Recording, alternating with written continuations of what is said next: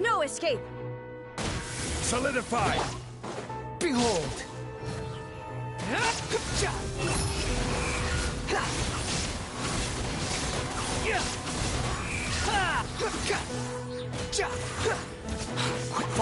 Illusion shattered!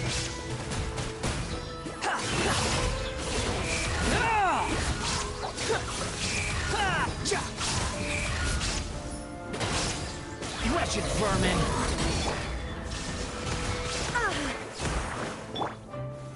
Stabilize! Squall and fury!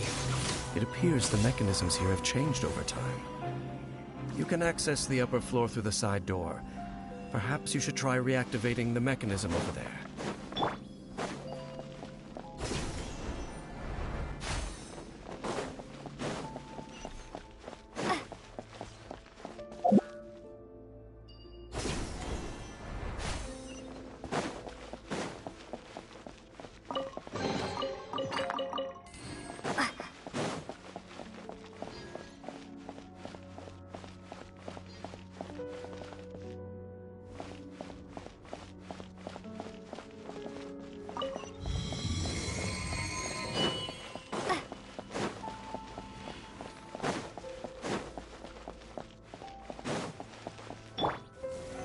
Solidify!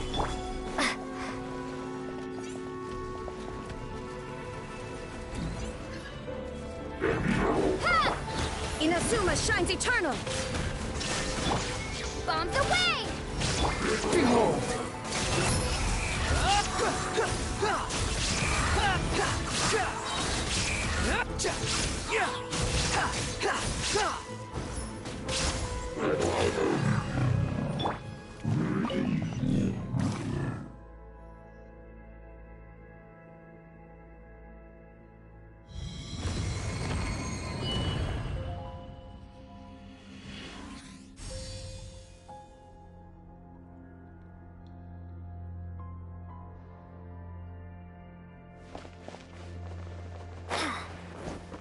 Make sure all the runes are pointing in the direction indicated by the light. That should unlock the mechanism.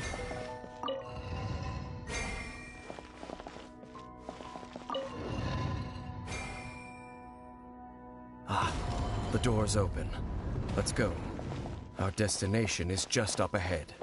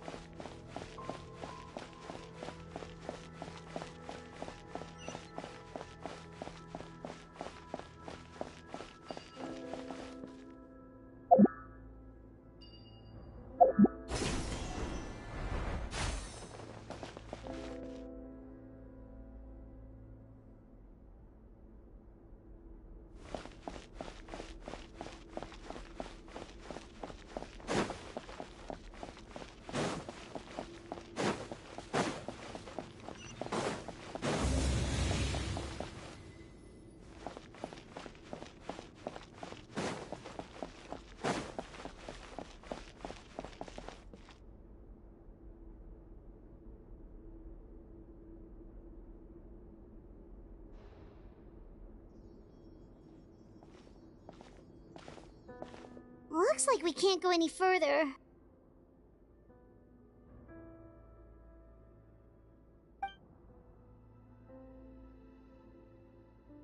Be on your guard. I sense the presence of the abyss. It's the Abyss Order! They're here!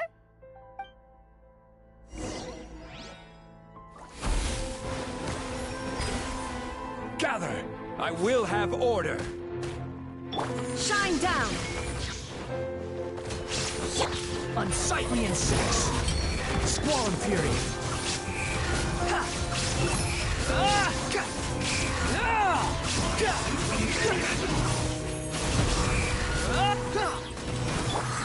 Now you shall perish! There is no escape! Solidify!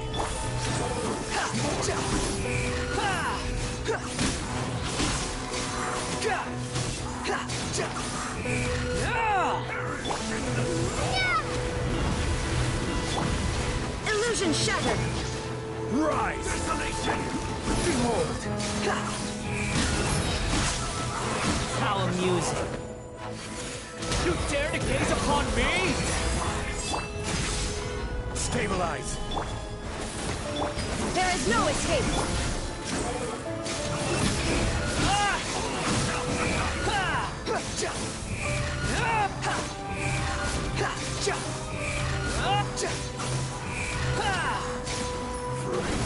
Illusion shattered.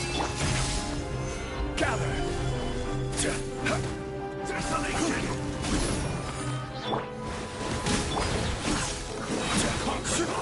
Order guide you. There is no escape. The wind rises.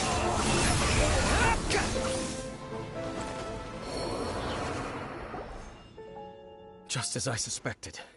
The false memories were a trap. The Abyss Order just wanted to follow us here. Now that they're in the vicinity, we should have a chance to see... Dane? What's wrong? Can you feel that?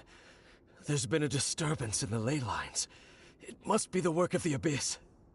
Wow, you must be really sensitive to that sort of thing. Paimon doesn't feel it. You too. Do as I say. Use that mechanism over there and leave this place. The Abyss Order is putting something in motion. If you return to Vimara Village, I suspect you might finally have the opportunity to locate the missing villager. Just think of it as a way to divide and conquer.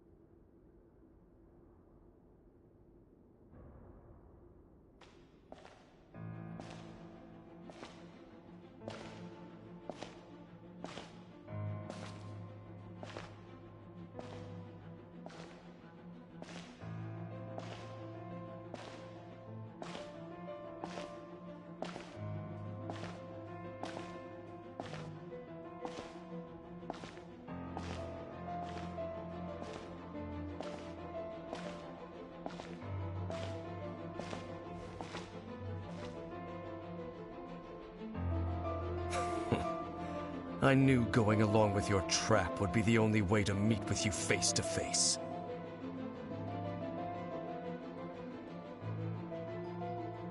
You risked your safety, and that of the Eye. That's quite the gamble, Dainsleif. But I believe that I am the one walking into a trap laid by the Twilight Sword. So you came here all on your own? What about those followers of yours?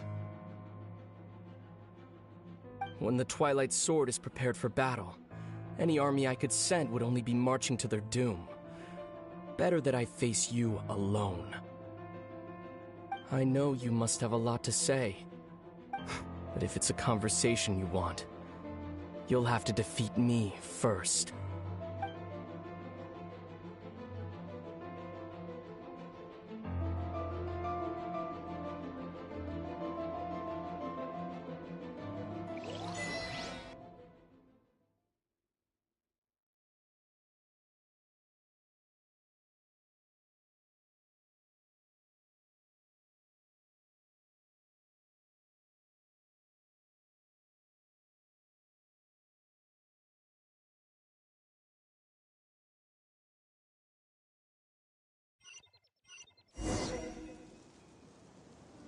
The Abyss Order's on the move. The ley lines are all out of whack. We better hurry back to Vimara Village and see what's going on.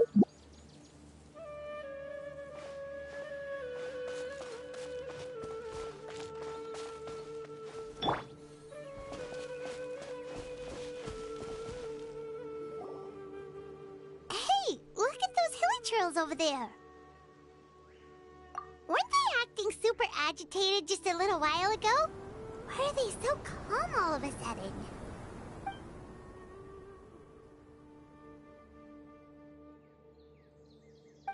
In the new world, They bade farewell to the shrouded sun.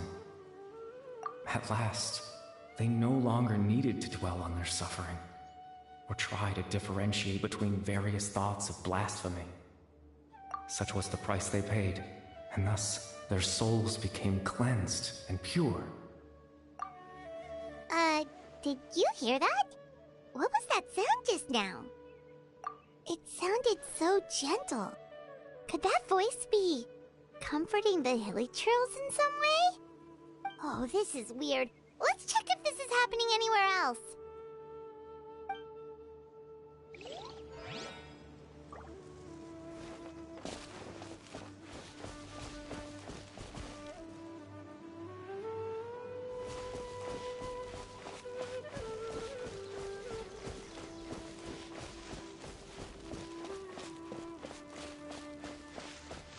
Looks like the same thing is happening over here too. The hilly churls are calm. You see, we're both still here.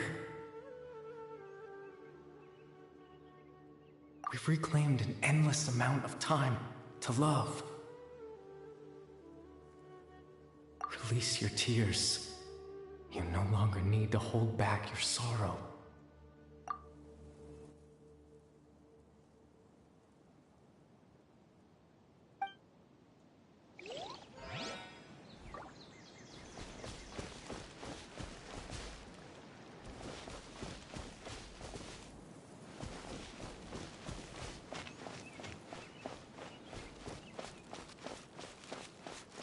Over there.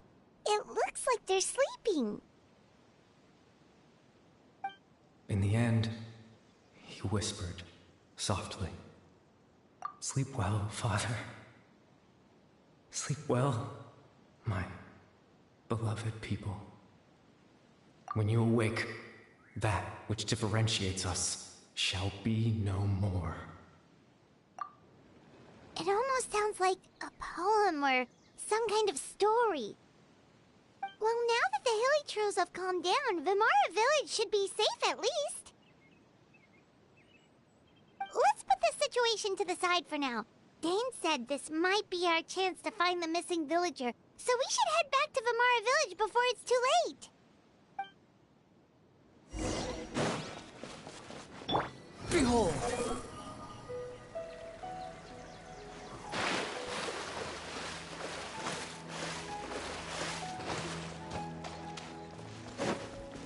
The wind rises.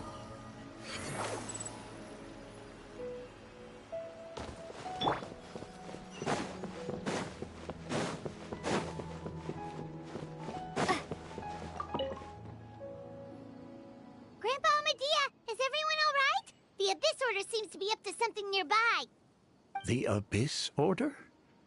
This is the first I'm hearing of it. Thank you for your concern, but as far as I'm aware, it's been business as usual here in the village. Well, that's good to hear. Oh, also, you didn't happen to come across any clues about the missing villager while we were gone, did you? Someone's gone missing, you say? Who would that be? Huh? Well, you know, the young guy from Vimara Village.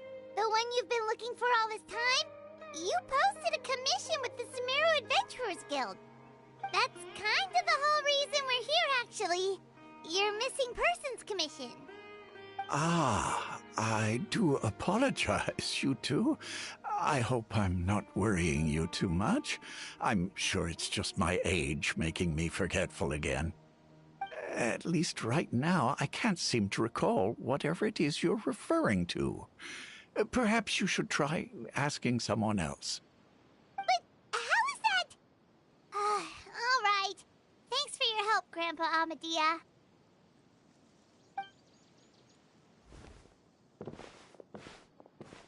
Something's definitely not right. We just talked to Grandpa Amadea about the missing villager. There's no way he could have forgotten all about him just like that. What do you think, Traveler? Could everyone's memories of the missing villager have been erased again? You're right. We We should narrow down the possibilities first. Let's go ask someone else then.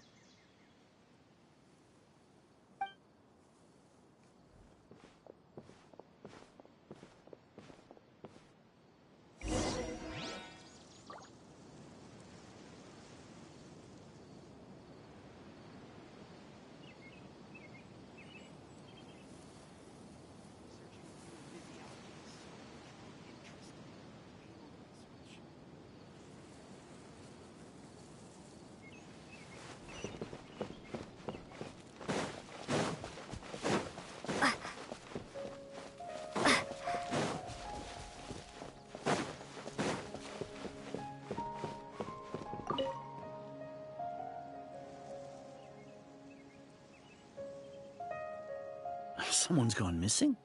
Who? Just as expected. That guy you said a bunch of nice things about earlier? The one you always used to chat with. He's around 20 years old, and you said he was a kind, warm-hearted person? Oh, I know who you're talking about. Really? You remember? There aren't many young people who've earned that kind of praise from me.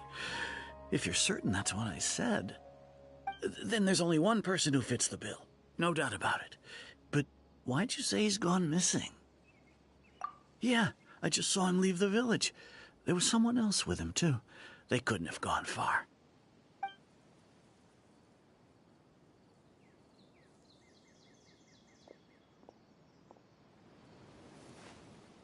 Strange. Bayram seems to remember him. And apparently he just saw him? Do you think maybe it's not that there's something wrong with people's memories, but that we've somehow returned to a time before he went missing?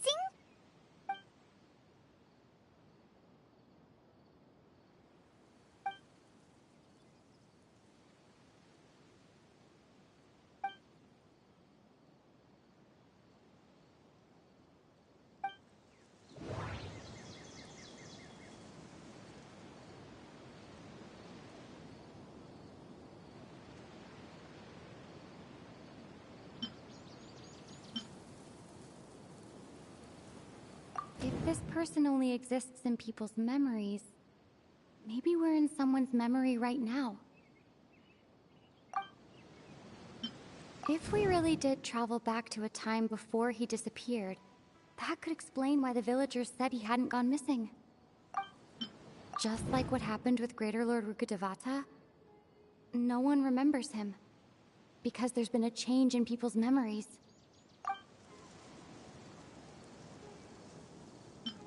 Time travel is extremely difficult to perform.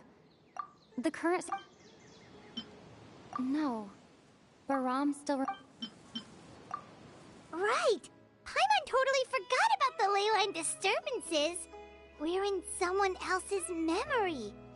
Just like how you entered your sibling's memory last time. That would also explain why we seem to be at a time before he went missing. It's a memory after all.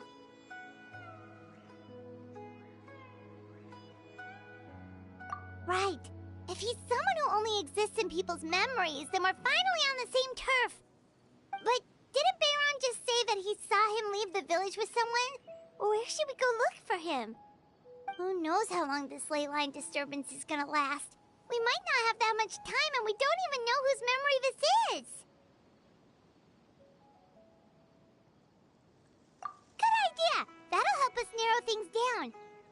We pretty much figured out that the missing villager has the ability to...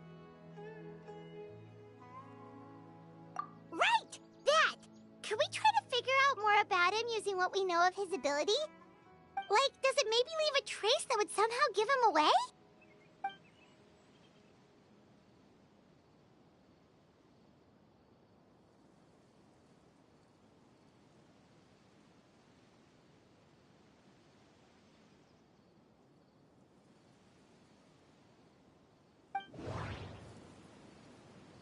All the memories seem to be set in or near Vimara village. But I'm still not sure if they're restricted to this location.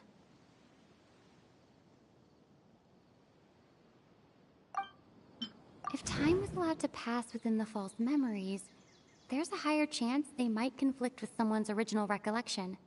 That would make it much harder to avoid suspicion.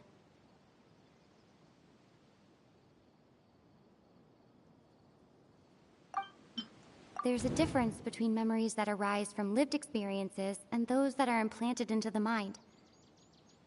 Perhaps it has something to do with time.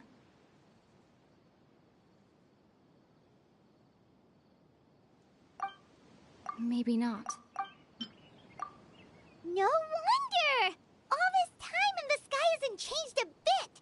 That must mean time isn't passing! That's the tell of the fake memories! The implanted memories are basically taking place outside of the regular 24 hours of the day.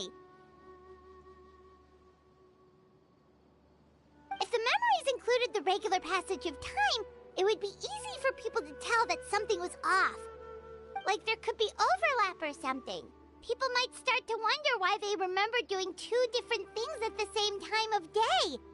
That's why he makes sure the memories take place at a specific moment in time rather than over a period of time.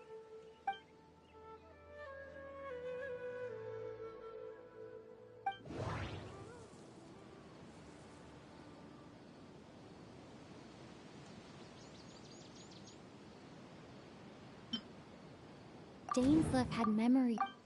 No. The color of the... Oh, right! That's exactly what Atosa described! Come to think of it, every time we talked, it always seemed to be around dusk, just like right now. Time always passed by really slowly. Even when it felt like we'd been talking for hours, the sun would still be at the same position in the sky.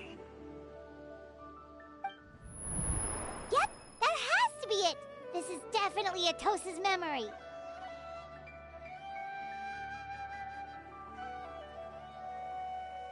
Yeah, that's where they'll be!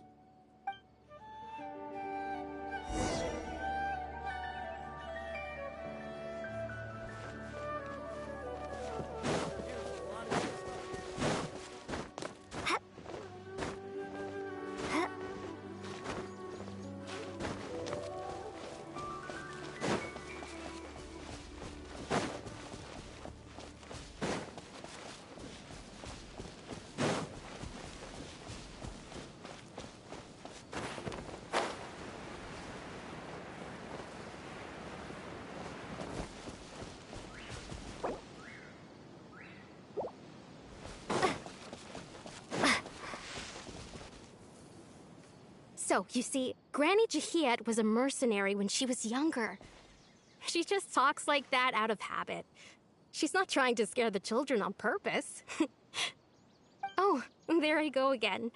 Always talking about my own things. Do you maybe have anything you want to share? It's okay if you don't. You could also just talk about what you think of me? Oh, I think you're an incredibly strong and thoughtful young woman. You'll meet many amazing people and live a very happy life. You won't miss someone like me. Huh? Are those your friends over there?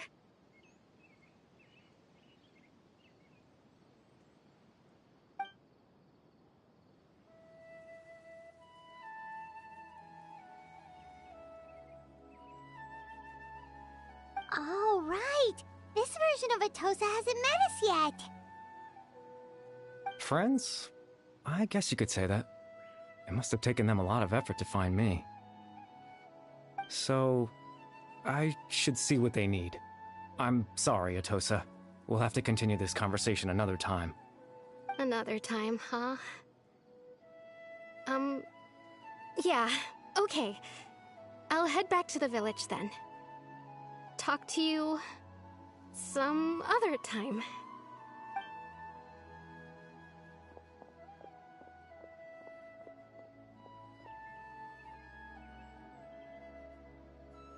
It's nice to see you, Traveler. I believe this is the first time we've met.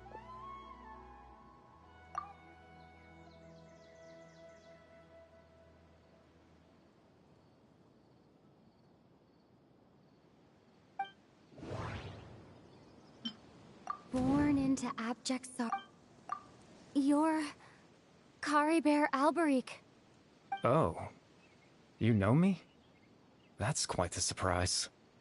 I don't believe I've met you before. Oh, I see. It was the memory, wasn't it? Your sibling's memory. You saw... the me from back then. This is Atosa's memory. I came here to say goodbye to her. But I suppose I'll just leave her a message instead. Come, let's find somewhere else to talk.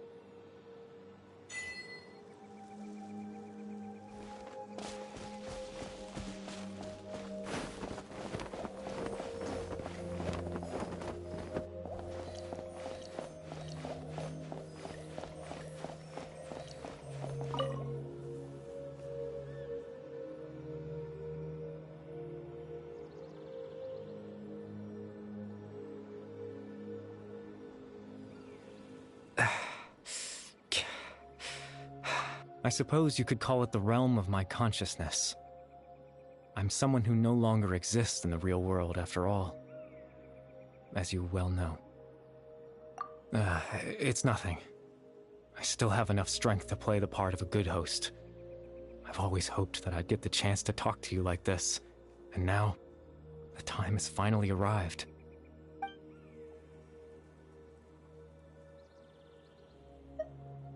Extreme sorrow and pain. Hope and regret coursing through your veins. And a degree of abyssal power that defies comprehension. Father told me that once I possessed all those elements, I would become the loom of fate. But, despite his intentions for me, I never truly became the loom of fate. I was merely used as a means for its construction. In truth, I died the moment I set everything in motion. The person you see before you now is nothing but a remnant of consciousness left over within the loom of fate.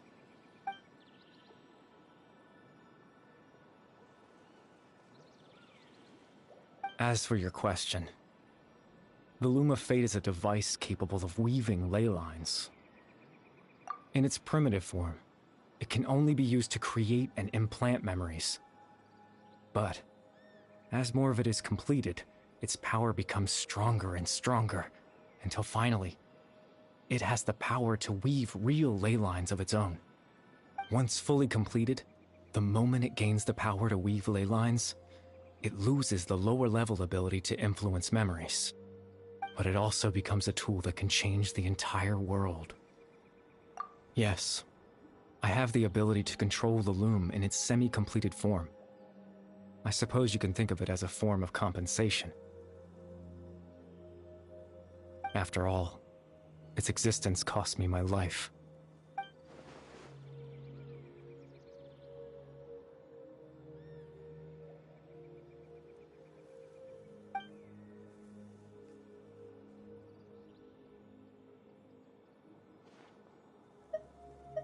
Ah, that. I was wrong to implant those memories. I'm sorry I caused so much trouble. Not only for everyone in the village, but for you as well.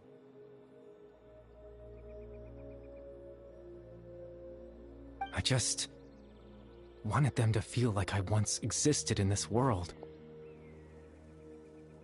As if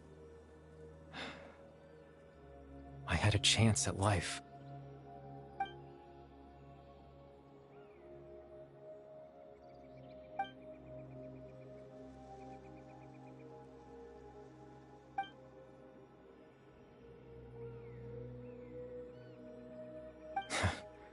I know what you must be thinking.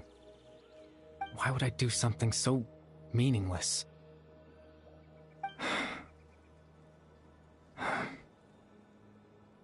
But I just couldn't accept it. I had to know what it would be like if I had my own life. What kind of person I would be. What other people would think of me.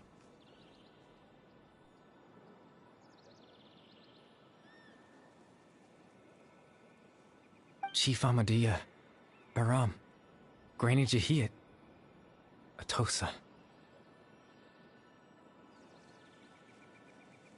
What would it be like if I could live alongside them?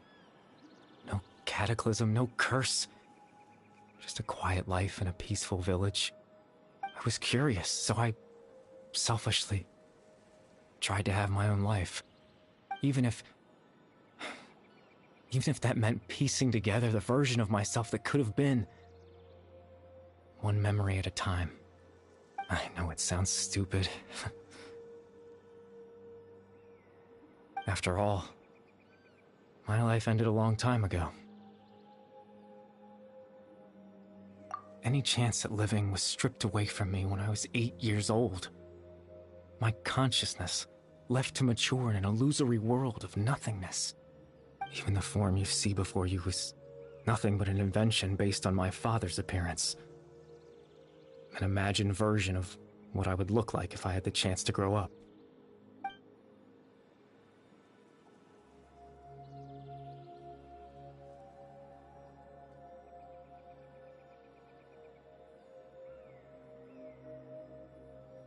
I know. But there's nothing I can do to make them find me. If I could exist in the real world, I would return without a second thought and surprise them with the suddenness of it all. But, well, that's not possible for me.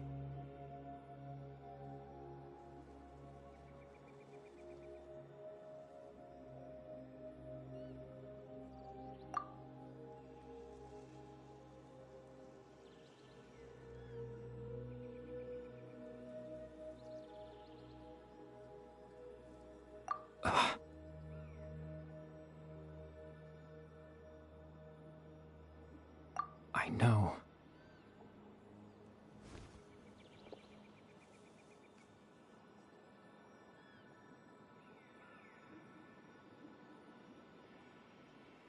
Captain Dainsleif.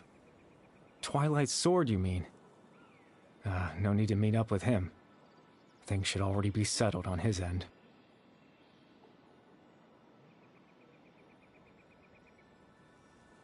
Exactly. As someone who could only exist in people's memories, the fact that I'm able to talk to you in my consciousness like this can only mean one thing. The loom of fate has already been completed.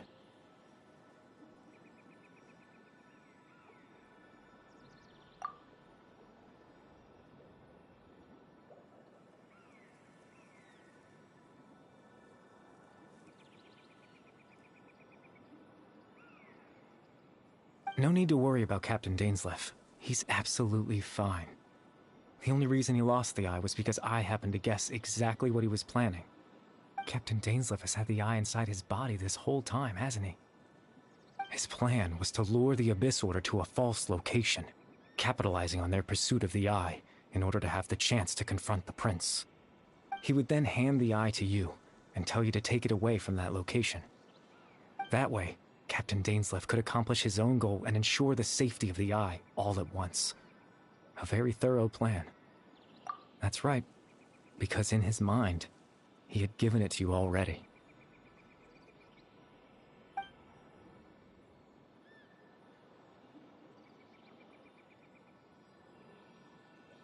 Before you two entered that false location, Traveler, wait. Hmm?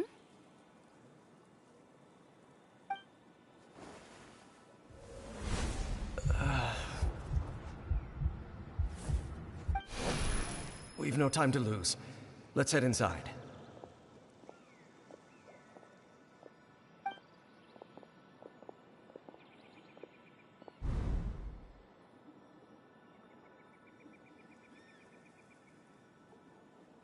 That was when I implanted the memory of him handing you the eye. Given the tense situation at that time, Captain Dainsleif failed to notice anything out of the ordinary, and took that memory to be real. I'm sorry, Traveler, but I needed the Loom of Fate to be completed. And to do that, we had to retrieve the eye.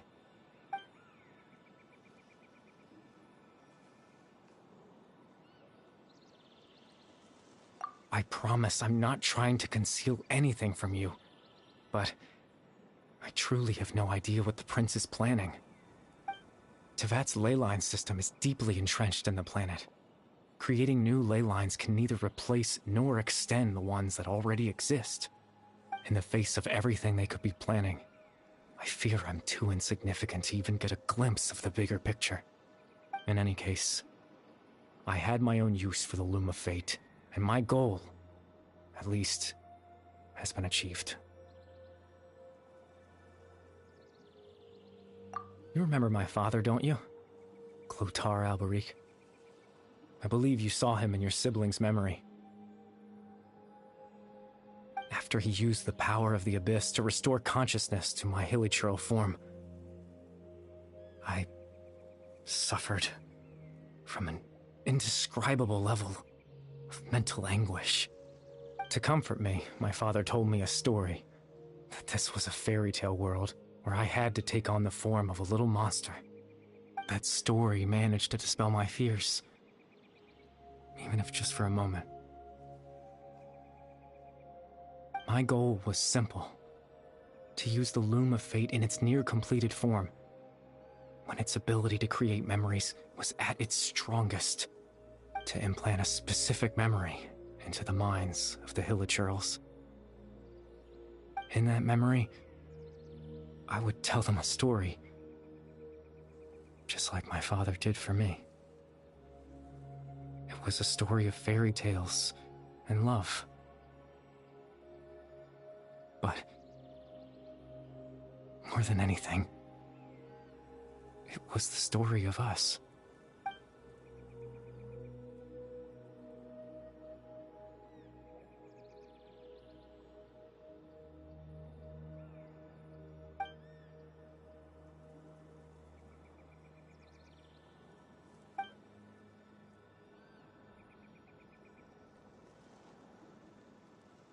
I can't change the world.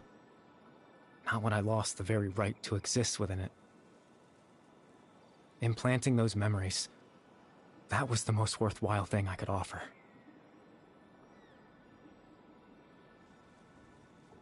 All that's left of my existence is a wisp of residual consciousness tied to the Loom of Fate. In truth, that trace of my consciousness should have dissipated long ago. My goal was the one thing that allowed me to hold on all this time. But now, the bedtime story is finished. And it's finally time to rest.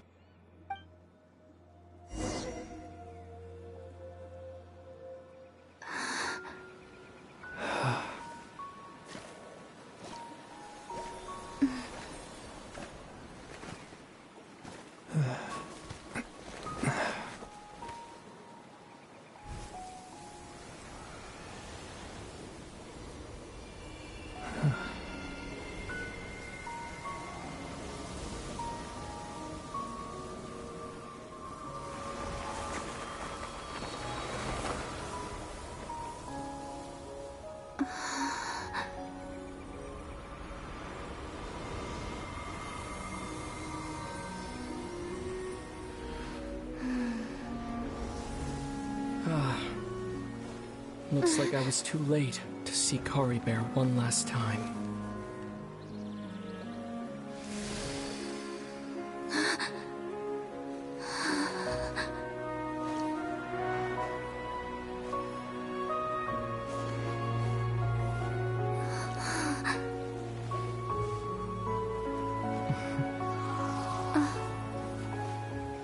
Kari Bear's consciousness is gone, and this space will soon disappear along with it.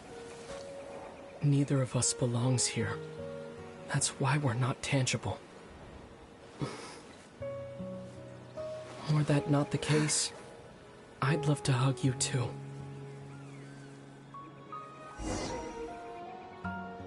Well, how about a conversation?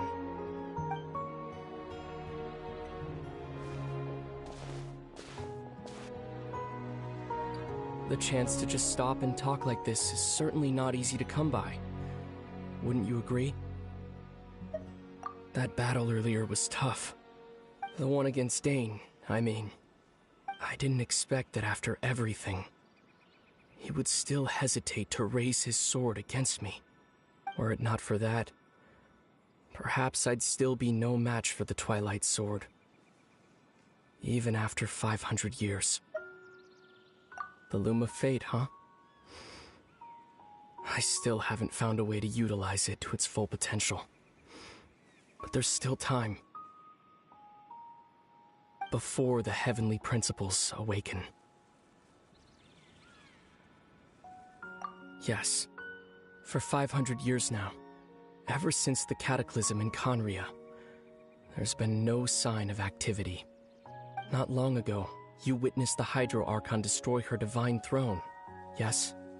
Such a flagrant disregard for the rules, and still Celestia took no action. I suppose that's proof enough of the Heavenly Principles situation. However, the Heavenly Principles will awaken. We just don't know when that will be, or what might trigger it. You could say that. Just look at Kari Bear. He was so pure and single-minded. The space we now find ourselves is a perfect representation of who he was. Quiet and peaceful. Even as a hilly churl, seeing the terrible sight within the mirror wasn't enough to taint his spirit. He brought comfort to the people of this world, even though he was denied the very right to be a part of it.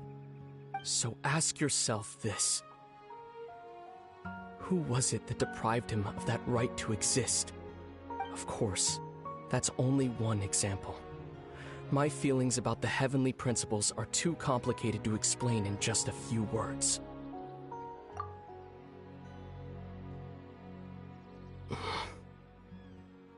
Lumine?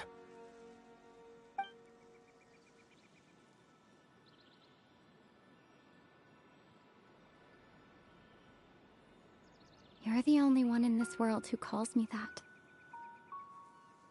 There's so much I wanted to ask you.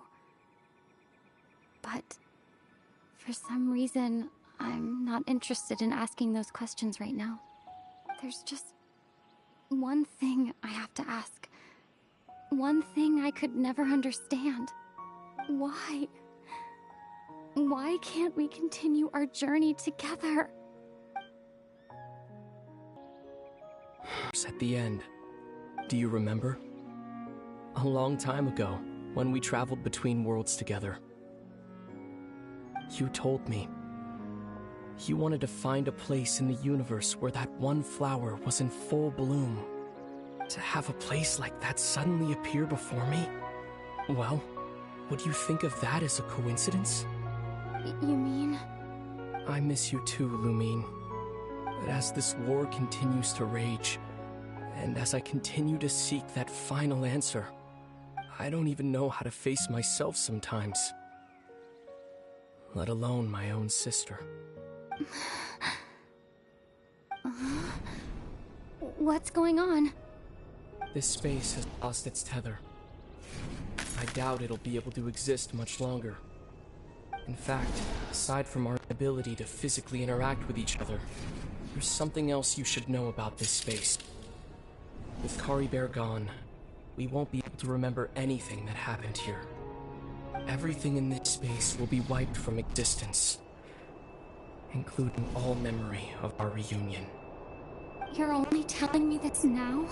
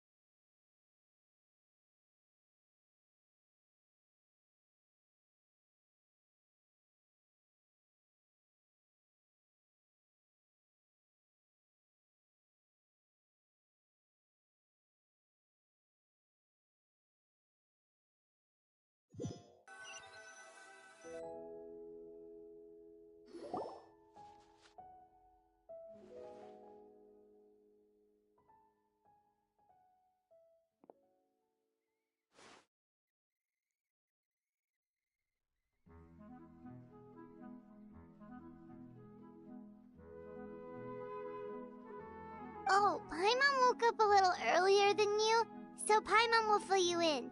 The villagers said that they saw us sleeping near the village yesterday. They couldn't wake us up no matter how hard they tried, so they decided to just bring us back here. Oh, and Dane came by just now. It looked like he was injured. He didn't say anything, though. Just made sure that you were all right and left. Kinda seemed like he had a lot on his mind, but that's Dane for ya. Let's think for a second. We were in that memory, and we saw that guy you called Curry Bear. He was the missing villager that we've been trying to find, right? And after that, Paimon doesn't remember what happened. Wait, really? What a score!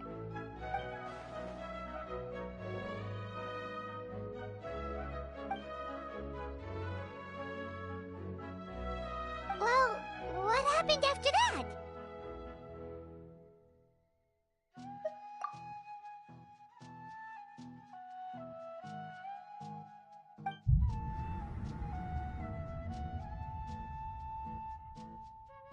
Ah, there you are. Sleep well? Bayram, you sure seem happy. Did something good happen? Something good? Huh. Wasn't anything good or bad, I'd say. It's just that, well, the village organized another search party yesterday. It didn't feel right to leave all the searching to the adventurers. So there we were, searching away, when suddenly this one guy said it all came back to him. According to him, one day around dusk, he was passing by this one tree outside the village, and he saw our missing villager. There he was, sleeping under that tree all by himself. His parents came a little later to wake him up, and they all left together. They looked like quite a happy family, apparently. And after that, well, we all started to feel like that really is what happened. Kind of strange that we forgot all about it for so long.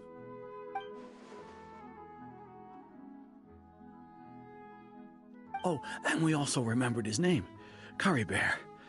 Now, that's not a name you hear every day. Would have been helpful if we remembered it sooner. Well, I hope he's happy wherever he is, and we're all relieved now that we know what happened. Seems like everyone thinks Curry Bear left the village. That's probably for the best. At least they have some sort of explanation now.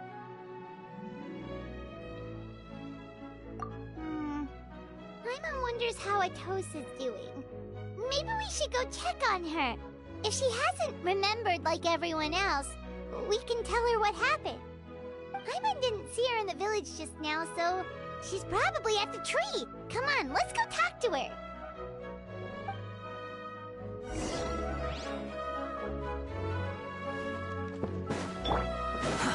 Too slow.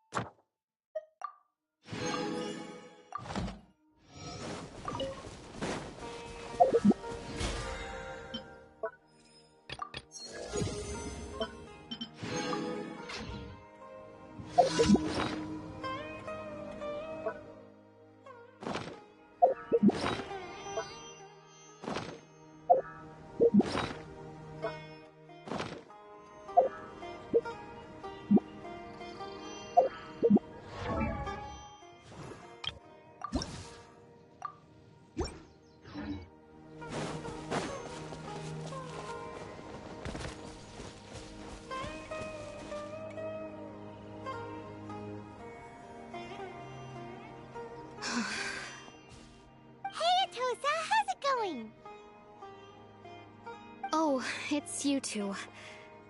I was just about to go looking for you. I wanted to thank you. I was part of the search party, so remember what happened to Kari Bear now. Honestly, I just can't believe I forgot something so important.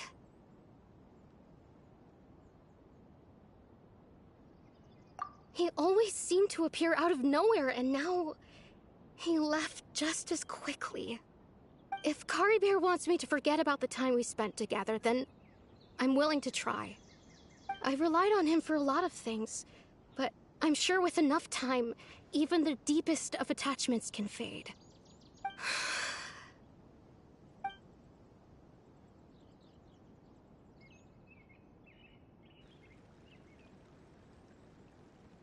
Okay, I'll admit, I'm just putting on a brave face. I was dumped, wasn't I? Otherwise, why would he just leave like that without saying goodbye? You don't need to comfort me. I'll be okay. It's just like Kari Bear said. It's the things we overcome that make life more precious. And you know, if he has a heart, maybe he'll come back and see me one day. Anyway, thanks for all your hard work, you two. I promised I'd help Granny Jahiet with something, so I should head back. Goodbye!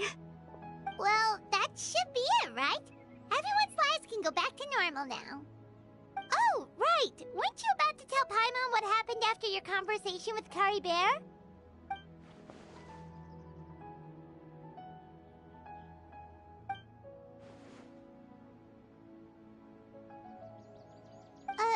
A picture?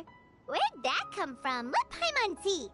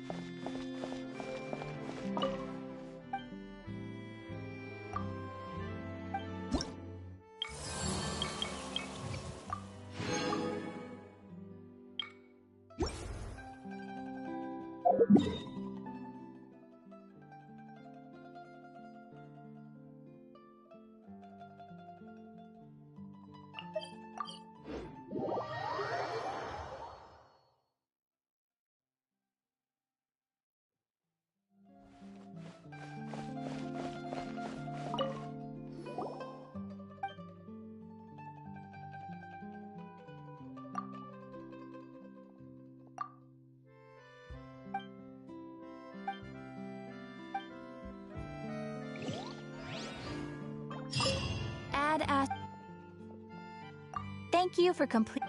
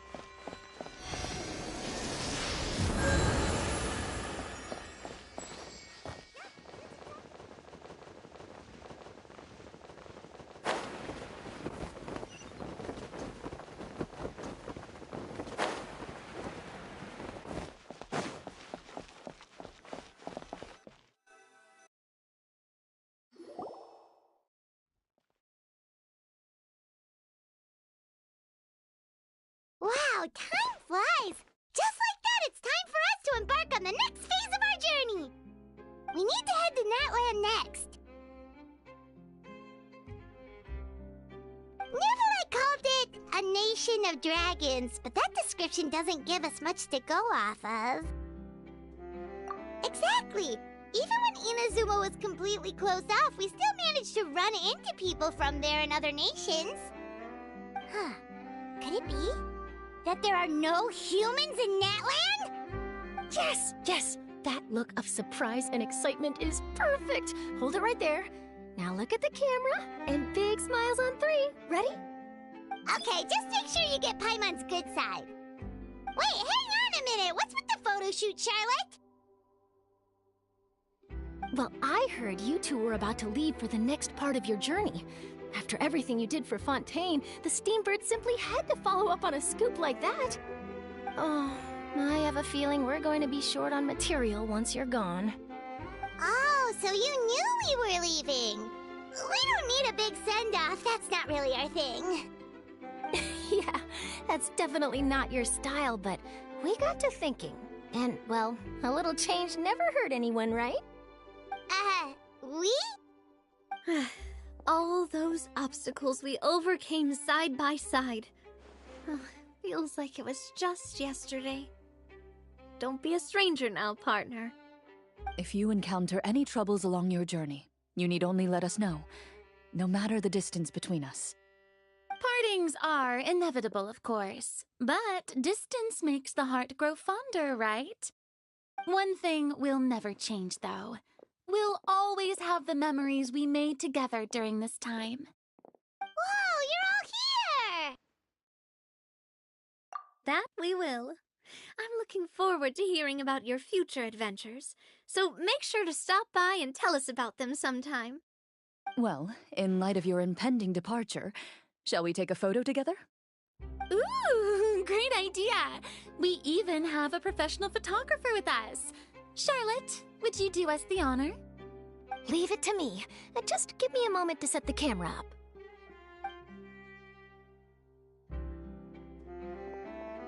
Oh, by the way, you're overthinking the whole Natland issue, Paimon. Natland has human inhabitants and its own unique culture, just like Fontaine. It's just that, because of their local customs, the native people choose not to leave. They're not unwelcoming to outsiders, though. People travel there for business and leisure alike, and usually return with nothing but good things to say. Many members of the Spina have visited in the past, too. Well, that's a relief. Hopefully we don't get swept up in any major drama this time. Well, given your experience and skill in that regard, I have no doubt you'll be able to overcome anything that comes your way. Still, I hope you can avoid danger this time around. An uneventful trip might be a nice change of pace. All right, I'm ready. Shall we?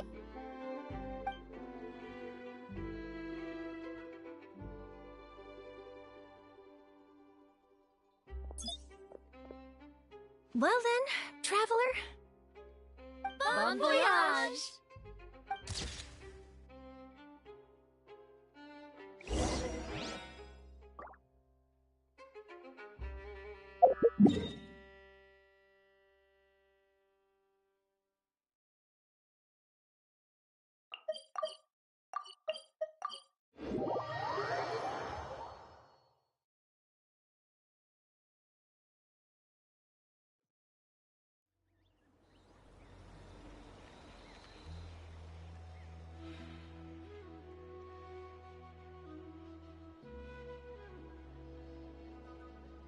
So many strange mountains, and so many animals Paimon has never seen before!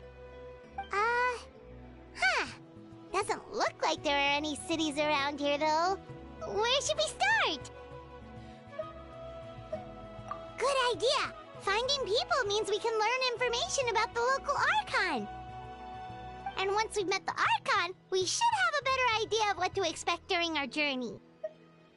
Well, Paimon hopes this one is easy to get along with. As long as we don't get on their bad side, we should be fine. Come on, let's keep following the road.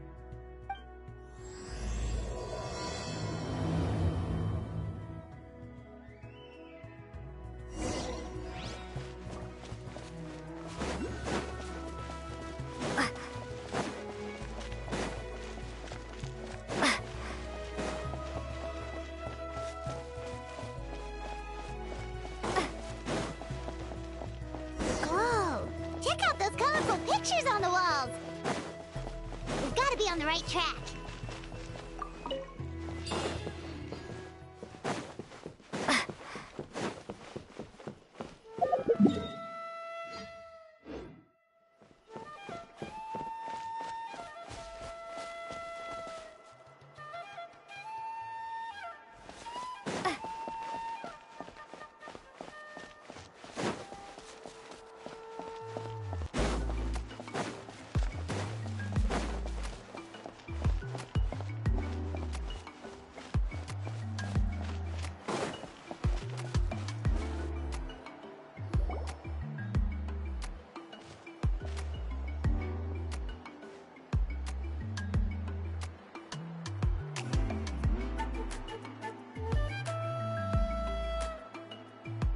I'm sorry, Kachina.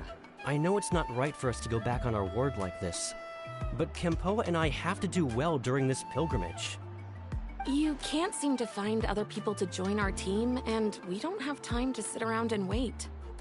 But if you two leave, I'll be the only one left.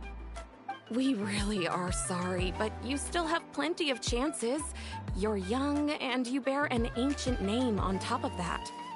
We're just ordinary tribal warriors with years of battle under our belt and no glory to show for it.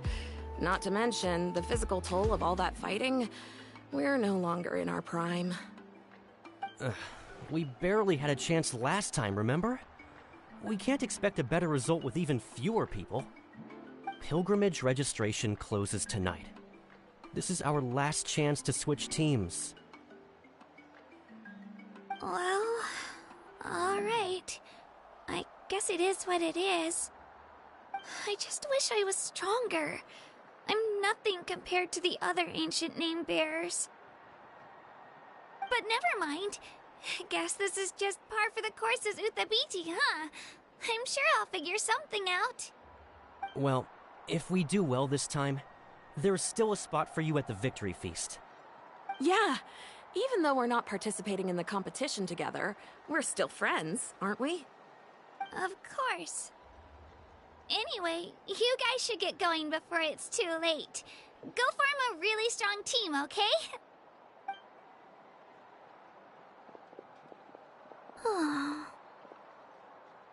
Guess I'll have to wait until the next pilgrimage. Looks like that little girl over there was just abandoned. Wonder what happened. Oh, she looks so sad, too. Huh?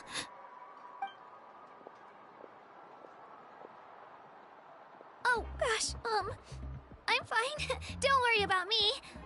Wait, I haven't seen you around the tribe before. Are you travelers?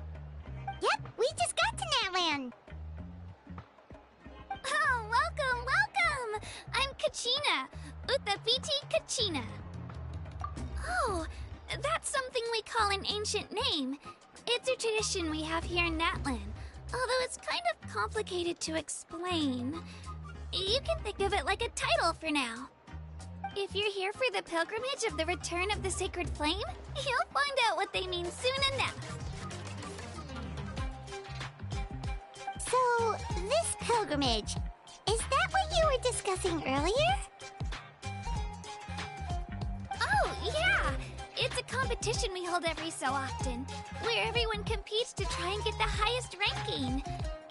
The competition receives tons of attention, so if you place highly, you're guaranteed instant acclaim, and you earn the right to take part in the Night Warden Wars. Basically, the winners become heroes, and that's pretty much everyone's goal around here. Sounds like a massive fighting tournament or something. Do you have to be in a team to participate? Well, due to the sheer number of participants, the pilgrimage is actually divided into 2 phases. Phase 1 is a team competition. Usually an ancient name bearer serves as the team captain and leads their team in various battles around Natlan, with the goal of capturing Sacred Flame. Oh, and an ancient name bearer is just someone with one of those titles I mentioned earlier. Someone like me. Once the team competition is over, the participants from the winning teams qualify to take part in individual one-on-one matches. Yeah, the skill seems pretty huge. Wait a minute. If ancient name bearers lead the teams, that means you must be a team captain. Sure am. Although, I don't exactly have any team members anymore. The key to winning is in the strength of the team captain. That's what everyone says. But, the difference in strength between bearers can practically be night and day. So, their decision does make sense. I'd feel the same way if I were in their shoes.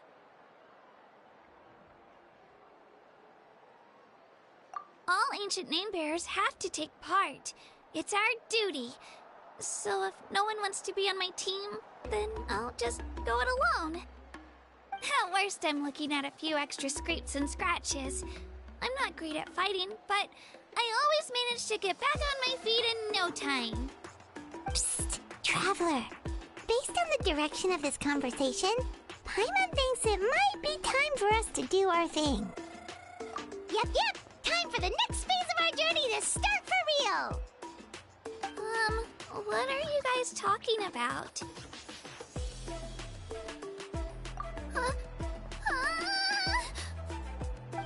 Sorry, didn't mean to freak out on you. I just...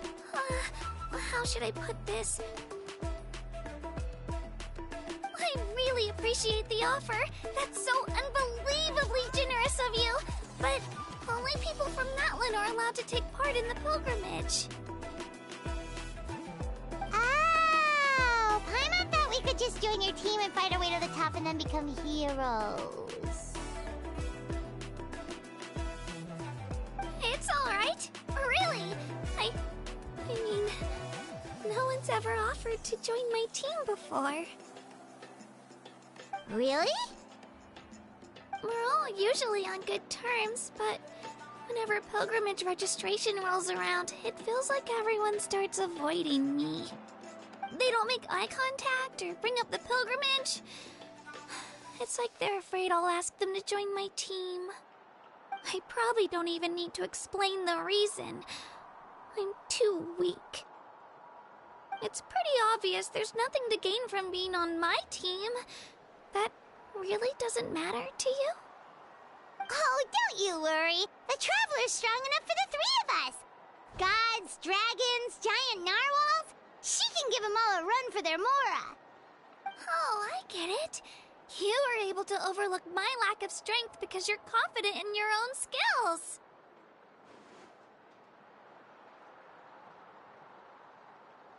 That's right. We always try to help people out during our travels. That's what makes a true adventurer.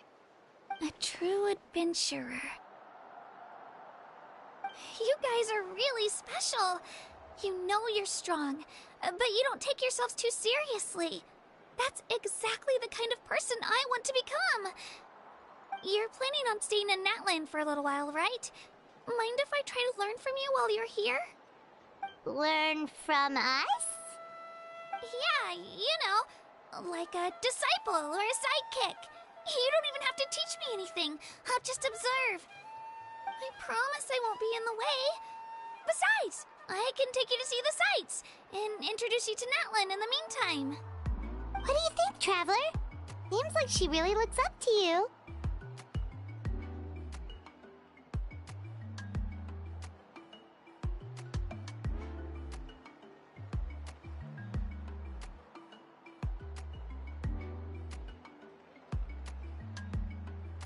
Oh, right! Didn't those people from earlier say the registration period was about to end? You don't need to focus on finding new teammates? Don't worry about it. I wouldn't be able to manage it this close to the deadline anyway. I lose all the time. I'm used to it. Everyone around me is used to it. So it's fine. No one expects anything out of me. But if I manage to learn a thing or two from you, I might just pull off a win next time.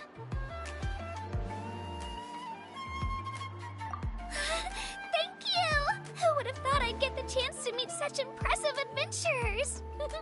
Today must be my lucky day! Well, come with me, you two. I'll show you where I grew up and introduce you to our tribe, the Children of Echoes.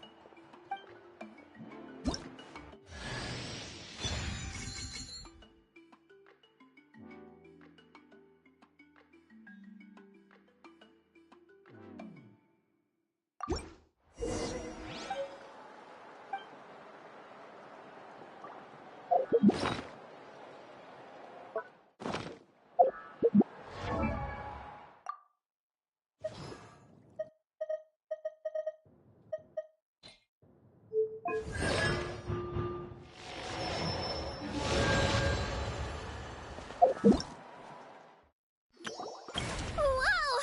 I can join the team?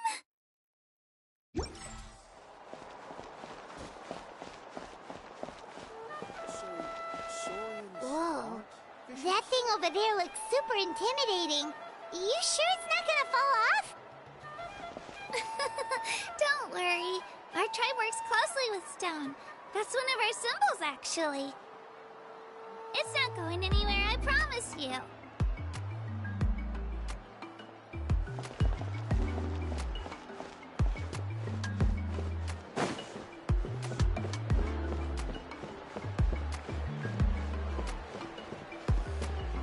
Many of our tribespeople love music and dance and have an amazing sense of rhythm.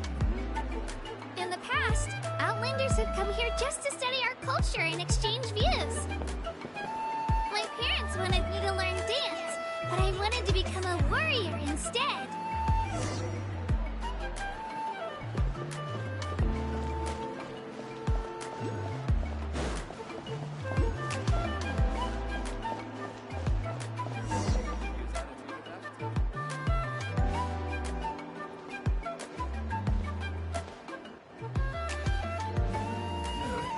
Hey, it's Io! Come on, over here!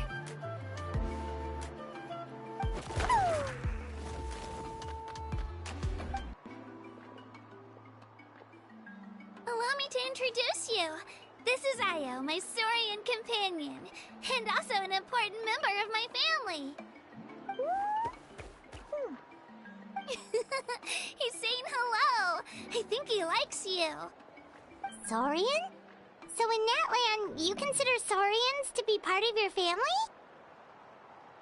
Of course. That land is not only a nation of heroes, but also a nation of Saurians. They occupy an important place in every tribe. Outlanders always seem to think of Io as my pet, but that's not the case at all. Io and I go on adventures together, but he also has a Saurian family and a place to stay of his own. Sometimes he even brings his entire family over to eat at our house. The Children of Echoes have the closest ties to the Tepetli source, which are naturally very friendly to humans.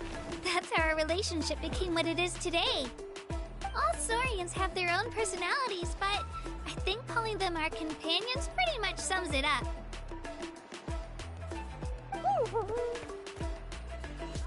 See? Io agrees with me.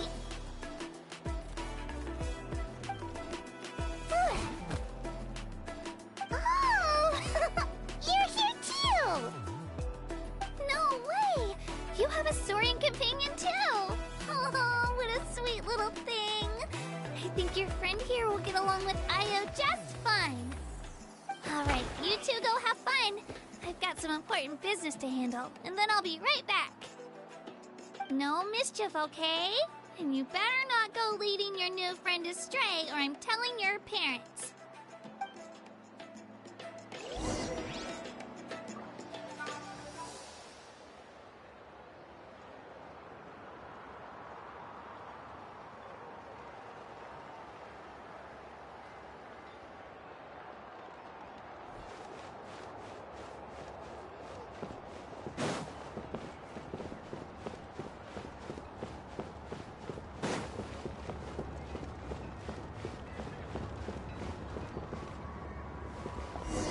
This is the most cherished and most sacred item in our tribe.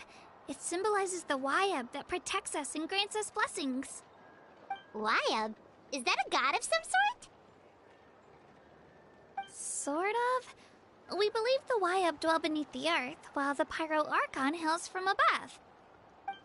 We hold regular gatherings here, actually. Our chief recounts and interprets dreams relating to our Wyab to decipher its will. The Wyab know the past and can foresee the future. Isn't that extraordinary? Huh. Kachina, what are you doing here? Chief! Oh, let me introduce you. This is Pakal, the chief of our tribe. Chief, these two just arrived in Natlan. They're super accomplished adventurers, and they're letting me stick by them so I can learn a thing or two.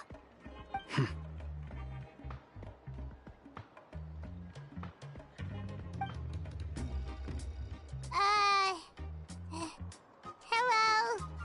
Kachina is a child of our tribe. Her safety's my responsibility, so I'll just come out and say it. I don't know how you met her, but I'm gonna need you to prove your identity. Whoa, whoa, whoa, whoa! There's no need for that, Chief. They're good people. I can feel it. A feeling isn't going to satisfy your parents, Kachina. How about, we show you our adventurer handbook? It's where all our previous travels are recorded. The people who belong to the Adventurers Guild are kind of a mixed bag. I'd prefer something more reliable. Huh. You're the Traveler, and you're Paimon, her familiar. Paimon is a guide! Jeez, these rumors are getting out of control. Well, okay, maybe this one's not that bad. It does make you seem super powerful and mysterious, Traveler. Wait, is there something special about those names? You haven't heard? Nope. Learn well from her, Kachina. It's unlikely you've ever had a teacher of greater merit. Really? To earn that kind of praise from the chief, you guys must be even stronger than I thought. Apologies for not trusting your word. Oh, don't worry about it. You were just doing your duty. Well, Kachina's still young, so you can never be too careful. As for you, Kachina, isn't registration about to close? Why haven't you headed out yet? Don't worry, Chief. I told my teammates to go ahead. I'll catch up with them in a bit. I may not be much of a fighter, but I am quick on my feet.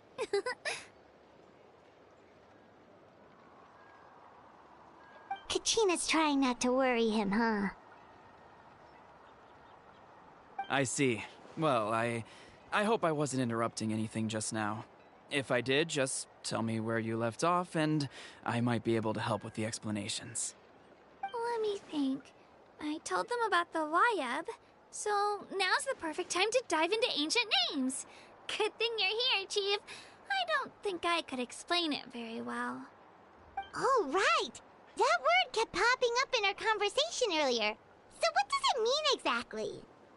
Well, Natlan is a nation of heroes, whose valiant deeds are preserved and passed down over time in the form of stories. You can think of an ancient name almost like a label for these stories.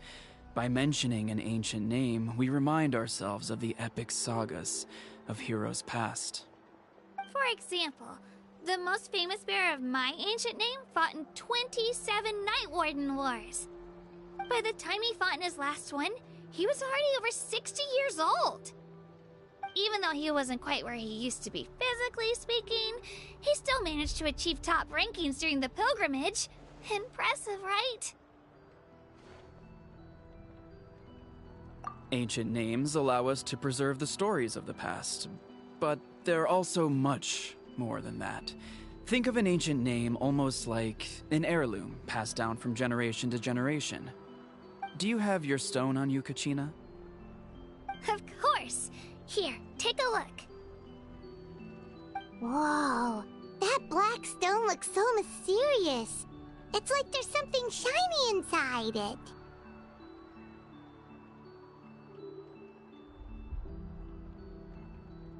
The Wyab decide who is deserving of inheriting an ancient name.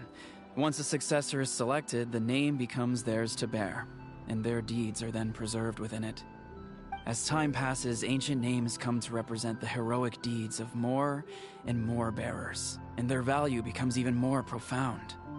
In turn, the accomplishments preserved within it serve as an inspiration for the next generation of successors. Just like me. I'm still not sure why our YUB chose me of all people. But if I didn't know the stories of all the past heroes, how they never stopped fighting, I probably would have given up a long time ago. Then you're saying this stone doesn't have any actual power? Like it's not gonna make Paimon super strong or smart? None at all. And that is precisely how it exercises its unique value. Think of it this way. If you become a hero because the heavens granted you strength, are your triumphs earned or given? Oh, Paimon gets it! If people start to ask those kinds of questions, the stories suddenly become a lot less inspirational. Someone had this to say about ancient names. Our forebears carved miracles into obsidian rock, yet future bearers looked upon them and saw strength. The miracles of the past become the motivations of the present. The limitations of the past become the breakthroughs of today. That's more or less the gist of it. So there's no rush, Kachina. Many people struggle to understand the YUB's judgment after receiving an ancient name. As long as you never stop trying to improve your abilities and surpass yourself, your time will come. Thank you, Chief. I'll get it together, just you watch. Well, it's getting late. I've got to get to the Stadium of the Sacred Flame. Oh, right.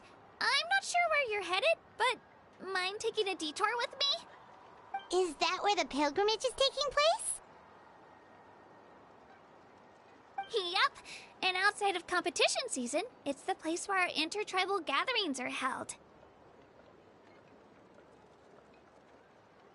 Of course! She's the most important figure in the entire event! Sounds like a plan then. Let's go! Well, if the Traveler and Paimon are with you, then I don't need to worry about your safety. Be on your way now. Alright, we're off! See you later, Chief!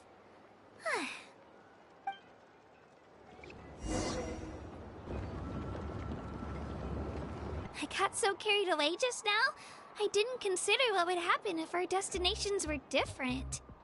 Luckily, that's not the case. Or, well, I guess we just have to meet up after the tournament. You sure it's okay you didn't tell the chief about your team? Chief Pakal's a really nice guy. If he knew the truth, he might even ask to join me. But he's not as young as he used to be, and he's got some old injuries that still bother him. He's not cut out for any more attempts. He'll find out what really happened when he sees me compete.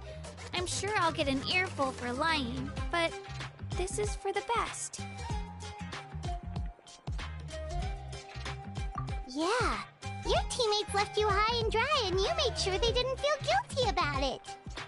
It's not their fault, really. The pilgrimage is extremely important to the people of Natlan. We all grow up listening to stories about the heroes of the past and dream of becoming warriors with the strength to defend our nation. Not out of a selfish desire for glory, but to lend our strength to a greater cause. Anyway, don't worry about it for now. Once you witness the spectacle for yourself, maybe it'll all start to make more sense. It'll also be a great opportunity to experience our culture and history. Alright, time to leave our settlement. Let's head that way. Our last stop, the Statue of the Seven, is also in that direction. Let's go!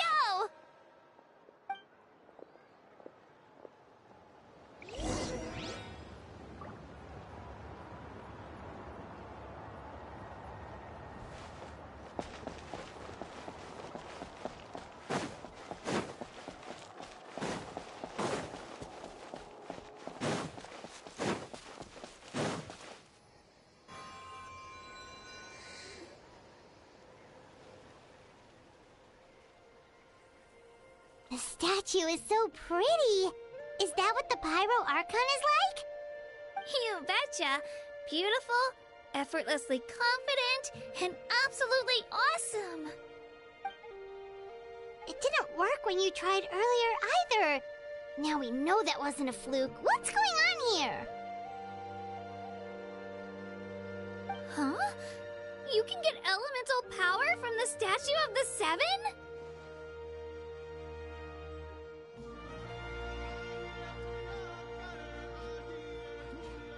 This would have been such a good opportunity to show Katina how impressive you are. It's so weird that it's not working. There must be something about Natlan. Aw, I would have liked to see that. Sorry, Katina. We got your hopes up for nothing. No, it's alright. If anything, I'm even more curious now. Were you really able to gain elemental powers just by touching the Statue of the Seven? That's something only vision bearers can use. Could you show me? Only if you want to, I mean. No pressure. Take it away, Traveler!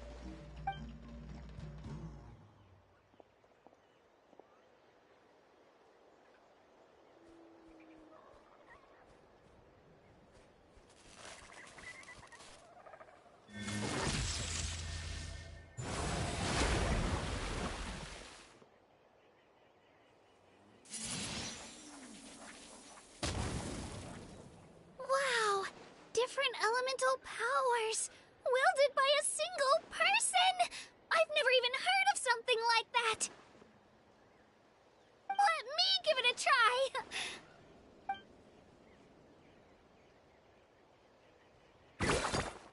Nope. Still just Geo.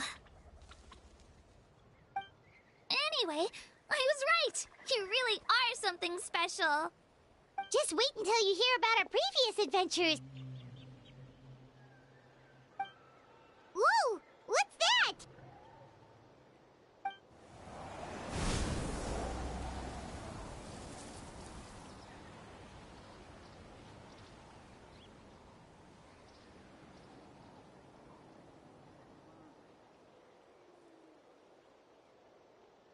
Oh, that's a cuckoo soar. They fly high and fast, and they're always full of energy.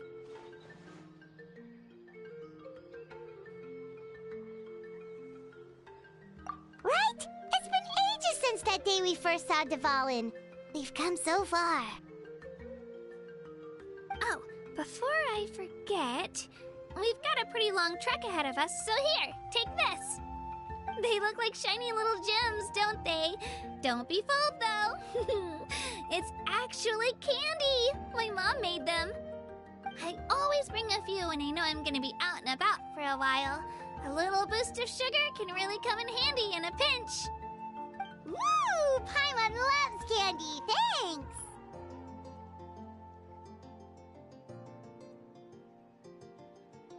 My pleasure, my pleasure! I've got all sorts of bits and bobs on me. I'm sure they'll come in handy at some point.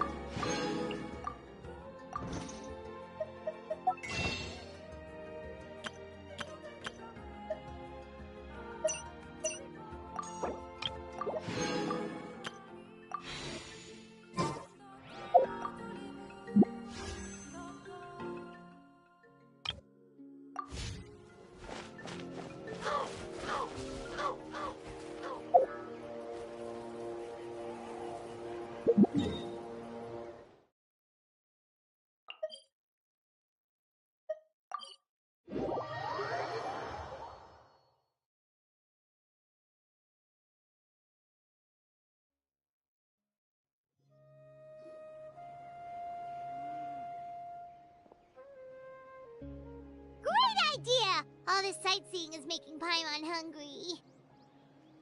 Oh, are you all out of candy? I've got some more if you want. I've also got bread, drinks, fried rice, roasted apples. Whoa, you're practically a walking cafeteria! I just like bringing a lot of stuff with me. As my mom always says, it pays to be prepared. They only come in handy every so often. But hey, better late than never, right? Huh? Is everything okay, Traveler? Seems like you've got something on your mind. Yeah, that was so weird. It has to mean something, don't you think? Actually, you know what? It could be because our Archon is different from the rest. Different how?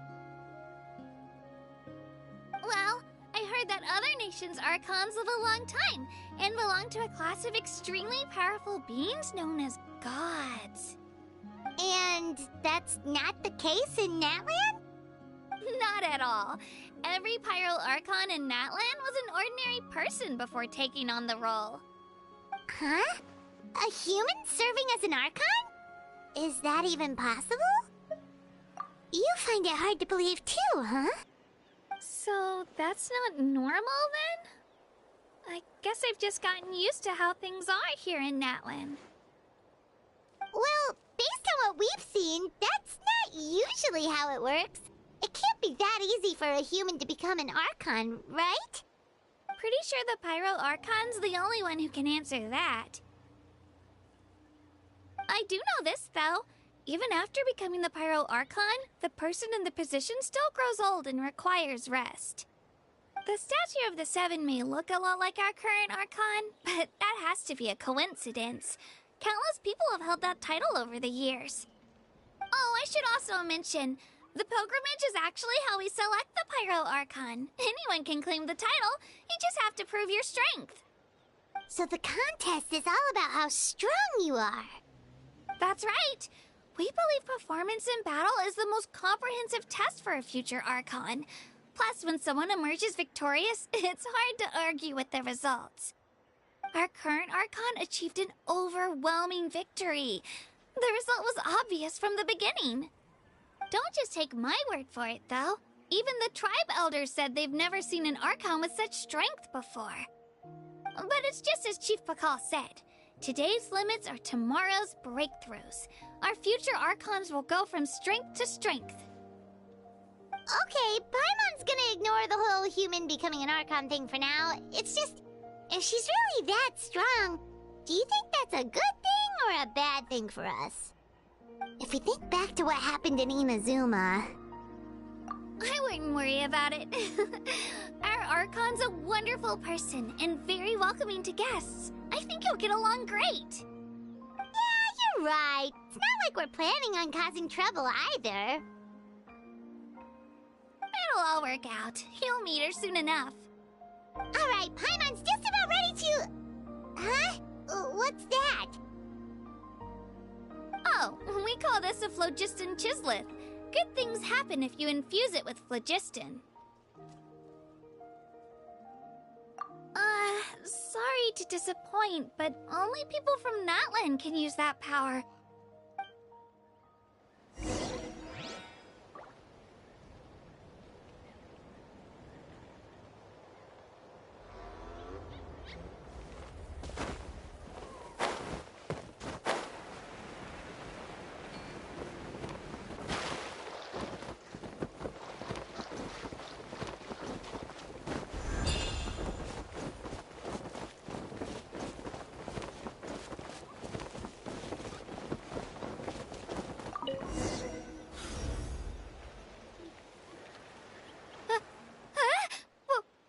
Wait! You can use it too? How? That was amazing! I don't even know what to say!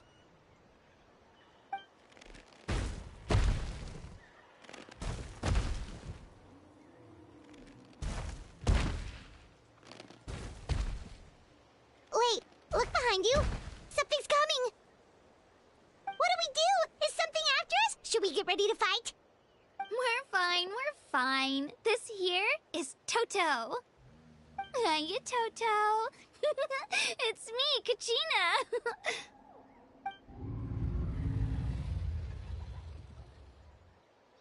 Well, aren't we looking lively today? Did the chisel floor you over here? Warm, isn't it?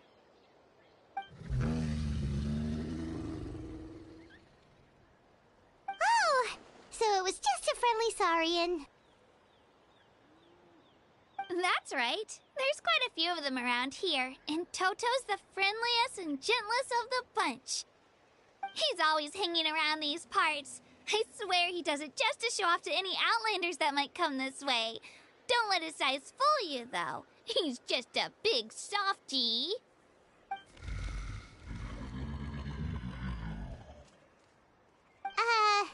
What does the crouching mean? That's an invitation. He's offering us a ride. Paimon's not so sure about this. It's kind of scary, don't you think? He's huge. Oh, good point. You guys have fun with that, then. Paimon will just float alongside.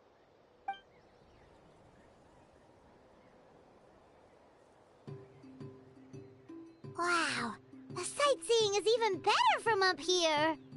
The higher the vantage point, the better the view. Are you and Toto close, Kachina? Yep.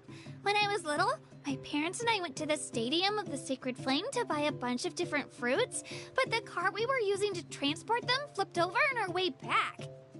Toto wasn't even half his current size back then, but I still burst into tears when I saw him approach. I was afraid he was going to eat all the berries and sunsettias and leave none left for me. In the end, though, he didn't eat a single one, and even chased off a few other Saurians looking to snatch a few for themselves. After that, he used his big head to help get our cart right side up again. I've been bringing him fruit ever since. Oh, and I was the one that named him Toto, actually. With the sheer amount of food he can eat, he pretty much grew like a weed. Before I knew it, he was already this big.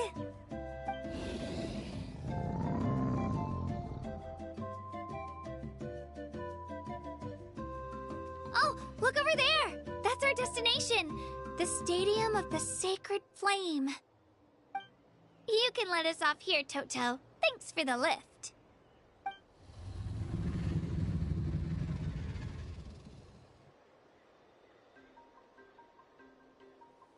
It's an easy walk from here, so I say we head the rest of the way on foot.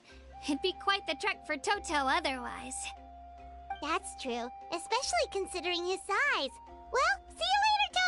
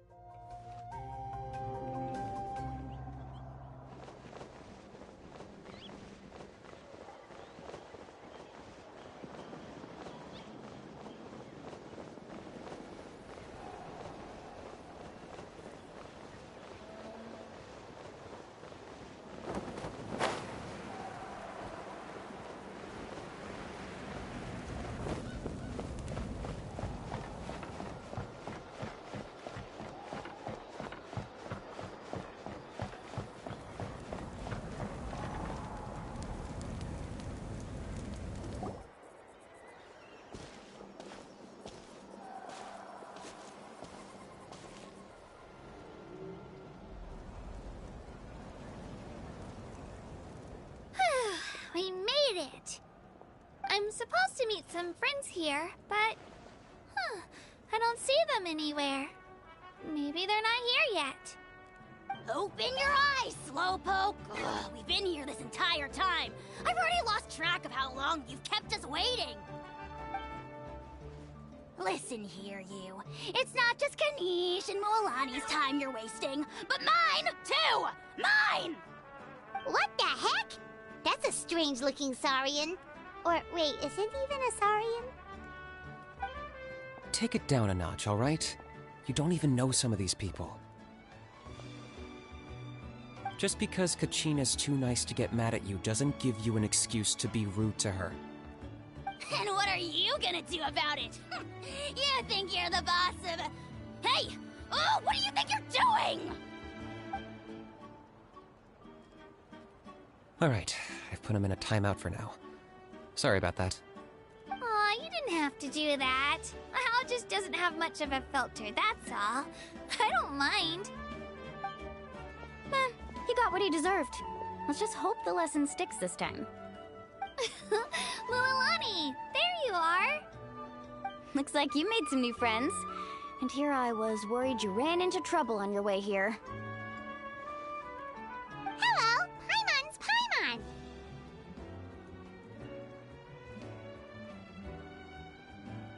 A traveler, you say? You came at the perfect time. The pilgrimage is a sight to behold this time of year. I don't see your teammates with you, Kachina. Where are they? Oh, they went to join teams with a better chance at winning. So you're saying you've been ditched?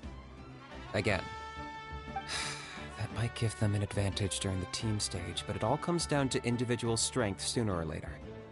Yeah, well, I couldn't even promise them we would make it through the team stage. The outcome of the team stage usually depends on the ancient name bearer, after all. Hey now. There's not a single person here that can promise their team victory. You're putting too much pressure on yourself. Besides, you're not lacking in strength at all. You just need a bit more confidence. You were only 3 victories short of reaching the Night Warden Wars last time. Wait, so if the pilgrimage is like a national sporting competition, then what are the Night Warden Wars? The former is a battle of skill. The latter is a real war. A war against our eternal enemy, the Abyss. So they're here too. Well, wait a second. You're saying the prize for winning the pilgrimage is the chance to go to war? That's not too far off. That's why it's called the Night Warden Wars. The pilgrimage chooses the strongest warriors among the tribes, and those warriors fight to repel the Abyss in defense of our homeland. Their names and deeds are then recorded in epic tales passed down over time. That is the highest honor you can achieve in Natlan. Yes, but that's the nature of war. Danger comes with the territory. Resisting the Abyss is our duty. But we're not alone in this fight. We also have the blessing of our Archon, which allows for our safe return. It's something we call the Ode of Resurrection, which does exactly what it sounds like, basically. Resurrect people, you mean? Yep, so it's not so scary, really. Our Archon's blessing gives us the courage to keep moving forward. Let's go register. We don't have much time. Wait, what about you, Kachina? You're not really planning on competing solo, are you? We really wish we could help, but we're not from here, so it doesn't seem like we can take part.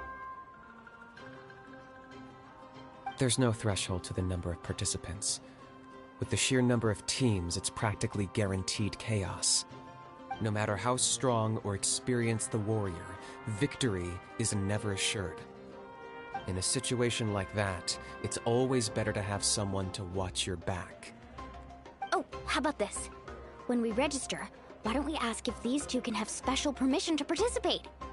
Odds are the answer will be no, so if that doesn't work, well... I only have a few teammates this time. If someone else could take them, then... You're not asking me to lead your team, are you? Look at you, mind reader. So, what do you say? With how strong you are, it would practically be an upgrade for my teammates. Fine by me, but doesn't that leave you and Kachina as a team of 2? There's a world of difference between that and flying solo. Besides, we're a formidable duo. I bet our new friends here will agree that 2's always better than 1, right? Oh, you mean us? Haha, you're right. 2 is definitely better than 1. It's just like the old saying we have here in Natlan. No one fights alone.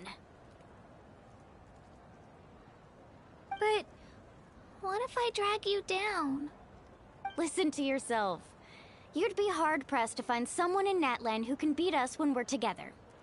Hearing you say that does make me feel a little more confident. Still, teams rarely contain more than one ancient name bearer. People are definitely gonna think of us as cowards. The rules don't forbid it, so who cares what they think? It's not like they left us any other option. Well, I'll leave you to break the news to your soon-to-be former teammates. I'm not good at stuff like that. Oh, I know.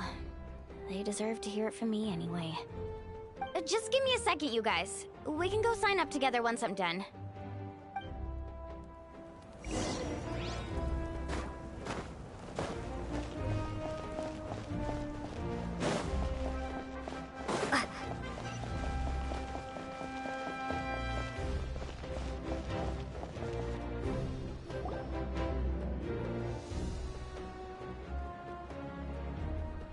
This is the place.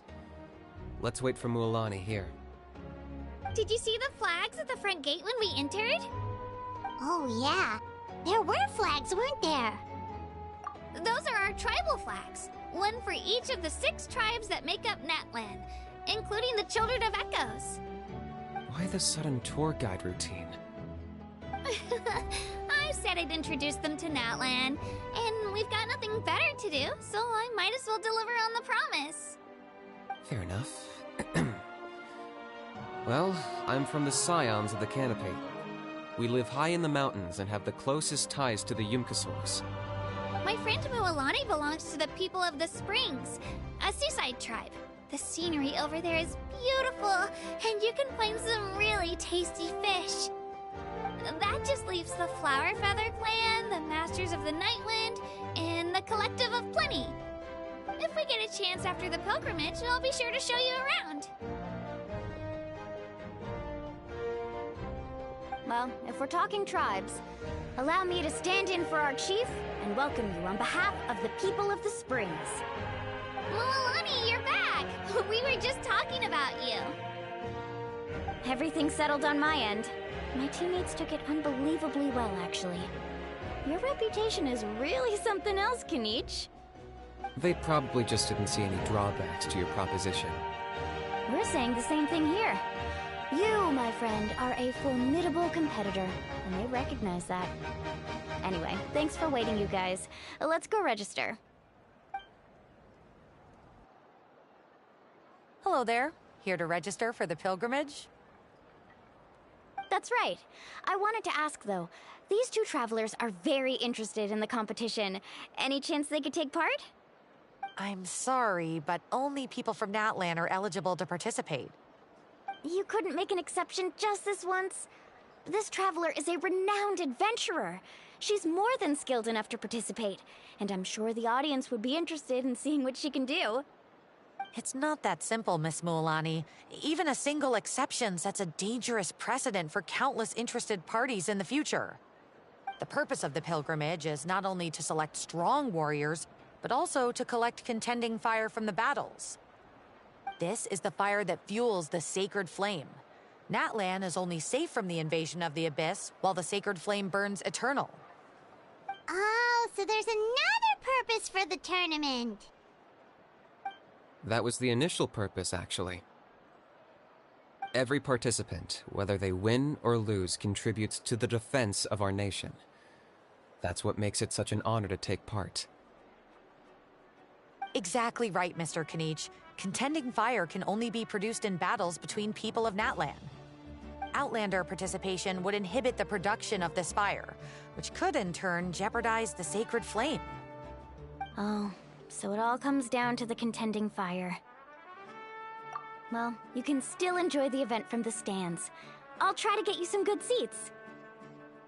That would be great!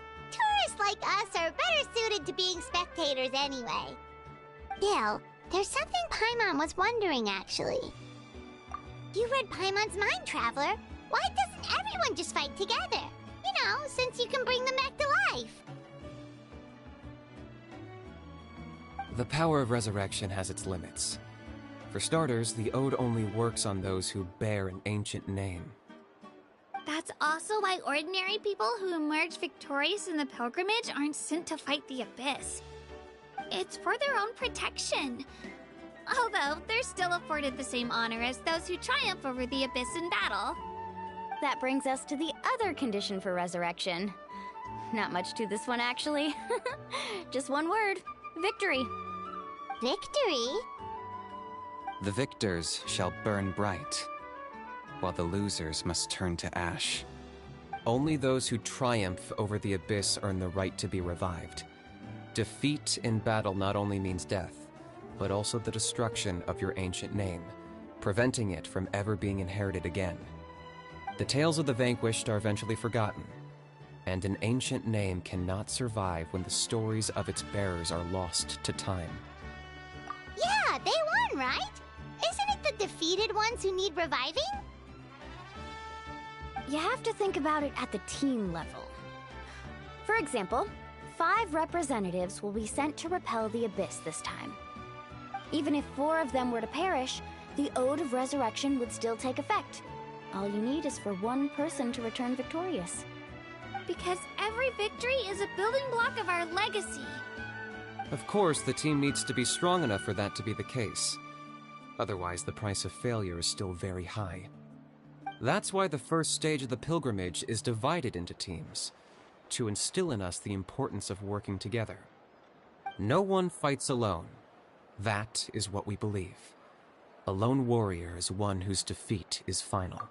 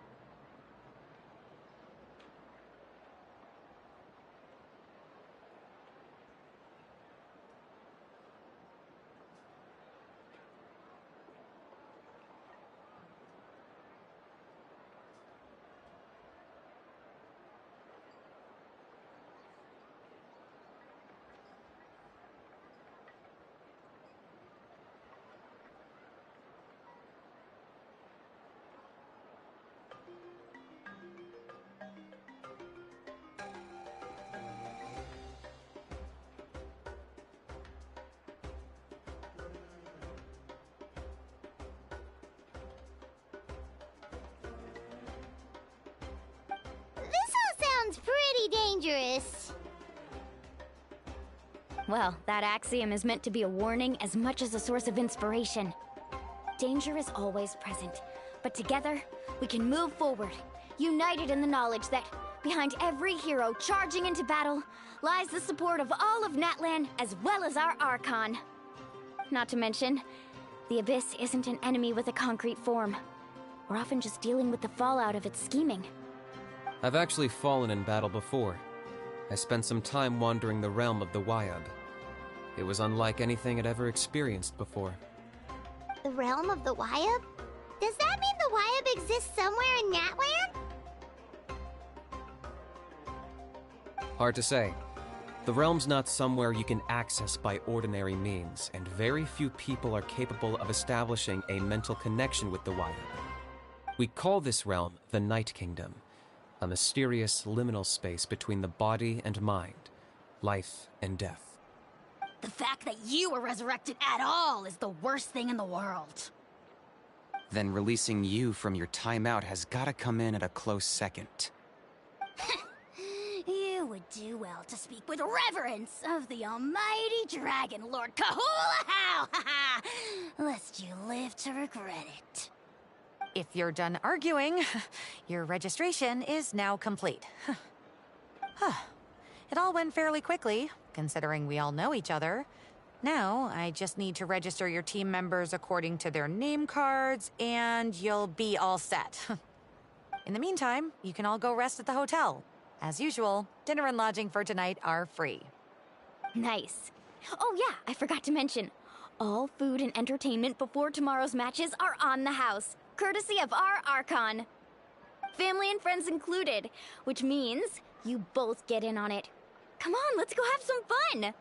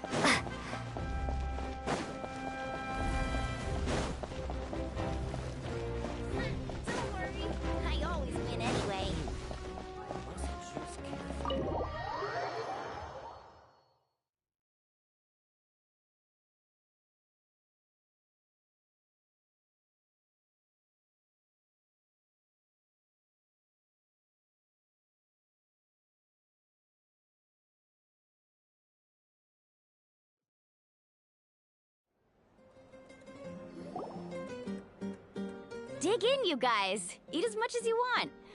These dishes are all local specialties. There's more where this came from, too, so don't be shy. Let's feast until the bill gives the Archon a heart attack. Don't be dramatic. The Pyro Archon is very generous, even if it does cause some trouble for all the hotel workers and volunteers. Speaking of trouble, I've locked a How away for now, so you don't have to worry about him being a nuisance. Wait, isn't that a little harsh? Nah, Kenichi and How are always like that. Everyone has their own unique way of getting along with their Saurian companion. What's got you all down in the dumps, Kachina? You don't have to worry about tomorrow. I'll be with you every step of the way. I know. Everything's fine, really. I'm just nervous. I can't keep using my age as an excuse. I have to get stronger. I have to prove to people that I'm not trying to avoid the Night Warden Wars. You don't have to prove anything to anyone. You know your own heart. So stop beating yourself up over other people's opinions. If they don't think you deserve to bear your ancient name, they can take it up with the Wyub. Trust me, Kachina. The Wyub see something special in you. I just hope it's not the fact that I can take a few punches. Yeah, I'm on a 7 or 8 pilgrimage losing streak. My ranking has been improving little by little, but still no wins. To be honest, losing 7 or 8 times isn't even a lot. Maybe other people can't see your improvement, but your performance still isn't something to scoff at. Yeah, didn't you say you got really close before? It's just... what if I don't even make it through the team stage this time? Hey, have a little faith, will you? You've got me on your team. Stumble, and I'll be there to get you back on your feet. Run into someone you can't beat, and we'll face them together. I know you've never tasted victory, but you trust me, don't you? Alani, you're the best. I trust you. I definitely do. And you're right. I've got to pull myself together. I still don't know why the Lyup chose me to inherit an ancient name. But I can't be the only bear who's ever felt this way. If they can keep at it, so can I. Not to mention, the fact that your ancient name has survived until now means all your forebears managed to honor its meaning. Otherwise, it would be lost to us by now, shattered by defeat in battle. That's right! And you'll have us rooting for you too!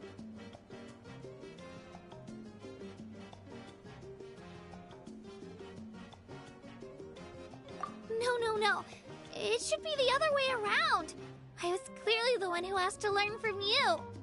But still, thanks, you guys.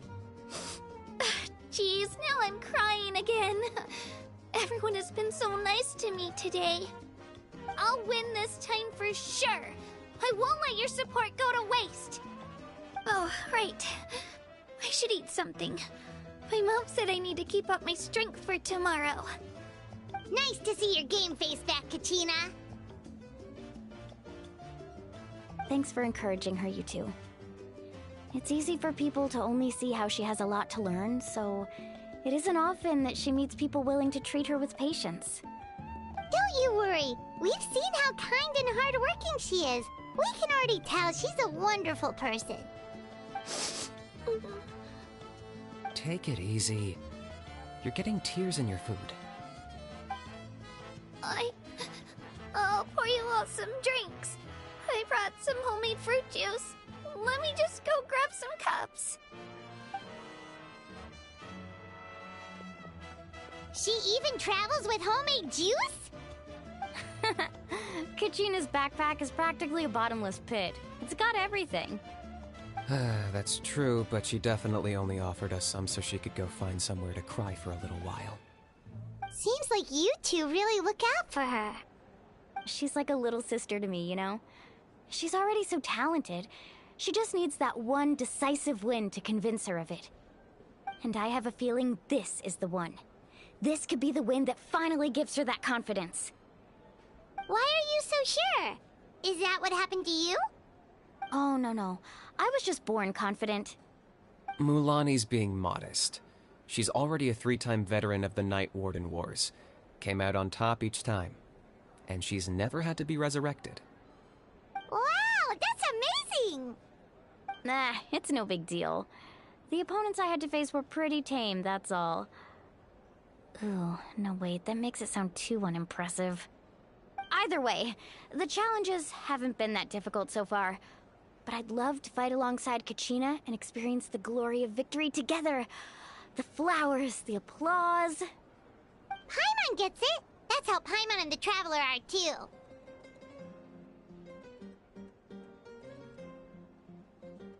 Hey, a little more confidence, please? Paimon's always there to cheer you on. Drinks are here. Better try them while they're still fresh. Feeling better now, Kachina? Me? I'm totally fine. Really, I promise. That was just nerves earlier. I'm gonna get some meat in my system, then head out to get some exercise. Wanna be nice and loose for the tournament tomorrow. I'll come with you. Just don't go overboard, okay? The last thing we need is for someone to oversleep. We've got an early day tomorrow. If only we had a friend who never oversleeps. Alright, fine. Make sure you guys are up on time. Attaboy! I knew you'd catch on. So full. I'm so sleepy. We should get a good night's sleep before the competition tomorrow. I'm still a little worried about Kachina, though. Maybe we can help her out with her training. She did say she wanted to learn from us. Not that Paimon's gonna be doing much of the teaching.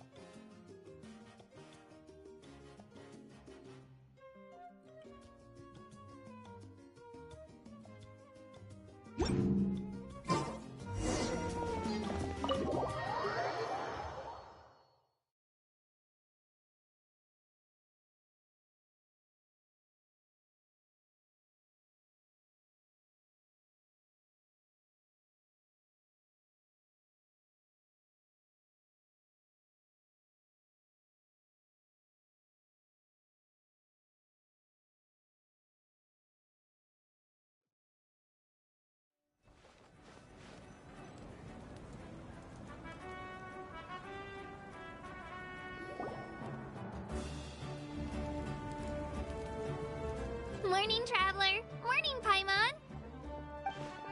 Looks like everyone's here right on time. Good to see that no one overslept. Says the one who only made it because I was there to get you!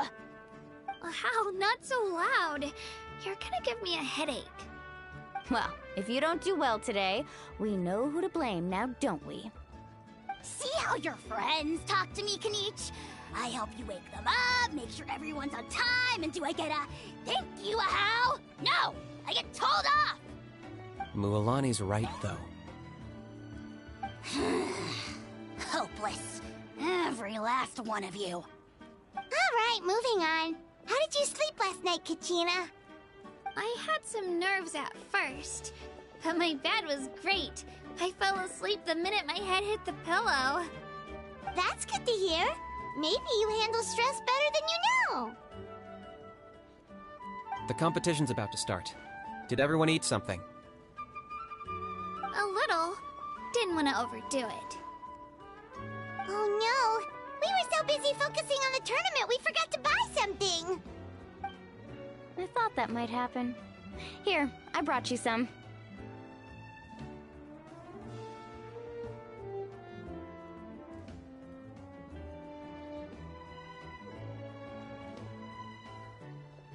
No thanks necessary. I'll treat you to something even better once... Attention everyone! The tournament is about to begin.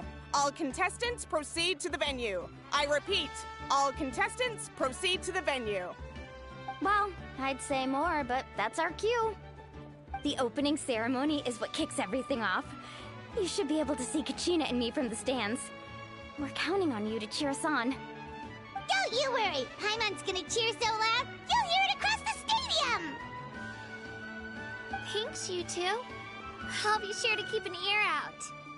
Well, we should get going. See you later. Okay, bye-bye!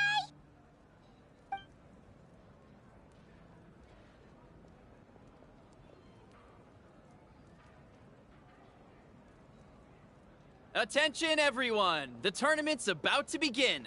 All spectators, please take your seats. I repeat, all spectators, please take your seats. Oh, that's our cue! Wow, we've definitely never witnessed a competition of this scale before. Let's go in once you're ready.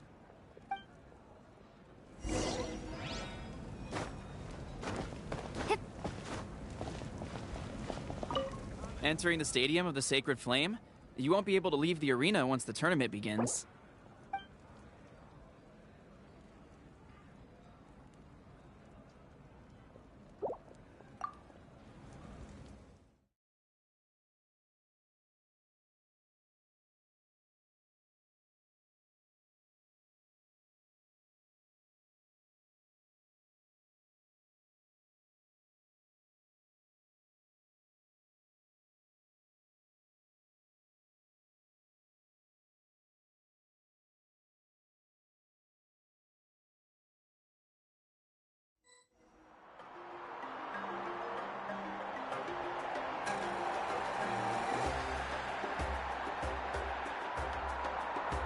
The pilgrimage of the return of the Sacred Flame is a competition with a long, storied history.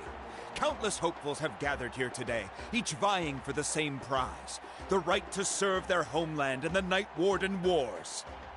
Before we begin, allow me to remind everyone of the rules. Today's tournament begins with the team stage, before advancing into individual competition.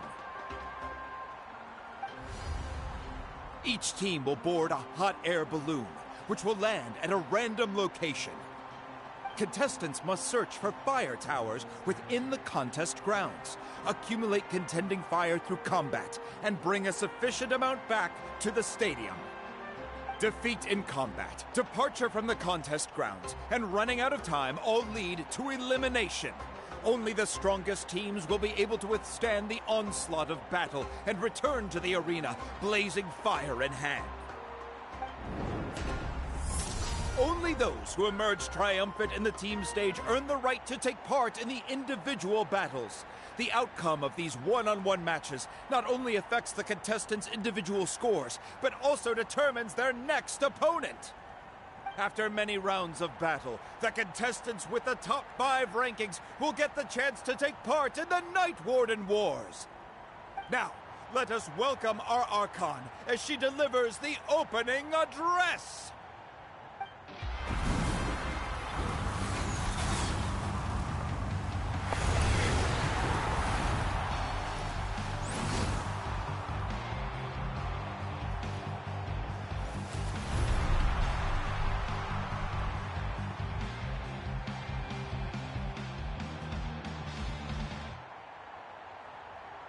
Skill, strategy, fortune, form. Many factors influence strength, but victory never lies. The pilgrimage is not merely a trial to determine the strongest among us, but also a stage upon which to showcase your individual growth. Today marks the beginning of yet another legendary saga. One written in the triumphs of the victors. So, without further ado, let the games begin! So that's the Pyro Archon? Is it just Paimon, or does she seem kind of intimidating? Kachina said she was friendly and welcoming, but, how did she come to that conclusion? Didn't Kachina say she was just an ordinary person before becoming the Archon? Sure doesn't seem like it. She doesn't seem ordinary at all. Oh, look! It's Kachina and the others! Well, folks, it's clear the contestants are already raring to go. The teams will now board their hot air balloons and make their way to the competition grounds. Shasta! Shasta! Yeah, go! Do it! Kick their butts, Itzna! Go, Mualani, go! You can do it, Kachina! And the crowd goes wild! The hot air balloons are about to ascend. Contestants, prepare yourselves to take flight! Remember the rules. The balloons will take you to random locations, and your battle starts the moment you land. Best your competition, collect sacred fire, and bring it back to the stadium. Good luck, everyone!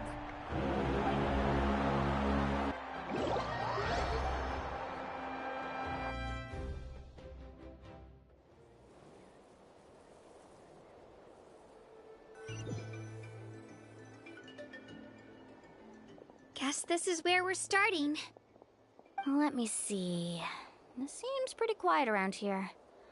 Looks like we get to ease ourselves into combat today. Let's head that way. We don't need to worry about avoiding other teams. Anyone that crosses our path can kiss their chances goodbye. Okay, I'll follow your lead. Just remember, don't hesitate. The team matches are all about keeping the energy up. So let's do it!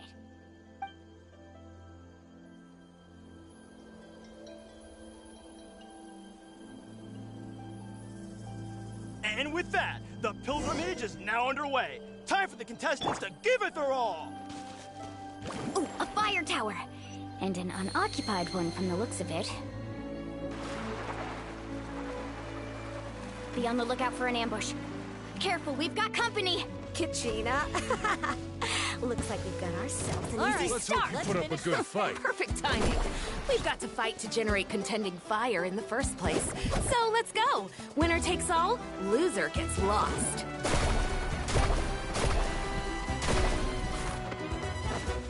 Right here!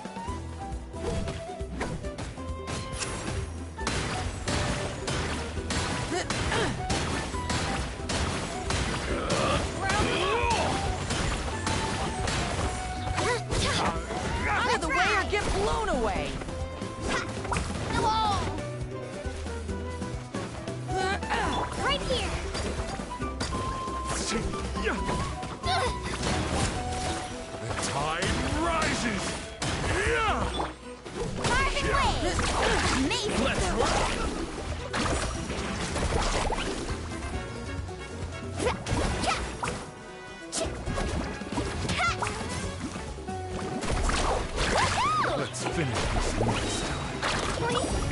won! We're just getting started. Grab the fire and let's head to the next spot. Currently in the lead, we have Chaska, one of the contestants from the Flower Feather clan, really live.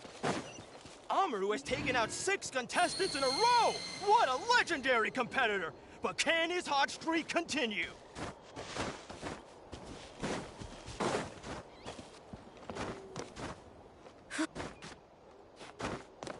Let's rock! Oh, well, aren't you two an interesting duo?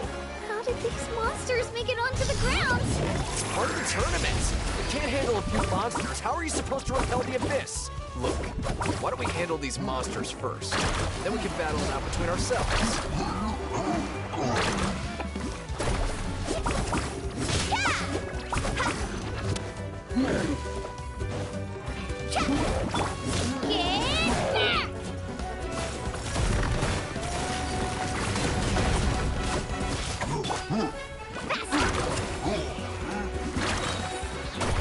Check this out!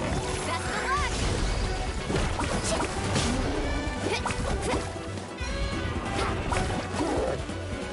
Let's ride! Your skills aren't half bad. But I think I've got a good grasp of what you can do. Sorry, but not everyone can make it to the end. Your run ends here!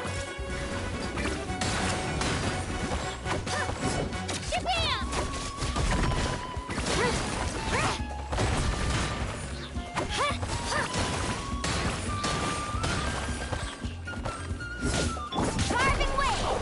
Nicely done, Kachina! We actually beat a legend! Come on, don't just stand there. Let's grab the fire and go! We have a new team pulling ahead! Mualani and Kachina have already eliminated several favorites for the win!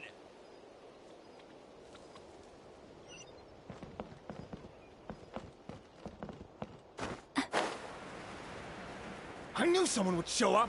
Hand over the sacred fire and no one gets hurt!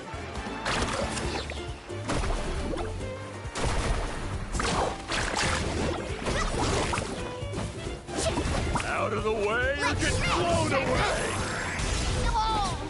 Would you look at this? 2 favorites for the win. Itzna and Unkunga have run into each other. Looks like it's gonna be an early goodbye for one of these formidable competitors.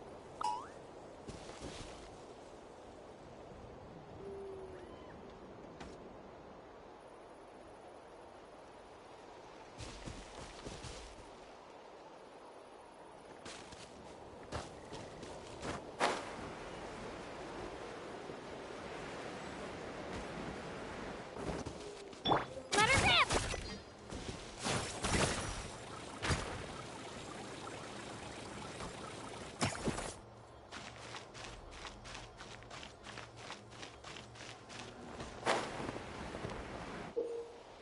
This mountain is huge. Is the next tower really all the way up there? It's going to take forever to make it to the top. Just leave it to me. I'll get us up there.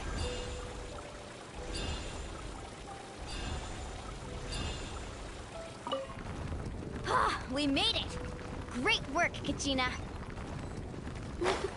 Glad I could help. An empty fire tower. Show me your courage! We're too late. Darn it! Close! And another competitor crosses the finish line. Beyond-san and the Collective of Plenty are certainly living up to some lofty expectations.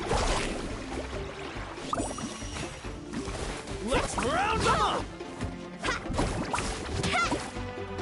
Let's ride! Amazing! Well, this was new.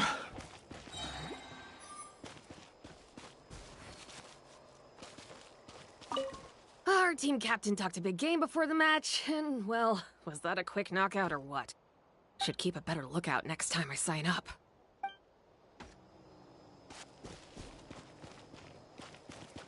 Carving waves!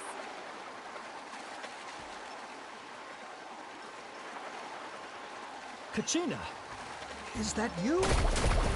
I'm sorry about this, but... Every minute that passes, fewer and fewer contestants remain in play. The remaining competitors need to hurry if they want to make it out of this stage. Hold it right there! That fire is mine. In your dreams, I think someone needs a reality check, and I'm more than happy to oblige. Oh, they're going at it. Let's hope you put up a good fight. Hey, let's work together. Good idea. Let's No round way them I'm up. letting you pull the rug out.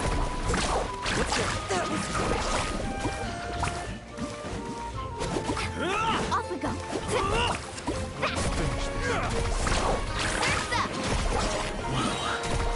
This was new. Let's finish this next time. We've collected enough sacred fire. Still doing all right, Kachina? Yep, all good. Come on. Let's finish this fast. Uh-oh, we're running out of time. Wait, there's a spirit way over there.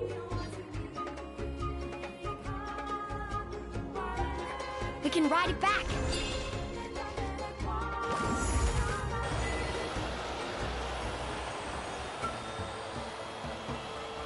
Oh, we really lucked out. Just grab onto me, Kachina. I'm not sure if you remember, but people from my tribe can ride spiritways over great distances. It's all smooth sailing from here. Thanks, Milani.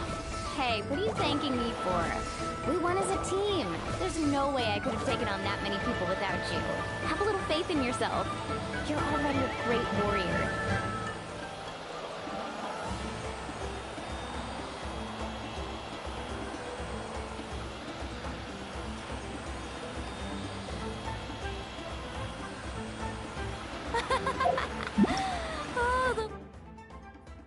Those were some steep curves. You're not scared, are you? I'm fine. I don't scare easily. Not after that last ride you took me on. Oh, yeah. Back when we first met, right? I accidentally knocked over your piece of cake, then offered to take you spiritway surfing to make up for it. Actually, I was feeling pretty down that day. My training didn't go well, and... Anyway, you really cheered me up. Milani, I really want to win this time. I want to win this pilgrimage and become a true warrior. That's what I like to hear. Let's meet each other at the top. If your team has gathered enough fire, please proceed to the stadium as quickly as possible. I repeat, as quickly as possible.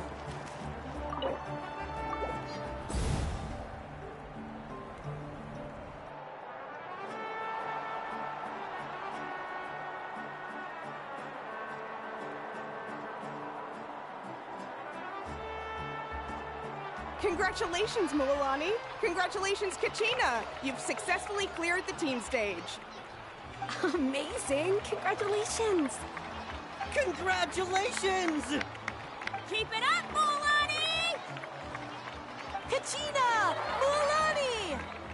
Kachina! Milani! Kachina! Milani! You two can take a short break while the team stage comes to a close. We'll draw names to determine the individual matchups in a moment. After that, we'll proceed to the next stage of the competition. I wish you both the best. You two are assigned to different lounge areas. If you'll follow me, please, Kachina. Solo battle's next. And I was 3 wins short last time. I've got to do better. Just calm down, Kachina. You're in good form. You can do this. Hold it right there. This is the contestants' lounge. Unauthorized access is prohibited. We're contestants too. Let us through. According to my list, you're not among the individual match contenders, nor are you related to any of the remaining candidates. Well, we'd still be candidates if it was just based on strength. We only lost because 2 other contestants snuck up on us like cowards. If you could just go contact the referee, we'll wait right here for you to... Ugh. Wait, you two are... Well, look who we have here. Remember us? Your little trick got us disqualified. Since we've crossed paths again, let's settle this once and for all. We'll see who truly deserves to advance to the next stage. Fight us! Right now? Don't mind him, Kachina. Tournament rules place you under no obligation to honor that request. A loss is a loss, and that's final. You! Don't just stand there! Get security over here now! Forget the rules. Isn't the pilgrimage about picking the strongest warriors? She just happened to catch us off guard. It was all luck. Exactly. Now's our chance to duke it out fair and square. Kachina! Who are you? Traveler! Paimon! What are you doing here? We just came to have a chat, and then all of a sudden these guys were threatening you! Huh. You're not bullying Kachina on our watch! Thanks, you guys. I don't know your names, but if you really want to face me, I'll allow it. It has to wait until after the tournament, though. I need to focus on the upcoming matches. I don't want to let my parents down, or any of the friends who helped me get this far. That's enough, you two. Being caught off guard is not an excuse. You think you can cry foul play when you face the abyss? If this behavior persists, you may find yourselves barred from future competition. Whatever. Let's go.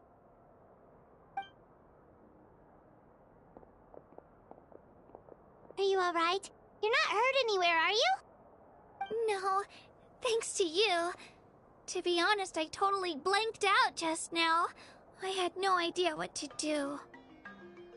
Right. I'll show them what I'm made of.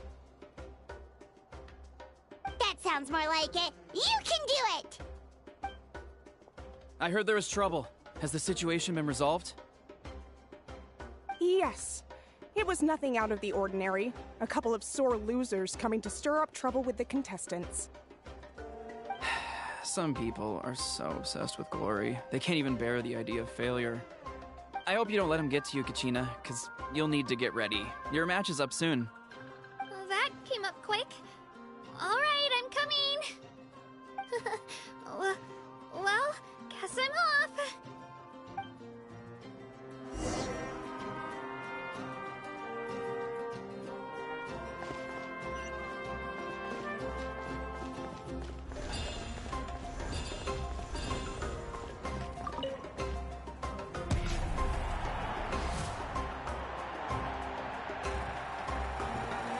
You must be Kachina. You know, people told me I got lucky in the draw, but I beg to differ. There are no coincidences in the arena. If you're standing here, it means you're strong, no matter what anyone says. So, I'm looking forward to seeing what you're made of. The team stage ended before I had my fill of battle. I hope you don't disappoint. Well, anything you want to say in return? I won't lose to you. Not when so many people are supporting me and cheering for me.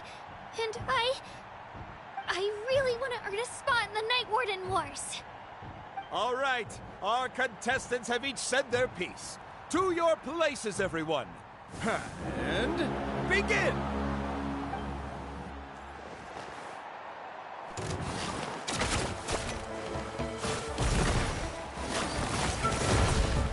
Clear the area!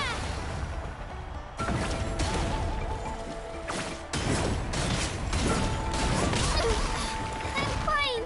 Yeah. Come on, you can do better!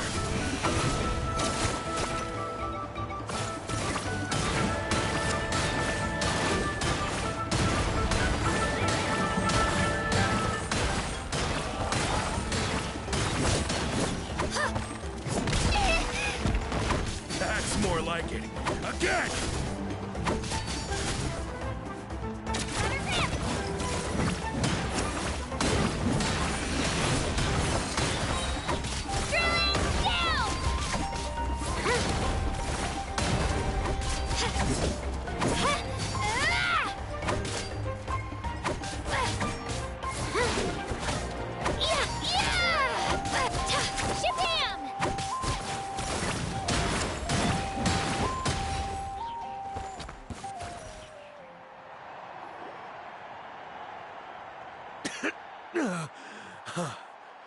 I actually lost.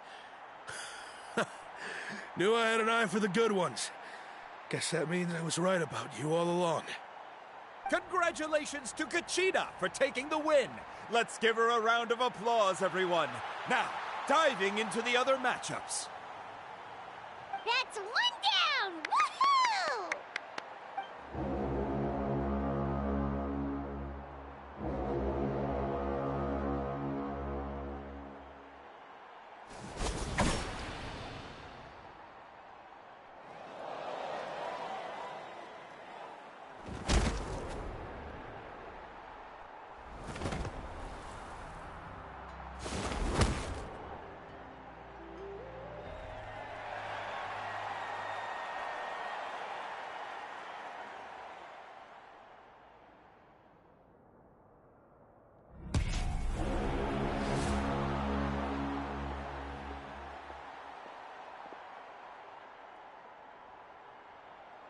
Where do you come from, kid? Think you've got what it takes to go to war? Hate to break it to you, but it won't be easy to get through me. And you are... You don't recognize me? Figures. Our generation's been in decline ever since Atea and the others retired from the front lines. Either way, once we face off, you won't forget my name anytime soon.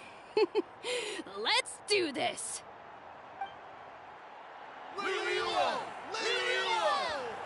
Hear that? The exhilarating cheers of the crowd. That's why I'm here.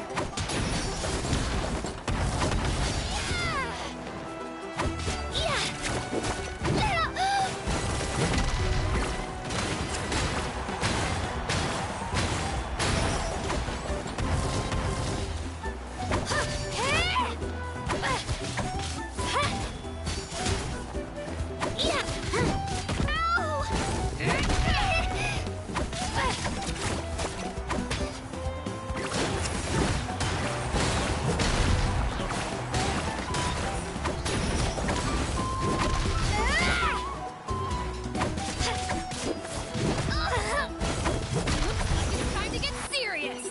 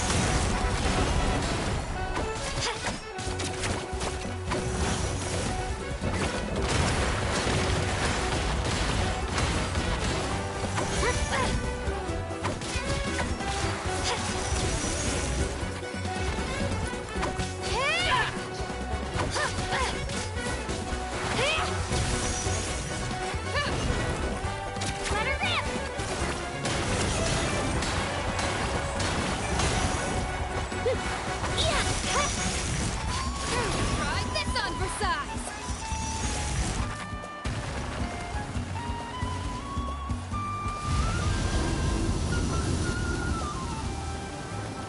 Here goes.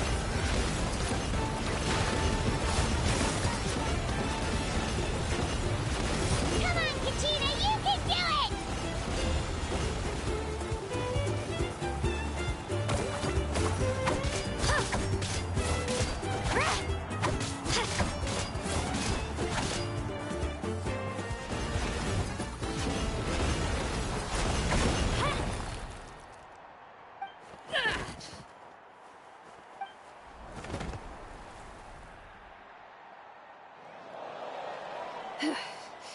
Gotta hand it to you, kid. You really impressed me. I take back what I said before our match. You've got what it takes, Kachina. Youngsters like you, you'll forge your own miracles. And it's Kachina for the win! We'll now head into a short break as our contestants prepare for the final round of competition.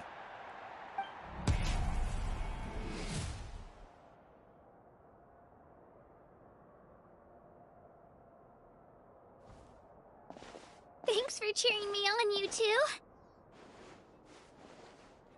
You were great out there! You faced a lot of impressive competitors, but they never stood a chance. I don't think I did too shabby either. I've never gotten this many points before.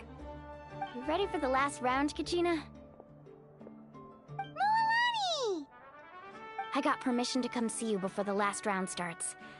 Based on your score, it looks like you'll make it to the Night Warden Wars if you win your next match. But, your final opponent... it's me. What?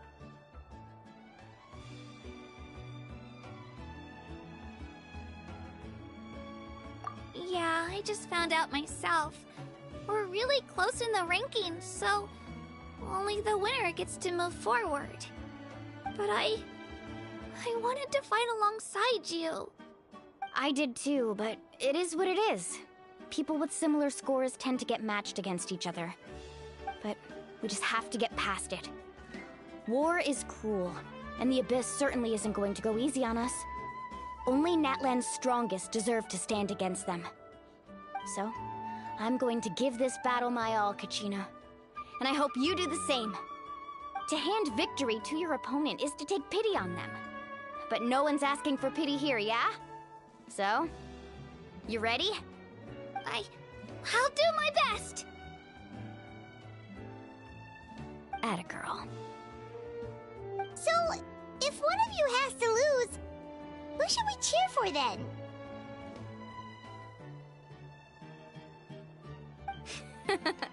You mean one of us is destined to win? It's something worth celebrating either way. I'll be happy no matter who wins, and I know you feel the same way, Kachina. So, don't overthink it. Let's just have ourselves a good match.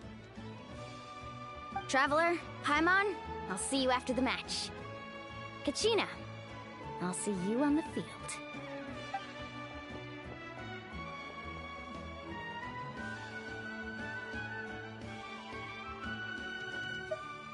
I've been training so long for this, and Moalani's helped so much. I'm going to show her that it didn't go to waste. Thanks for believing in me. I'll try believing in myself this time too.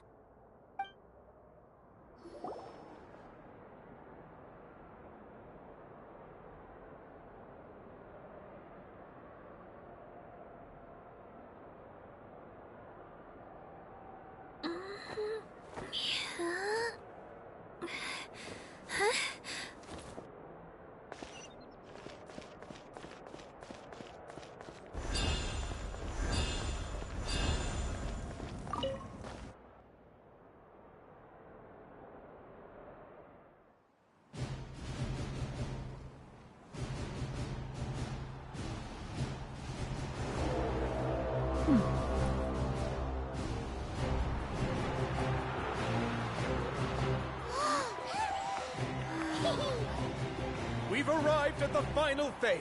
The winner of this match will take the final spot among the victors. Give it up for a long-time contender and first-time finalist from the Children of Echoes, Kachina!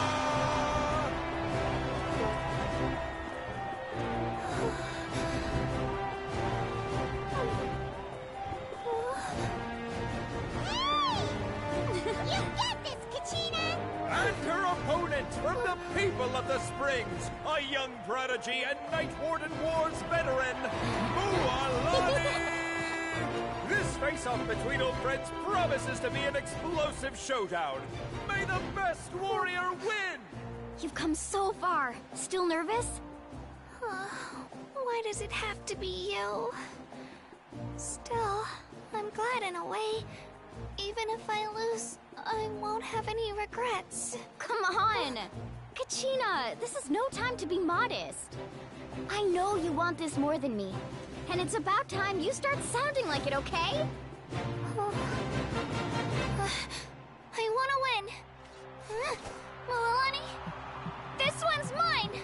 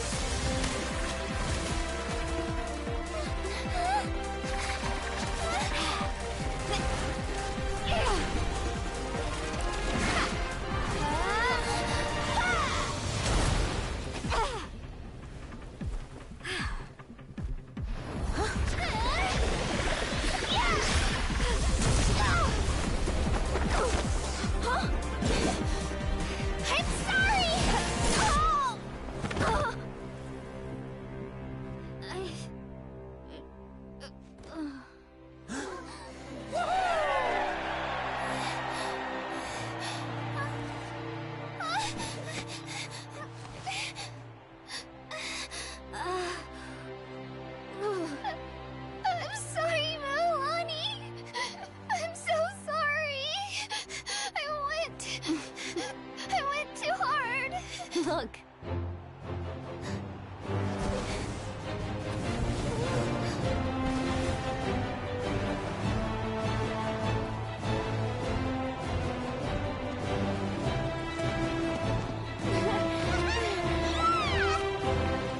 The winner is, from the Children of Echoes, Conchita!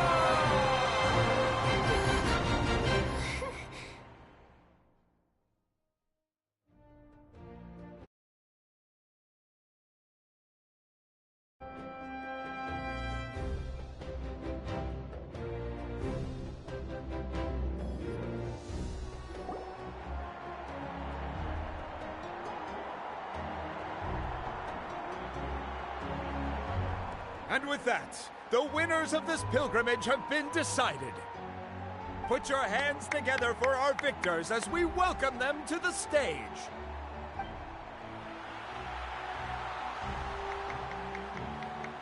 With her 6th consecutive win, Cheska of the Flower Feather Clan. She managed to turn the tides all by herself. Ian-san of the Collective of Plenty. With an explosive comeback 10 years in the making, Kaiulani of the People of the Springs. A seasoned and renowned warrior, Kimungu of the Scions of the Canopy. Last but not least, finally living up to her true potential, Conchita of the Children of Echoes. Woo! Over here, Conchita!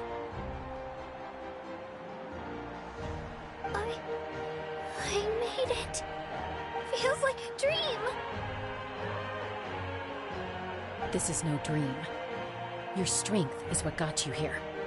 We'll be going to war together. It's an honor to fight alongside you, Kachina.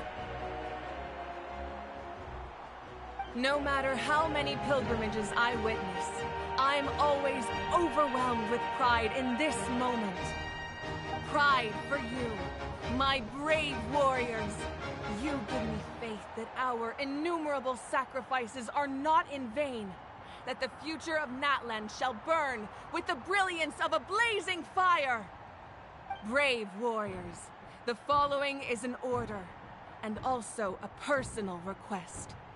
Go forth and crush the abyss! Seize victory and glory for Natlan! As you command. As you command.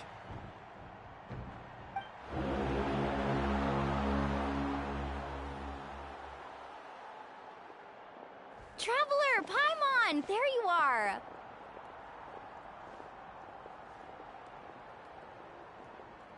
I wanted to thank you for supporting Kachina back there.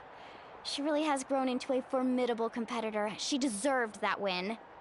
Not that it feels good to lose, but I'm happy for her.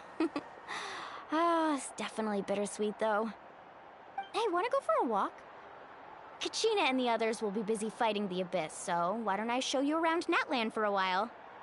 Sure. What do you say, Traveler? Something on your mind? Listen, I'd be lying if I said I wasn't worried. But she's got experienced, powerful companions to take the lead. I'm sure they'll be fine. Glory always comes with a risk.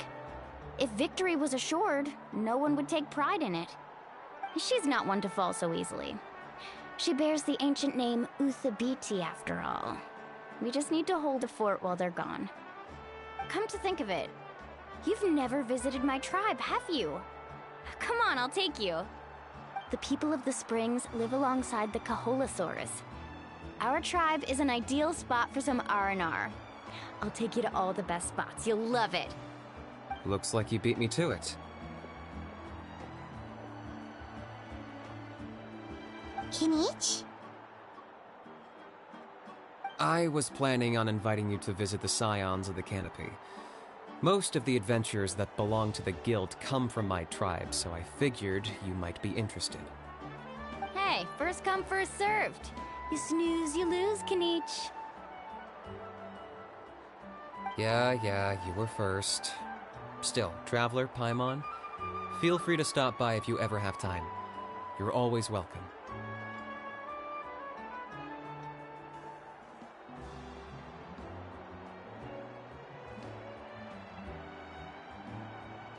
Yeah, thanks for inviting us.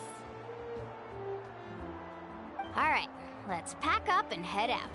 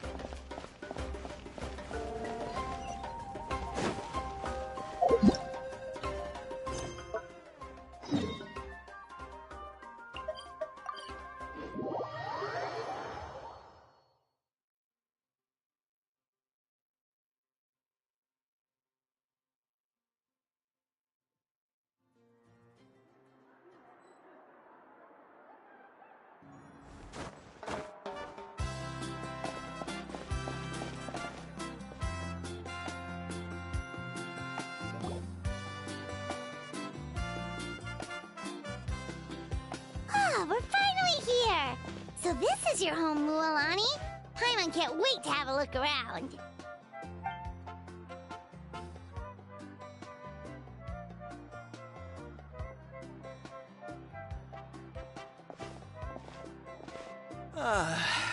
See?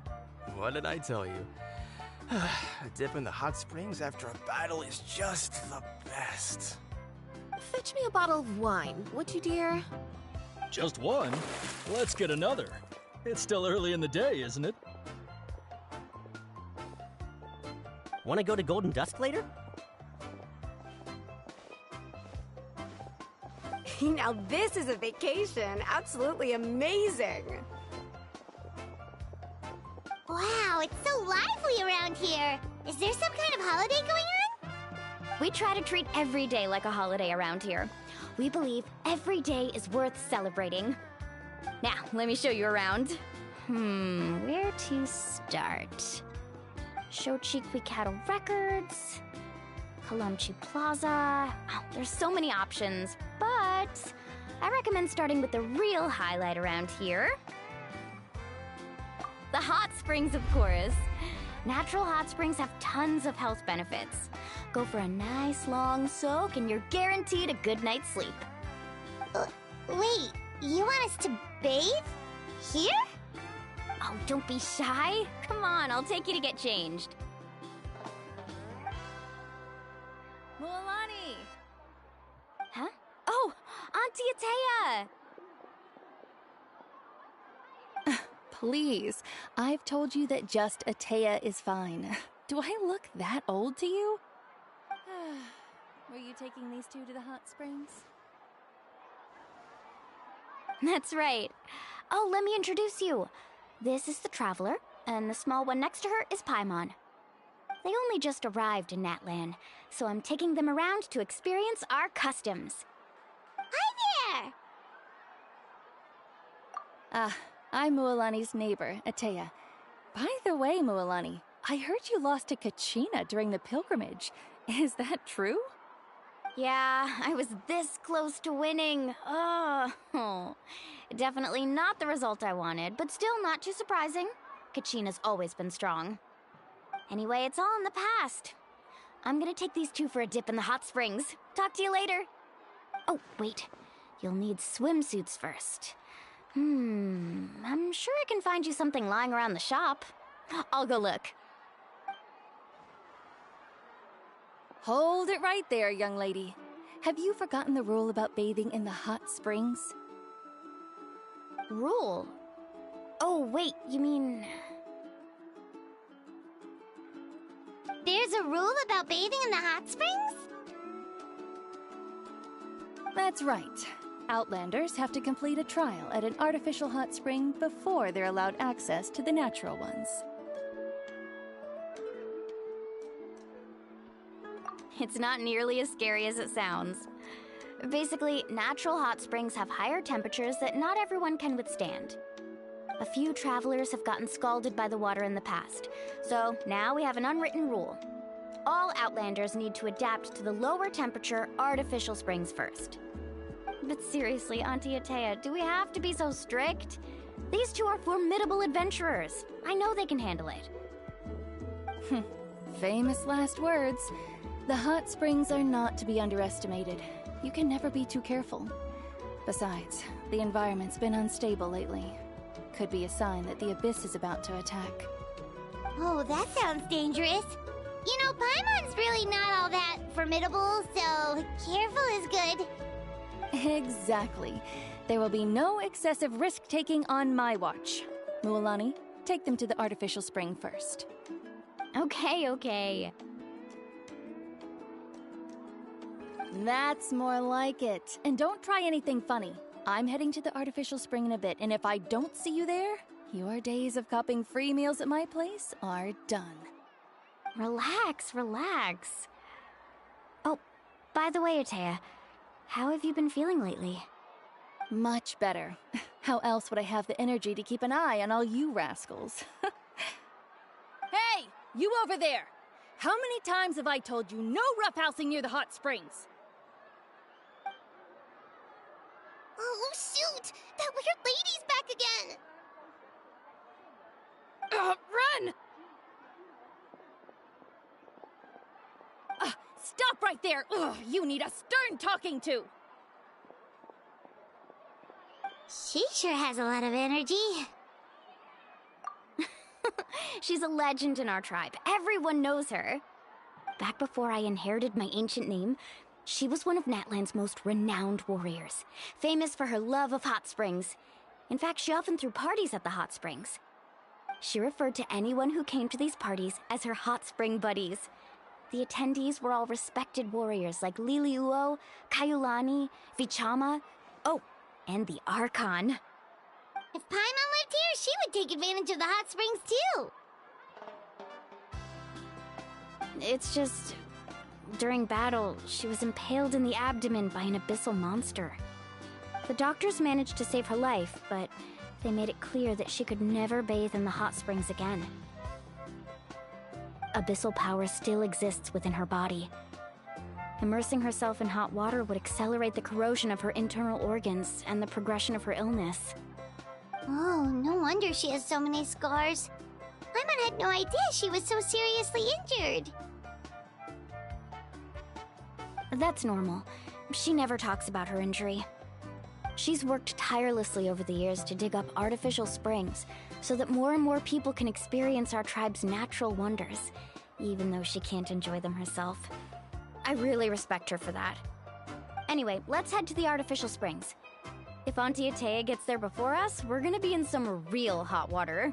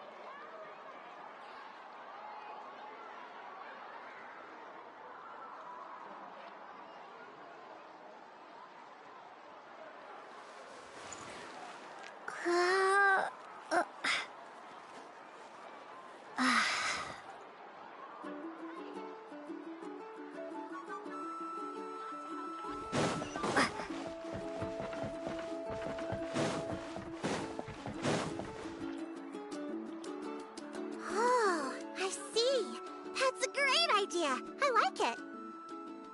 See, I told you the chief would agree. Well, let's get moving then. We can't let a word of this slip to anyone else.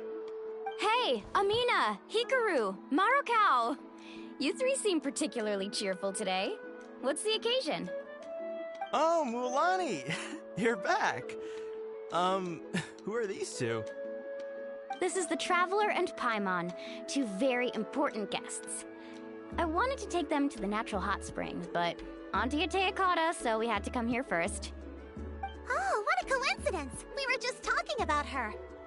We think Auntie Atea's illness has taken a turn for the better. Really? How can you tell? Okay, so while you've been busy with the pilgrimage, we noticed that she's been visiting the hot springs alone at night. Yeah, specifically the hot springs in the cave to the north of our settlement. I'm sure you know the one. Apparently, she used to go there a lot before they became abandoned for some reason. She could never come into contact with hot water before, and now she's visiting the hot springs every night. I mean, it's pretty obvious what that means, right? Yeah, so we got to thinking, what if we renovated the abandoned spring behind her back, then threw her a huge surprise party? Chief Amina thinks it's a great idea too. So, you want in? Of course! How could you even think of pulling this off without me? I'm a little busy right now, though. I'll come find you once we're done at the hot springs.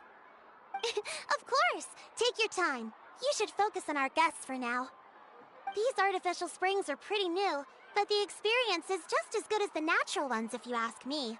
We really worked hard on them, so I hope you enjoy. And you two, I know you want to focus on Atea's surprise, but don't forget your patrol duties in the meantime. The Abyss could attack at any moment, so we need to stay vigilant. You got it, Chief. We'll keep an eye out. You can count on us. All right, we're off then. See you at the abandoned spring, Mualani.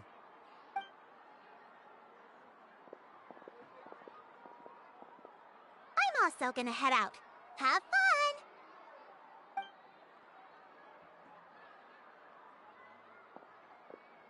Finally, it's hot spring time! Oh, I already arranged swimwear for you guys, by the way. Come on, I'll show you to the changing room.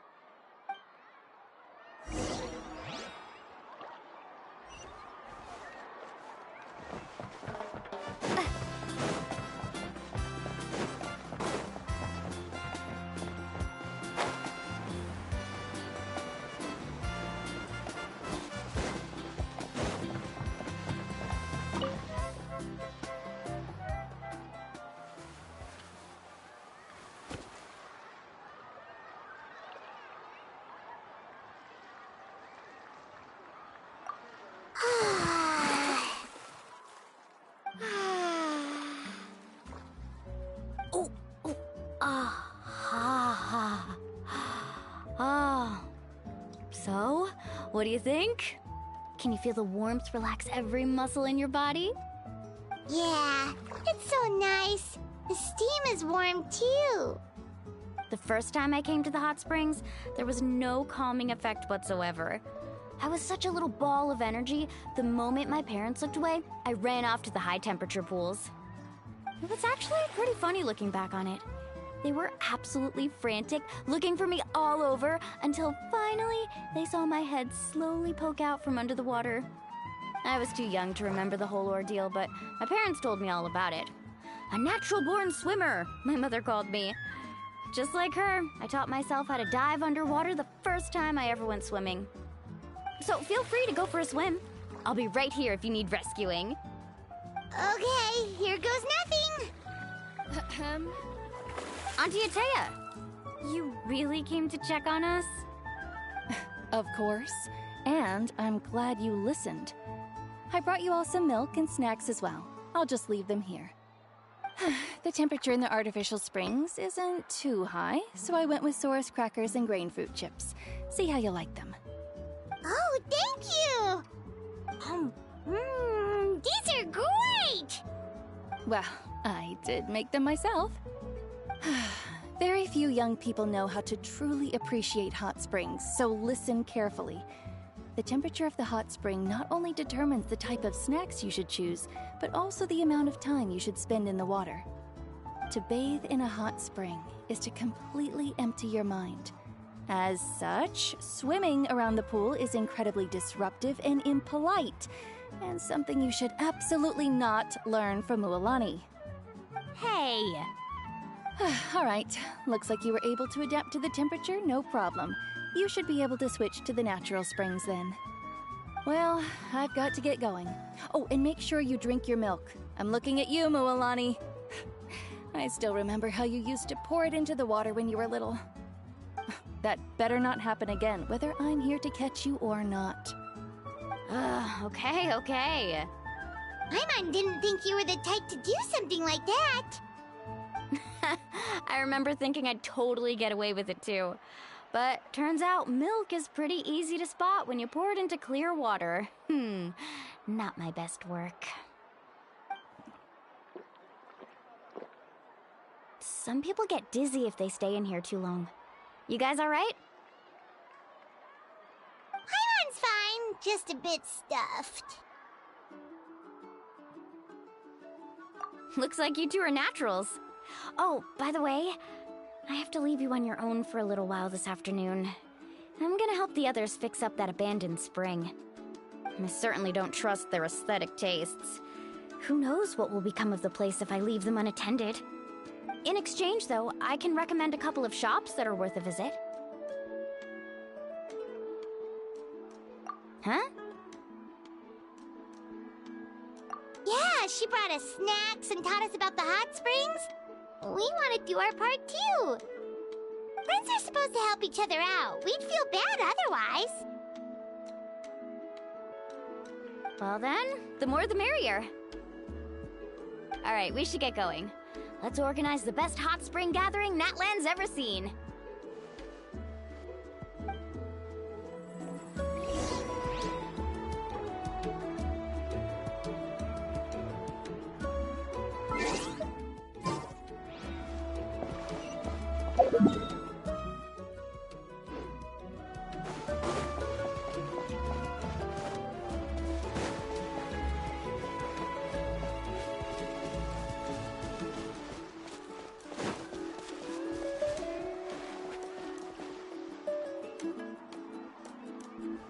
Mualani!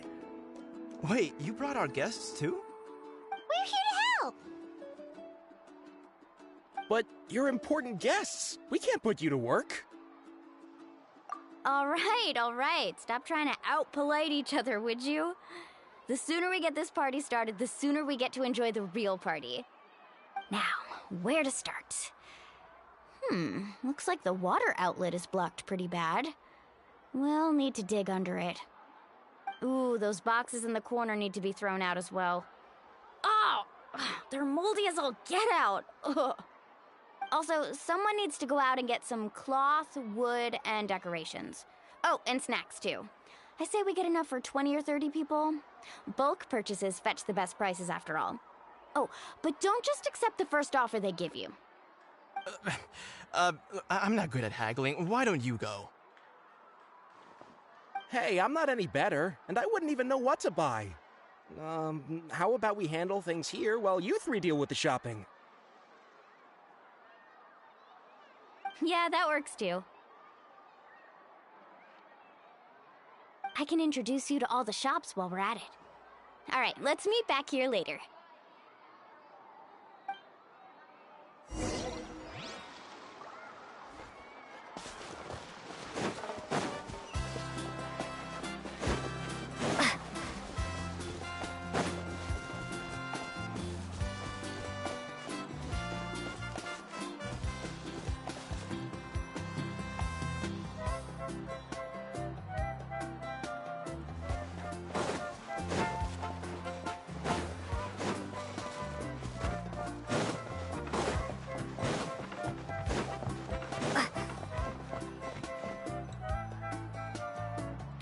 Hey there, Yellowfast.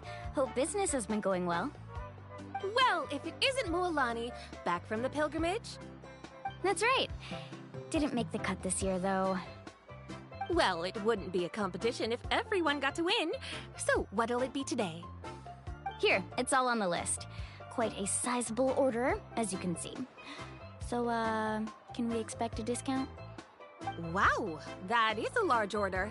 What's it all for? A party? That's right. Keep this between us for now, but we're throwing a hot spring party for Auntie Atea. Wait, you're saying she can go in the hot springs again? That's great news! How about this? You can have the decorations on the house, and I'll give you 20% off the cloth and wood. Come on, I know you can sweeten the deal. That pile of wood's been sitting there since I left for the pilgrimage. At this rate, you need to get rid of it or it's gonna go moldy. All right, all right. Such a handful. Just give me a moment while I pack all this up for you. Wow, that was amazing, Mualani! All in a day's work. By the way, Yellowfath, are these 2 stones for sale? Interested? They won't come cheap. I'm not planning to haggle this time, I promise. Package them separately, would you?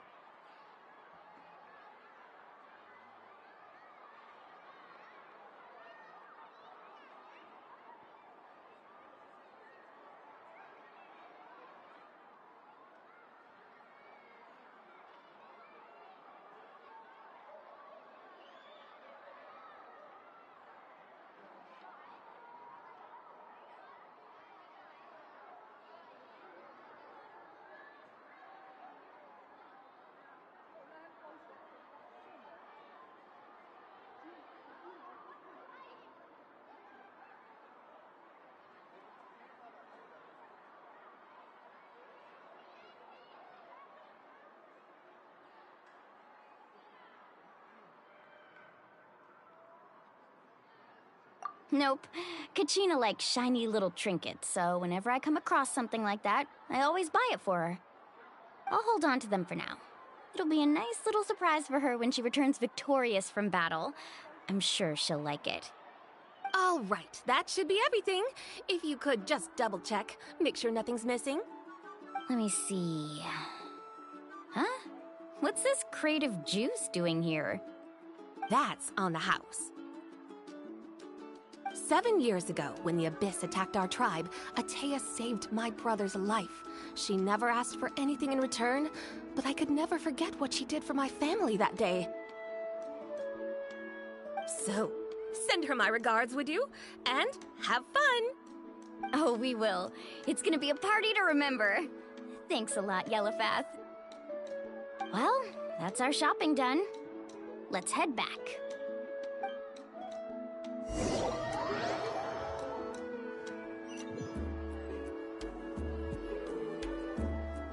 We're back! How's everything going? Wow, this place cleaned up nice. You got the water unblocked too. Good work. I would hope so. We spent all day clearing out debris from the bottom of the spring. Did you guys get everything? Oh, we brought back tons of stuff! We set it down near the cave entrance. All right then, roll up your sleeves everyone and let's get back to work. Actually, why don't you two take a break? I'll handle it from here. Traveler, mind lending me a hand? So, I was brainstorming on the way over, and I'm thinking we could draw something on the wall over here, and the snacks and drinks can go over there.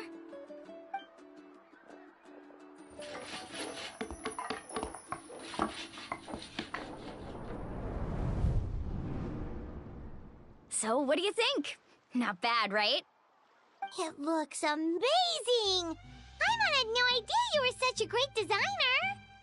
Well, I'm usually the one in charge of the family store, so I'm pretty good at things like renovation and organization. Not to mention, this was totally a group effort. Still, I didn't expect it to take quite this long. Guess it's too late to invite Auntie Atea over, huh? Yeah, tonight's definitely not gonna work. Chief Amina set up those patrols to guard against the Abyss, and Atea volunteered. So she's on watch tonight. I see. Well, guess the surprise will have to wait until tomorrow. This could actually be a good thing. She can relieve all the exhaustion of keeping watch all night by soaking in the hot spring. Ha! She's gonna love it. Well, let's call it a day then. Traveler, Paimon, you must be tired too. Come on, I'll take you to the inn.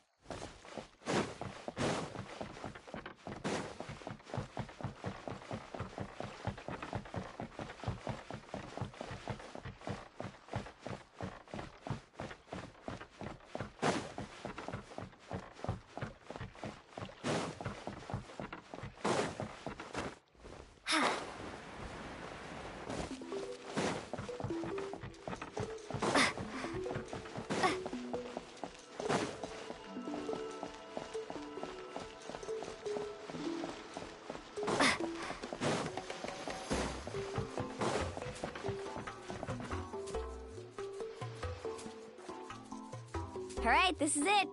Get a good night's sleep, okay? I'll see you tomorrow. Yep, good night!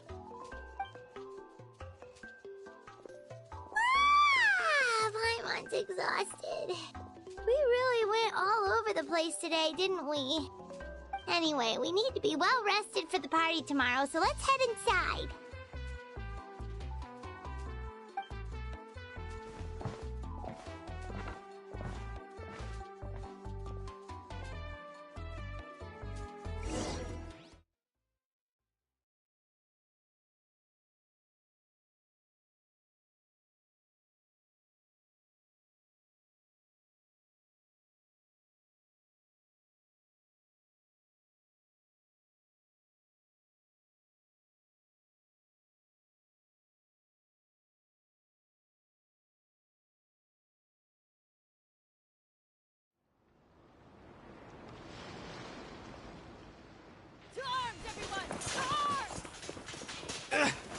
Why now? Huh? What's with all the noise? Traveler, Paimon, wake up! Mualani? What's going on? Where did all these monsters come from? It's the Abyss. Our patrols are trying to drive them back as we speak. Come with me. I'll take you somewhere safe. Mualani, a little help over here. We can't hold them back much longer. One moment. I'll be right there.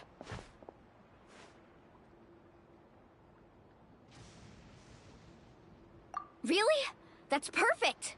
I've been waiting for the chance to fight by your side. Hang in there. We're here to help.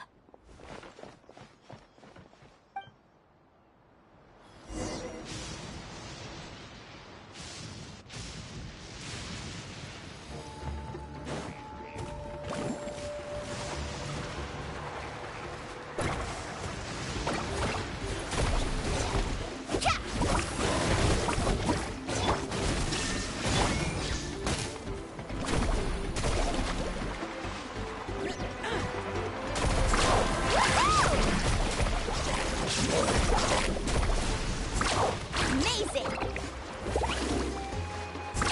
Let's round him up! Illusion shattered!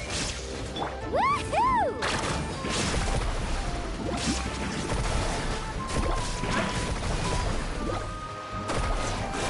Oh, have they been contaminated by the Abyss? No, they are the Abyss. Destroy them!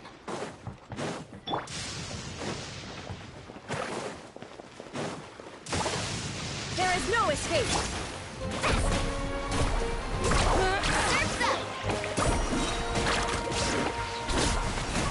Let's round him up.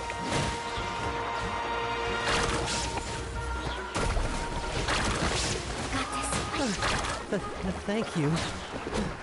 I'm all right. Go help the others.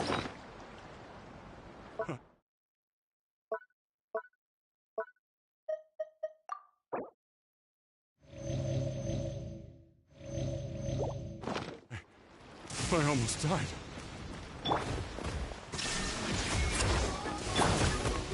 Stabilize! Let's rip, Darky! Carving waves! Woohoo!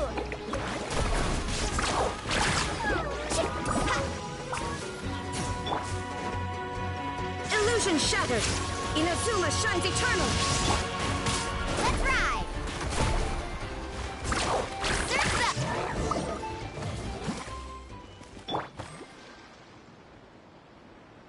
We've cleared out most of the monsters over here. Thanks for your help. It would have taken me ages on my own. Looks like we're still in for a long night, though. We still have no idea where these creatures are coming from. Let's go ask Amina. She'll have a better handle on the situation.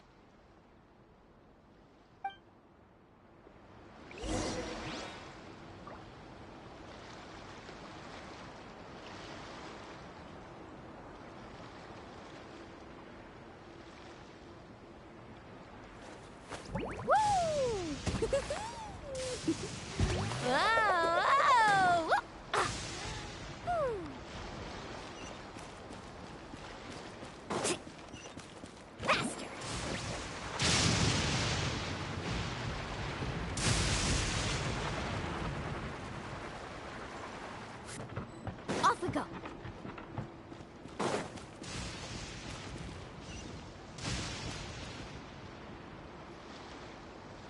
Amina!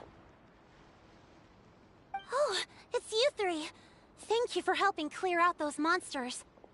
We were prepared for an attack, but we didn't have enough people to prevent them from breaking through our defenses. No casualties so far, though. Where'd they come from this time? The east side. We've pinpointed the position of an abyssal pylon, but we don't have enough manpower to take it down. An abyssal pylon? What's that? A kind of gate created by the Abyss. One that allows monsters from the Night Kingdom to enter the physical world. The only way to end the attack is to destroy the pylon as soon as possible. Otherwise, the endless hordes of monsters will exhaust our defenses. Exactly. That's what I'm most concerned about. Their numbers suggest there might even be multiple pylons in the area. We're searching for them as we speak. Alright, we'll go seal off the one to the east. Traveler, Paimon, can I count on your help again? Of course! We can't just sit back and do nothing! On behalf of the people of the Springs, you have my thanks. We're counting on you. Let's go. There's no time to lose. Take care, Amina.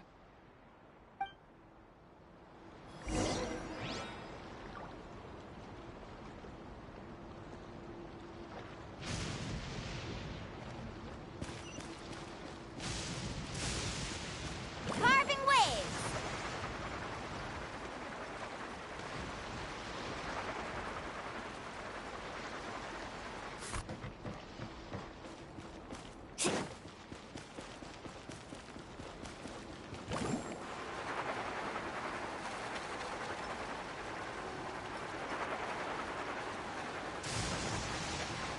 Mualani, is that the pylon?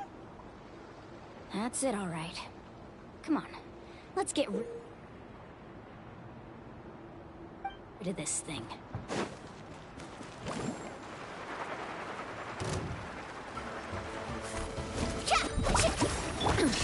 Insolent! Gather! This is order. Ha! Shine down!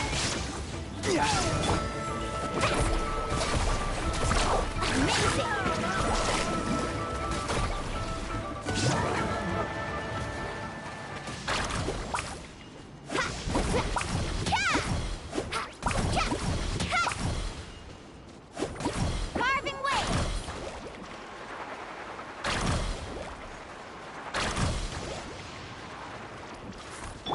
Illusion shattered!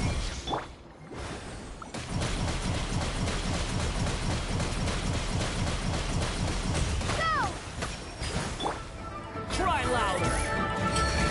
Squall and Fury! Let's ride! Whew! That should do it, right? I don't see any more monsters, so... looks like we're in the clear. Do these attacks happen a lot? Must be hard on your tribe. Yeah, it makes things hard sometimes, but... that's how our ancestors have always lived. Besides, the Abyss doesn't care how difficult our lives are. Fighting back is the only option. Come on, we should head back. Huh? What are you looking at? Is there something over there?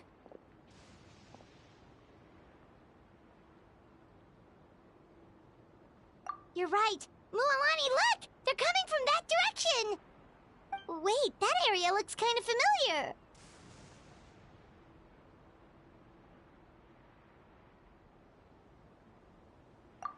What? How unlucky can we get? We just finished the renovations. We probably don't have any reinforcements over there, so it's up to us. Let's move! Huh? Seems like the monsters are decreasing in number. Come on, everyone! Keep it up!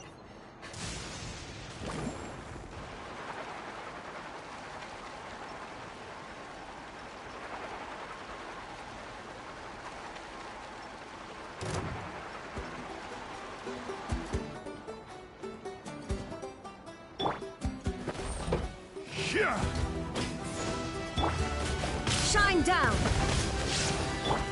Carving waves! Surf's up! Need a surfboard? There is no escape! Bombs away! Stabilize! Order guide you! Faster! Amazing!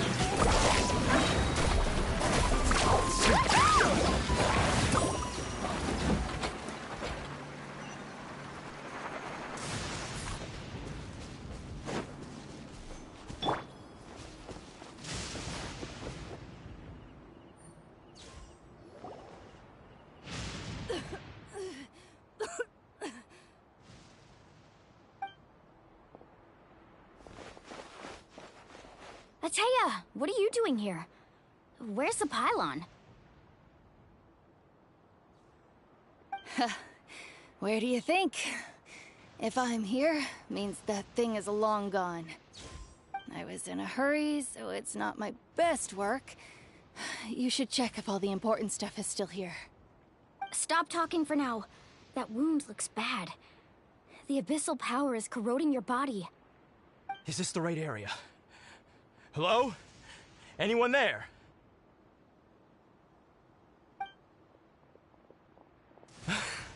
Mulani and Atea, what's going on? We were told the second pylon was over here. Atea took care of it, but she's injured. Quick, someone get a doctor! All right, stop fussing. Don't you think I know my own limits? The main thing is they didn't destroy anything. This is a beautiful hot spring, by the way. I can tell how much work you put into it. Wait, no! This was meant to be a surprise. For me, right? I know.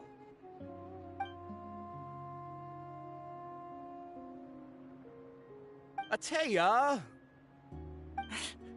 You think I couldn't tell you were avoiding me on purpose? Not one of you stopped to say hello today. It couldn't be more obvious that you were hiding something. And you, Mualani, were you the one that brought the snacks? How many times have I told you, you have to choose them based on the temperature of the water? Oh, forget about that. The doctor's almost here, and you're gonna get all better. Then we can have a meal together, and I'll help you make whatever you want, okay? You just have to hold on.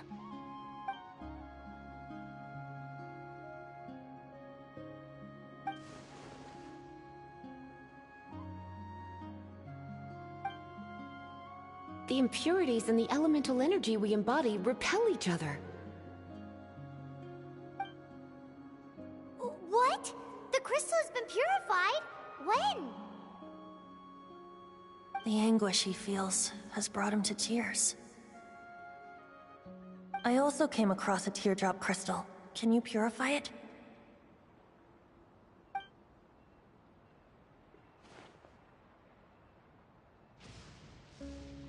Atea! Atea!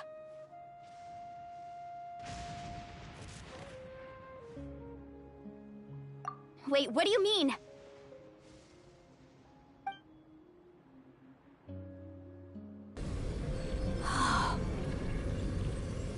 What is this? Some sort of purification?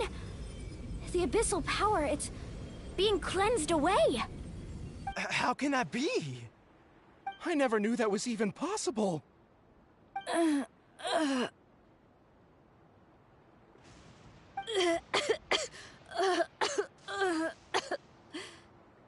Atea! The mark of the abyss. It's gone. Yes, thanks to the Traveler. By the way, Traveler, are you alright? I just saw you purify abyssal power from Atea's body. That didn't injure you in any way, did it? You're sure?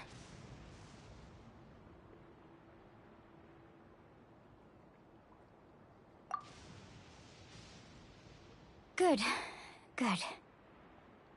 Oh, thank goodness. You scared us all half to death just now.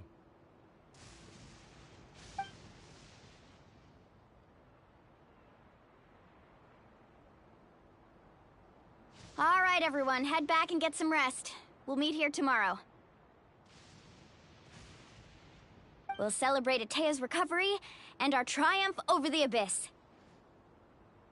And most importantly, we'll show the Traveler and Paimon how grateful we are for their aid. Let's make it an occasion to remember. Dismissed! Got it!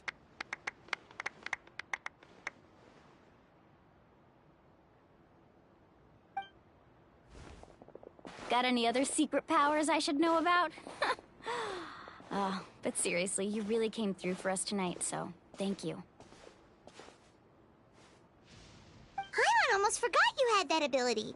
You used it back in Mondstadt to cleanse Dvalin's tears, didn't you? That was some quick thinking, Traveler. Huh? You look like something's bothering you. What's wrong?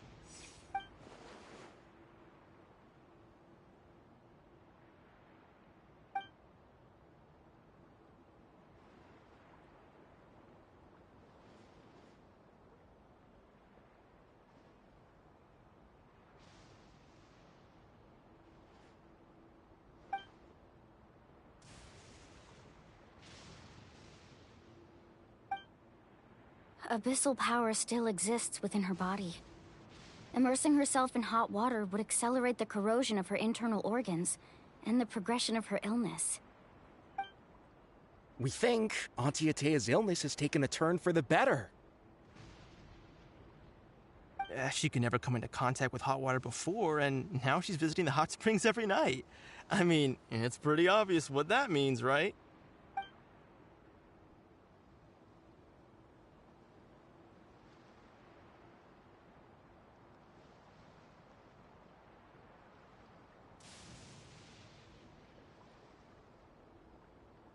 Hello?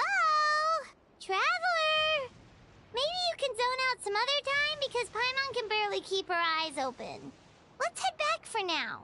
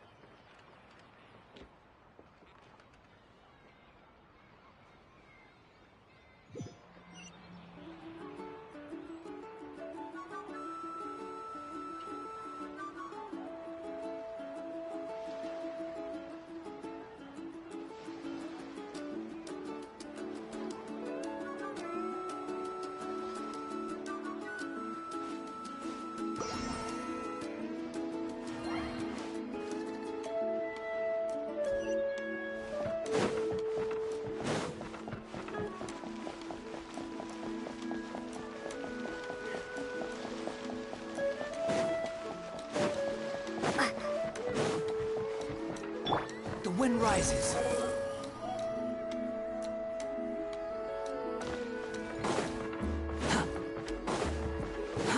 Too slow.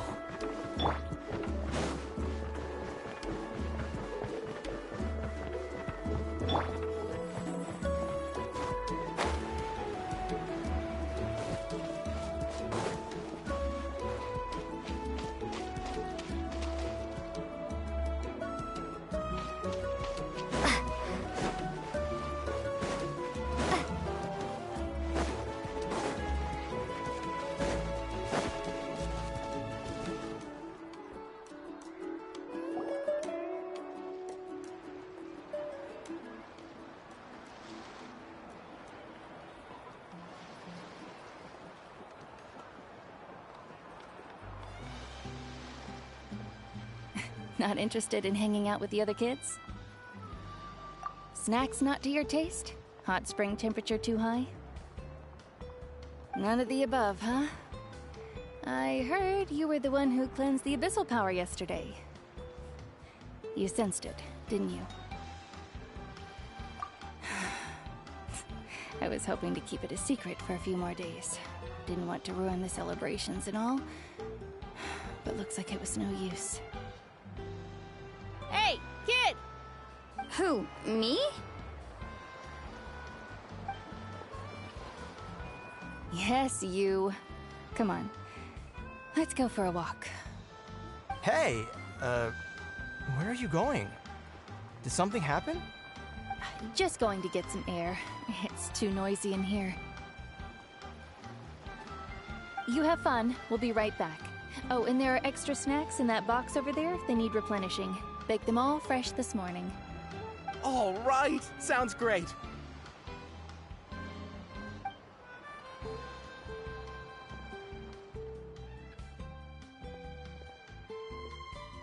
Mualani. Yeah? You've gotten so tall. You know that. Feels like just yesterday you were that rambunctious kid causing trouble all around the hot springs. It's like all that time passed in the blink of an eye. Tell me, how are your parents? They're away on business. Seriously, Atea, what's going on? You're acting strange. Traveler, did something happen? Both of you seem a little off today.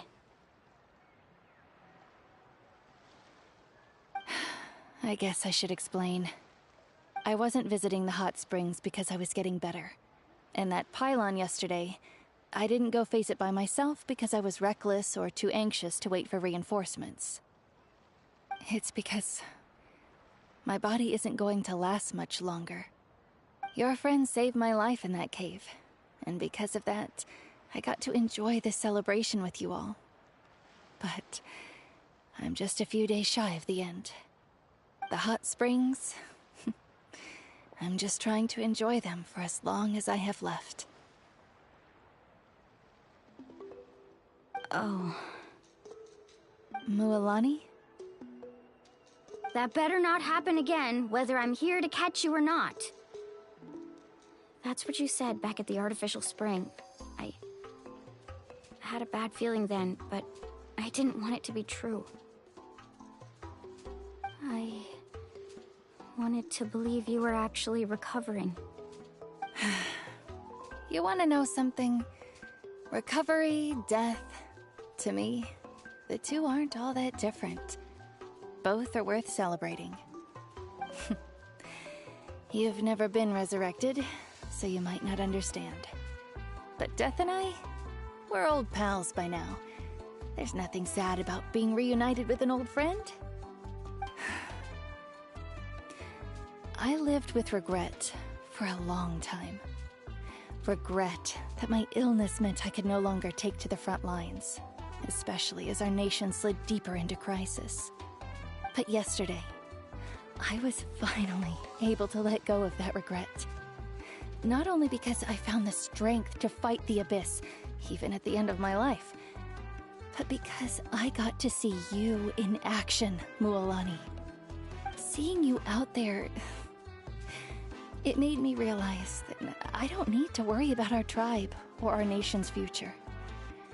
You have the capacity to bring us all together. Even if I was never injured, old age would still take me one day. But I've done what I needed to do. The future is in your hands now. Just remember, whether in life or death, I am always with you. I understand. Seems like you've given this a lot of thought, Atea. Thank you for telling me all this. I'll do everything in my power to protect our tribe, our nation, and live up to the example you set for me. Good.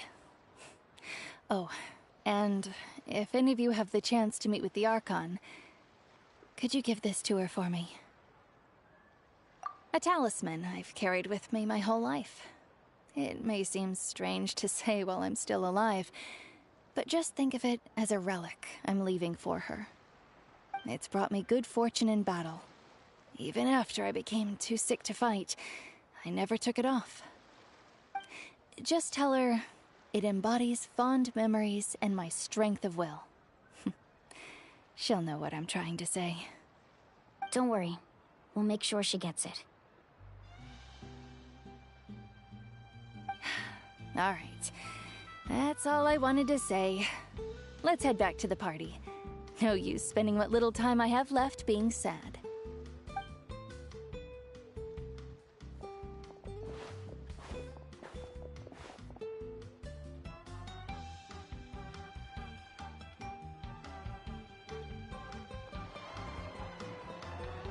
Traveler, Atea, Mualani! If you don't hurry up, there won't be any snacks left! Excuse me, what did I say about bathing in the hot springs on a full stomach? Hey, are you listening to me?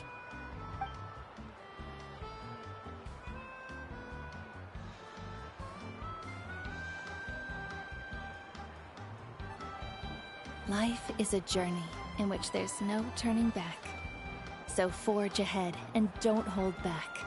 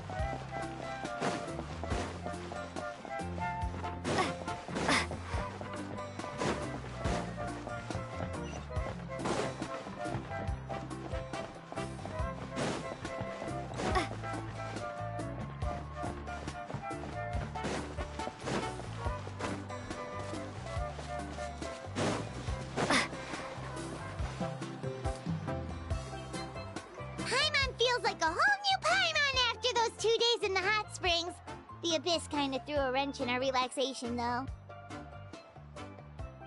Still, spending time here really has felt like a vacation. The Kaholasaurs are so nice and so fun to play with. Their bellies are super bouncy. Oh, and Atea's snacks were so delicious. She gave Paimon some for the road just this morning, actually.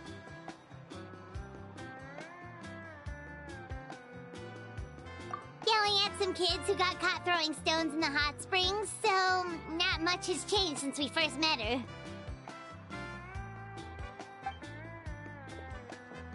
Hey, you guys. Sleep well last night? Yep, this area is so nice. Glad you like it. I was thinking of taking you guys out to do some sea fishing. Later tonight, we can eat whatever we catch. Fresh fish is absolutely delicious right off the grill. Hey, Mualani! Yeah? What do you need? The team sent out to fight in the Night Warden Wars has returned. And Kachina? Is she back as well? Kachina fell in battle. But don't worry, the team was victorious, so the Rite of Resurrection will be held in the stadium soon.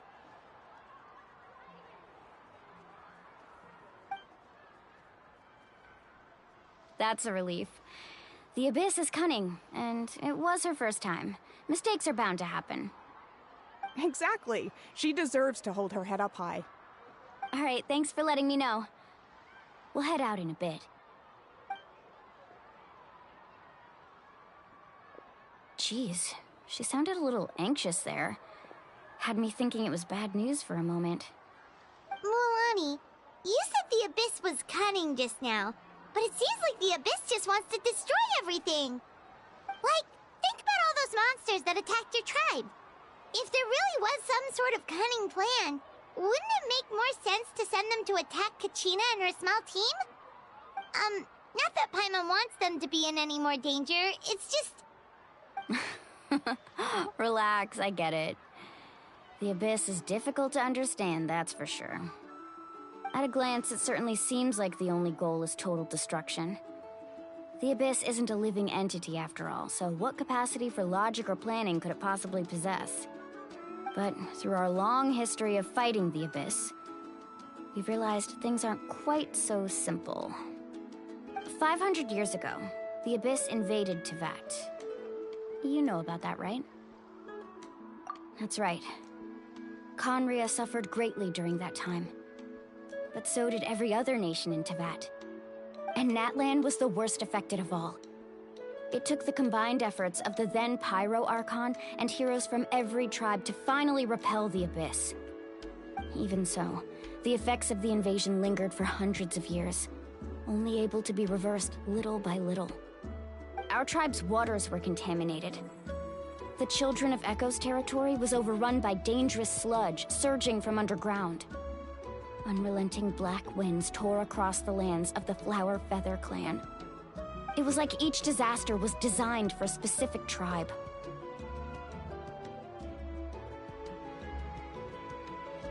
Exactly.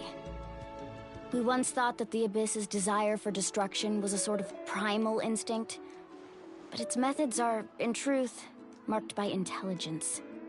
We now believe the Abyss has invaded the Night Kingdom, and has the capacity to read the memories of this land at any given moment. And that's how it became so dangerous and cunning, almost like it knows you inside and out. Yes, and that's why we've been unable to fully eradicate it, even after all this time. Luckily, the problems left behind by the Abyss have been successfully addressed by the various Pyro Archons we've had over the years. Now every tribe is prospering and things are looking up. I mean, just look at what we managed to do a few days ago. We totally fought them off.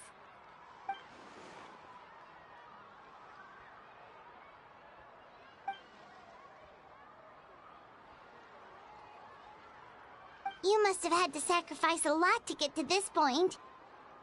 Every battle, every sacrifice is in pursuit of a future where we get to stop fighting. Responsibility, duty, unavoidable burden. Everyone in Natlan views the war differently. But I believe we will be rid of the Abyss one day. and the efforts of all who fought against them will become a story for the ages. To think that my name could survive in ballads passed down to future generations, it's kind of romantic. Everyone has something that drives them forward, you know?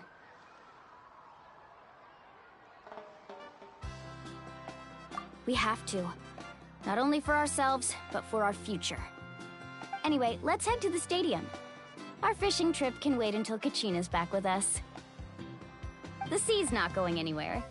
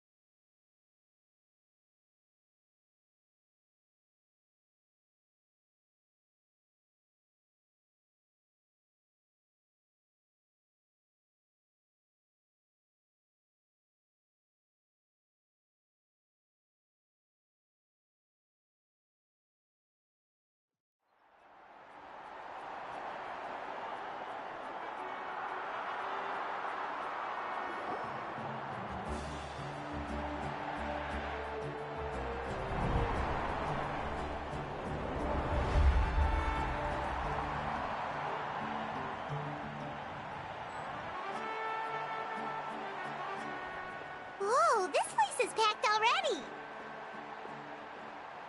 Of course. No one's gonna miss out on the chance to welcome our heroes back from battle. It's their moment of glory. Kachina's gonna be so flustered. She's never had this many eyes on her before.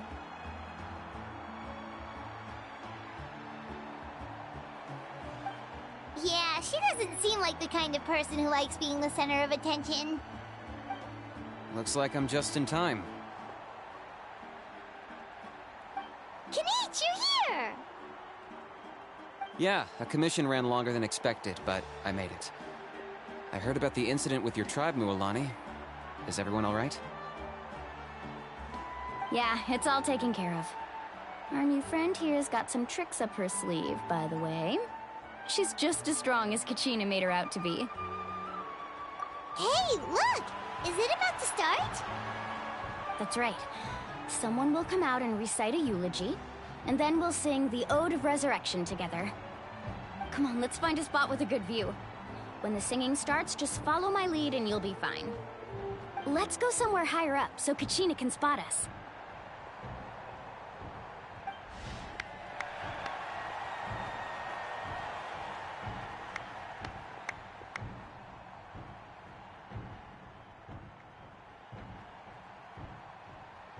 Warriors of Natlan, heed the call of life. We are the inheritors of memory and legend. Those who grew alongside sun and wind. Those who forged our own destiny and future. That is Natlan's fire, the lifeblood of our nation.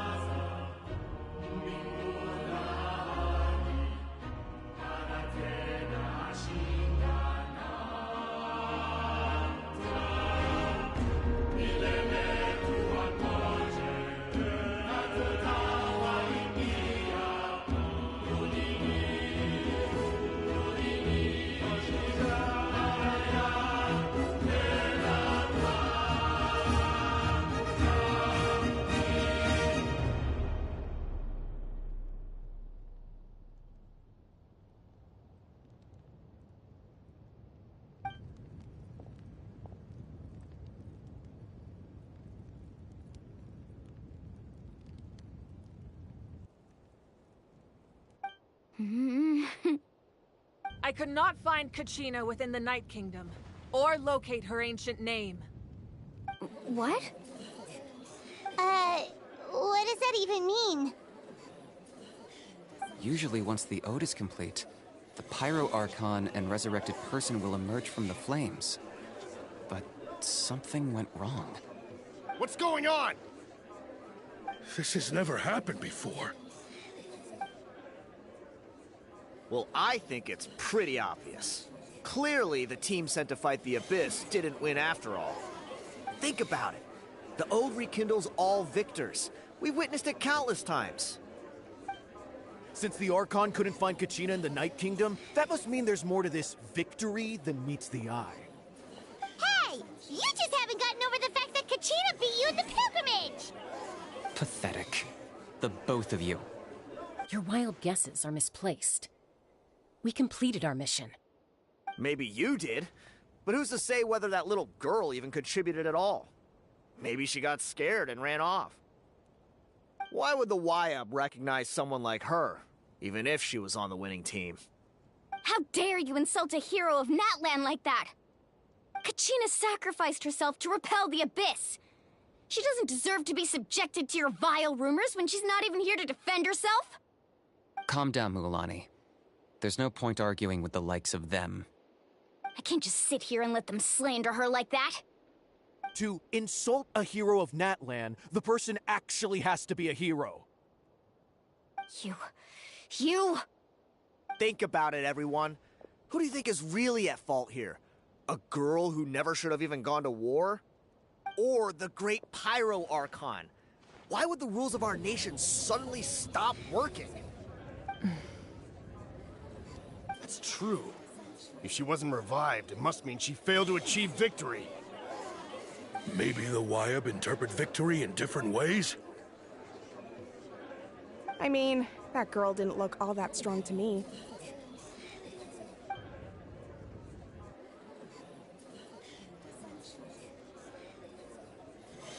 Kachina wouldn't have run! That's not like her at all!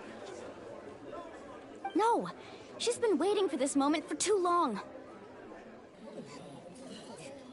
No matter how daunting the situation, no matter how scared she might feel, she's always the first person to stand up and face it head-on. We don't even know what happened, so don't you dare try to use this as an excuse to vent your anger or slander her reputation. Fine. We'll find out what happens soon enough. Then, we'll see who truly deserves glory. That's enough. There is no doubt about today's victory, or Kachina's part in it. She is a hero worthy of our admiration and celebration. However, the failure of today's ceremony is undeniable. Kachina has not been rekindled, and I offer you all my deepest apologies as I continue to investigate this matter. To prevent further casualties, I have decided to suspend the pilgrimage until this matter is resolved. What? No one is all-knowing. No one is infallible, not even myself. But doubt is a means by which we seek the truth, not a weapon we wield against others. I didn't mean it that way, Archon. I just... If there are things you wish to clarify, then ask me directly. Doubt my answer if you wish, but now's your chance. You have concerns? State them. No, of course not. Even though I have said nothing to change your mind, then it would seem the truth never mattered to you at all. That guy doesn't even have the courage to answer the Pyro Archon's question. So much for all that glory talk earlier. I have a question, Archon. My friend Kachina. Do you have any idea where she is? It's extremely important to me. I know you said you were investigating the situation, but I'm sorry, that's not enough. I've already shared everything I know. If you want to learn the truth and rescue your friends sooner, you should join the investigation. So, what do you say? Of course I'll join. In that case, come see me in the speaker's chamber. We should join them. Oh, and if it's not too much trouble, could you drop by as well, Traveler? I'd like to have a chat. Rest assured, everyone, I'll keep the tribal chiefs informed on the progress of the investigation. Once again, I apologize for the outcome of this ceremony. If there are no further questions, let's part for now. Did she just ask us to come along? I believe she did. Let's go. I'd like to know what's going on myself.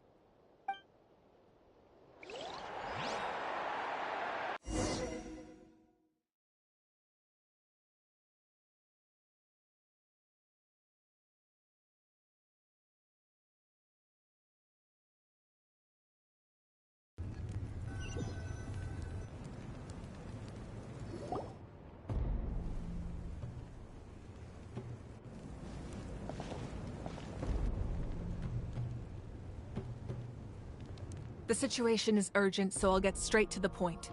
Kachina is undoubtedly a hero of Natlan, and I'm deeply sorry this happened to her. There's been unrest in the Night Kingdom, but I don't know what's causing it. As a result, I've been unable to track down her location. Until we find and address the cause of the unrest, the Ode of Resurrection will continue to be ineffective. And that means Kachina won't be able to come back? That's correct. Not until the problem with the Night Kingdom is resolved. How long will that take? It's hard to say. Kachina always dreamed of fighting the Abyss, of doing her part to defend Natlan. She wasn't afraid of death because she knew, if it came down to it, the Pyro Archon would be there to bring her back to life. Whenever we sat down together, exhausted from training, she would always hum the Ode of Resurrection. She was supposed to come back to us. We were supposed to hug her and celebrate with her and share her joy. We supported her every step of the way, but what are we supposed to do now? Sit peacefully and wait for her return? Lose ourselves in grief over her death? Tell me, are we her friends? Or her murderers? That's not fair, Mualani. It's all right. I understand your rage and your grief. Kachina's life means a great deal to me, Mualani. Believe me, I want to bring her back as soon as possible. I would give you that peace of mind if I could. But please, hear what I have to say so I can at least give you a broader picture of the issue we are now facing. Considering the recent attack on your tribe, I believe the Abyss has found a new means of undermining the rules of our nation. You mean... the Sacred Flame. The foundation of our resistance against the Abyss. If we continue to hold the pilgrimage and send teams to fight the Abyss, there will likely be more casualties.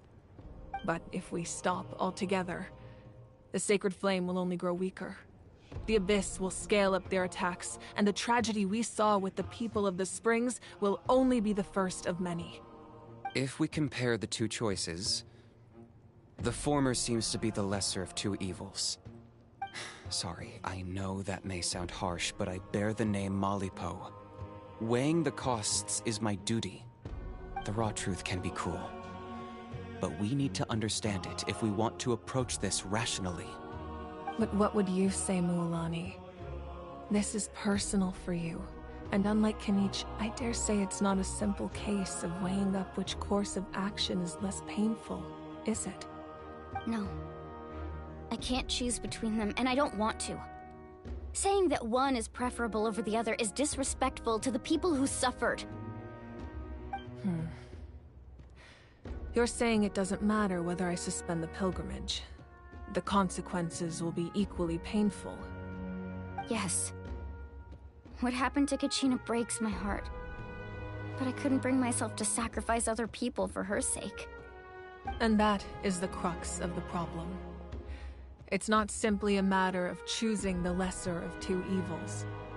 Either way, there will be people who suffer.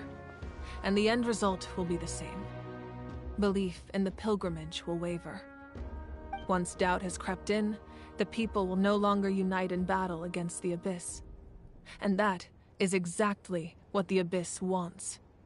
Their ultimate goal isn't to break the rules that make the Ode of Resurrection work.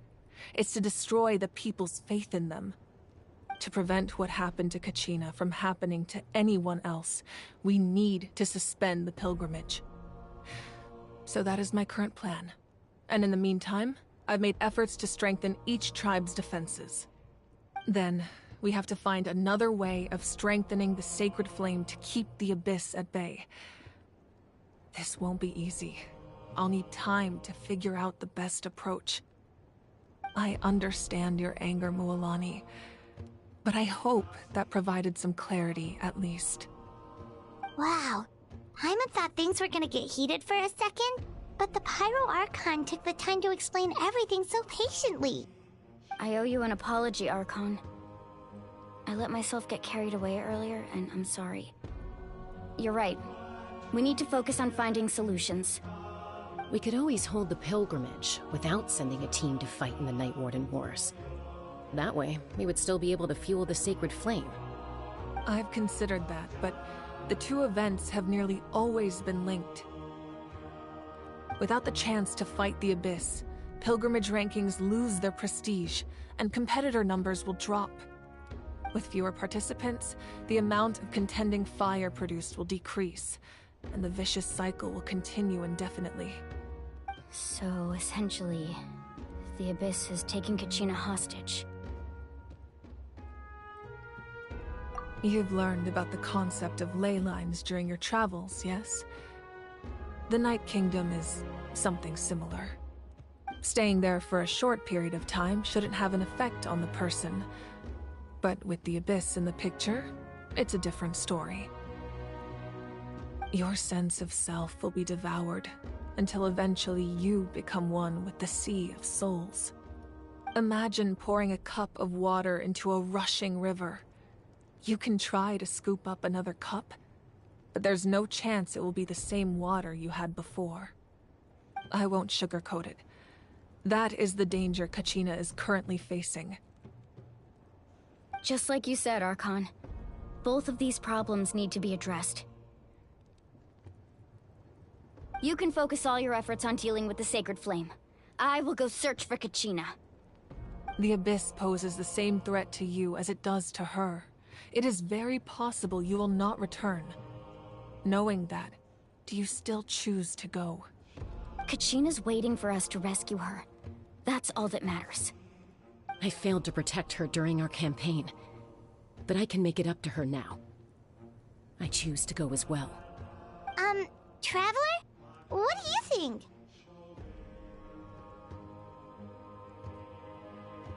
Understood. Then I'll support you in any way I can.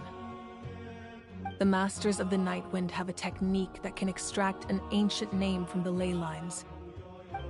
If we can find Kachina's ancient name, I can use the link between them to pinpoint her position within the Night Kingdom. Then comes the hard part. You need to visit the Night Kingdom in person and rescue her. But isn't the Night Kingdom a land of souls? Can we even go there? Under normal circumstances, only the consciousness can enter. But there is a way to go there in person. However, know that the Night Kingdom will attempt to repel you, and the Abyss certainly won't leave you be. That's fine by me. Same here. Fighting the Abyss is nothing new for me. So, Paimon's the only one who's scared? Well, if you're going, Traveler, Paimon's going too. Citlali of the Masters of the Nightwind once created an artifact that can be used to communicate with the Wyab. We call it the Spirit Speaker Stone. It was originally used as a ceremonial artifact wielded by the tribal chiefs, but that spiritual quality also means it can be used to search for an ancient name. That was the artifact I delivered to the Scions of the Canopy a few days ago. Didn't think I'd be hearing about it again so soon. Thank you so much for your help, everyone. Your thanks are unnecessary. I will offer you whatever aid I can, but your fellowship and courage are what will truly decide the success of this operation. Besides, you're the ones helping me. I can only focus on one thing at a time, after all. Traveler, I certainly didn't expect our first conversation to be so serious. I've heard all about your accomplishments. Ever since you arrived, I've been hoping to meet you and offer you Natlan's highest level of hospitality. Why? Why? Is that not what happened in the other nations you visited? Yeah, things were pretty complicated at the start. And, you know, in the middle. But our reputation's solid nowadays. That's more like it. After all, I've heard you're someone who transcends fate. Perhaps even more than you can imagine. But we can talk about that some other time. Ideally, this would be the perfect night for a drink and some musical ambiance. But there are important things to be done. Oh, I almost forgot. Atea was wounded in the fight against the Abyss. She wanted us to give this to you. It embodies fond memories and my strength of will. That's what she asked us to tell you. She said you'd know what that means. I didn't think this day would come so soon. The flames of her life force. I can feel them flowing within the talisman. If things were different, the two of us could have enjoyed the hot springs together while she gave this to me in person. We're supposed to be hot spring buddies after all. But don't worry. This talisman means a great deal to me. I'll take good care of it, and once this is all over, I'll pay Atea a visit.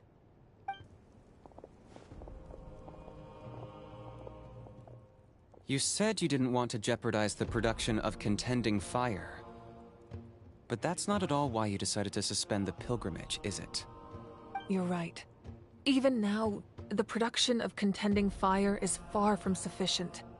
The gradual corrosion caused by the Abyss has resulted in a massive shortage of pyro energy, and we're currently at the breaking point. As things stand, the pilgrimage is a lost cause. Suspending it allows us to save our strength to defend the tribes. The Abyss has brought catastrophe to Natlan, and Kachina's disappearance in the Night Kingdom is a direct consequence of that. We can't let the general public know that.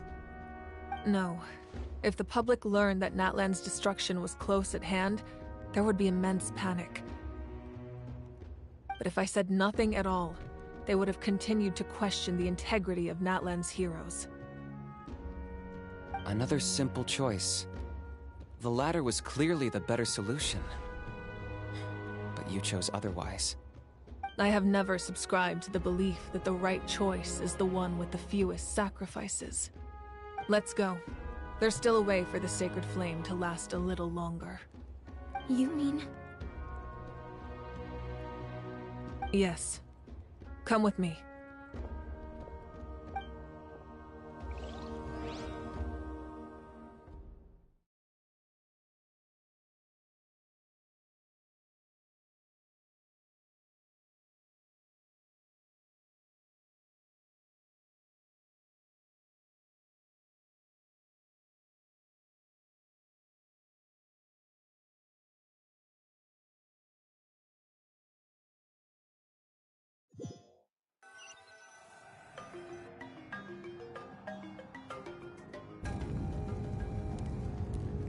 The sacred flame must never go out. Not only does it strike fear in the Abyss, but it's also the pillar of Natlan's stability. So until our heroes are ready, I will sacrifice my power to keep it burning. But that can only last so long. I think we should focus on the remaining ancient name-bearers. Don't let desperation cloud your judgment. Those chosen by the Wayab have already embarked on their destined path, It is for them to decide how that journey ends, not us. All we can do is support them. Even so, for you to make this sacrifice, it's not right. If not me, then who? No other is capable of sustaining the sacred flame. I possess great strength, but I'm not above my people. This is part of my duty.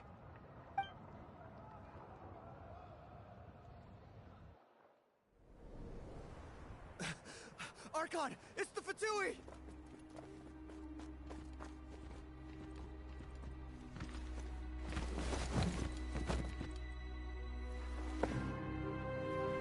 The Archon of Natlan.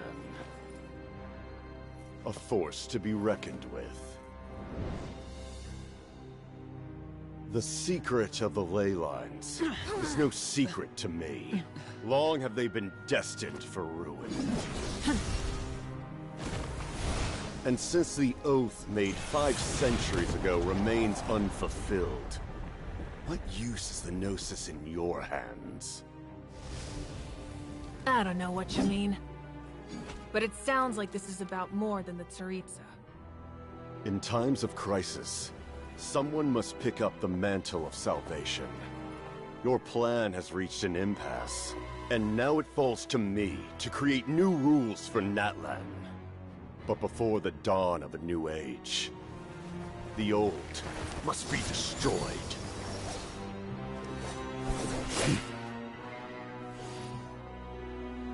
I assume that's the end of your speech? Good. People like us. Let our blades do the talking!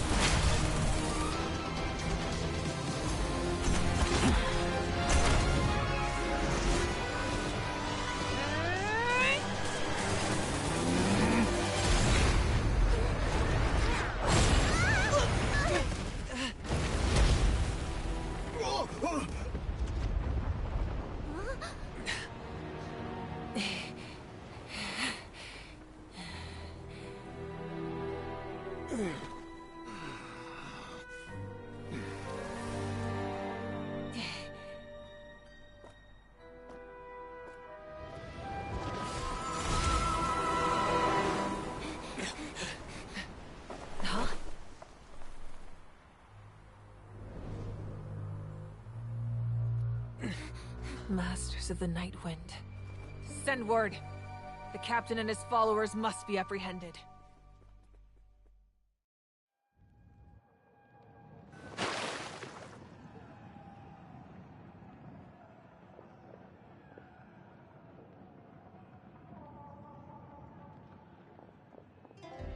Are you alright, Archon? He was a formidable opponent.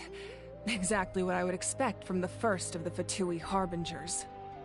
I never imagined someone could match you in combat. If the Tsaritsa sent him here, why would he bring up what happened 5 centuries ago? Yeah. And how much does he know about Natlan?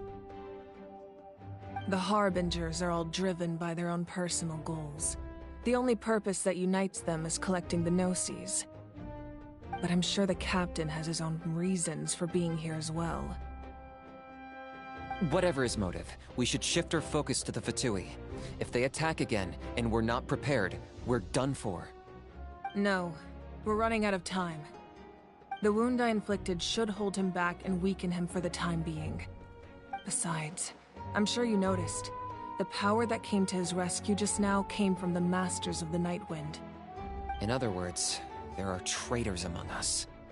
Not necessarily. This could prove to be a very valuable turn of events. When we exchanged final blows, I sensed an unusual presence within him. I'll need to investigate further. Kenichi, go to the Masters of the Nightwind and look into who could have aided the captain. Speak to Lali. She should know. Of course, I'll head out right now. Do you still intend to... Yes, but fear not.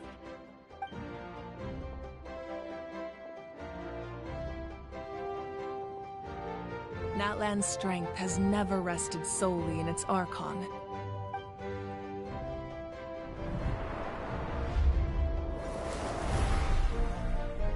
Together we foresaw the only path that leads to our nation's future. We must trust in that vision now.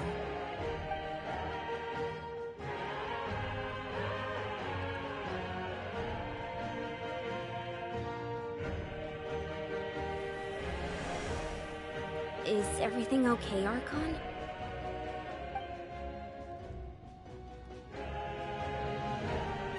Completely fine. Just lamenting the fact that I never got a picture when I could still turn my hair into flames. Too late now. I just hope the others have a safe journey.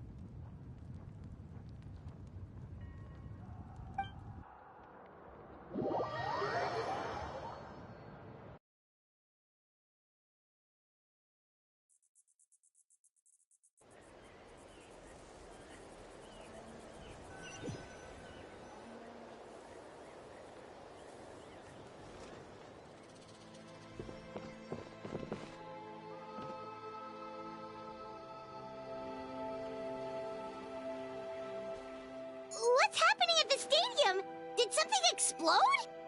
It feels like the Archon unleashed her power. She must be fighting a formidable opponent. Should we go back and check what's going on? Have faith in the Archon. She wouldn't lose in a one-on-one confrontation. Once we find Kachina's ancient name, we'll head right back. Okay, let's just keep climbing. Paimon really hopes nothing goes wrong.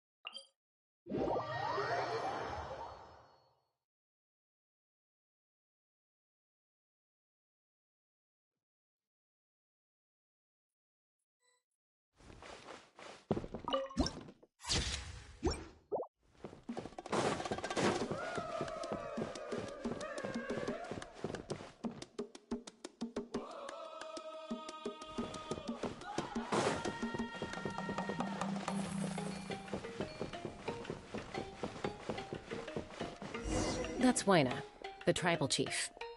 Let's head over to him.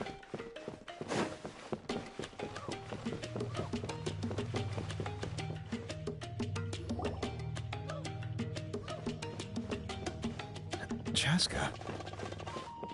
Nice to see you again, Waina. I'm afraid we don't have time for pleasantries, so I'll get right to it. We're here for the Spirit Speaker Stone. Whoa, hold on a second. At least tell me why you need it first. My friend Kachina is trapped within the Night Kingdom. We need the stone to find her ancient name and rescue her. Rescue her? From the Night Kingdom? That's right. I'm sorry, but someone needs to tell you what you don't want to hear. Going there, a mature warrior would never make such a foolish decision.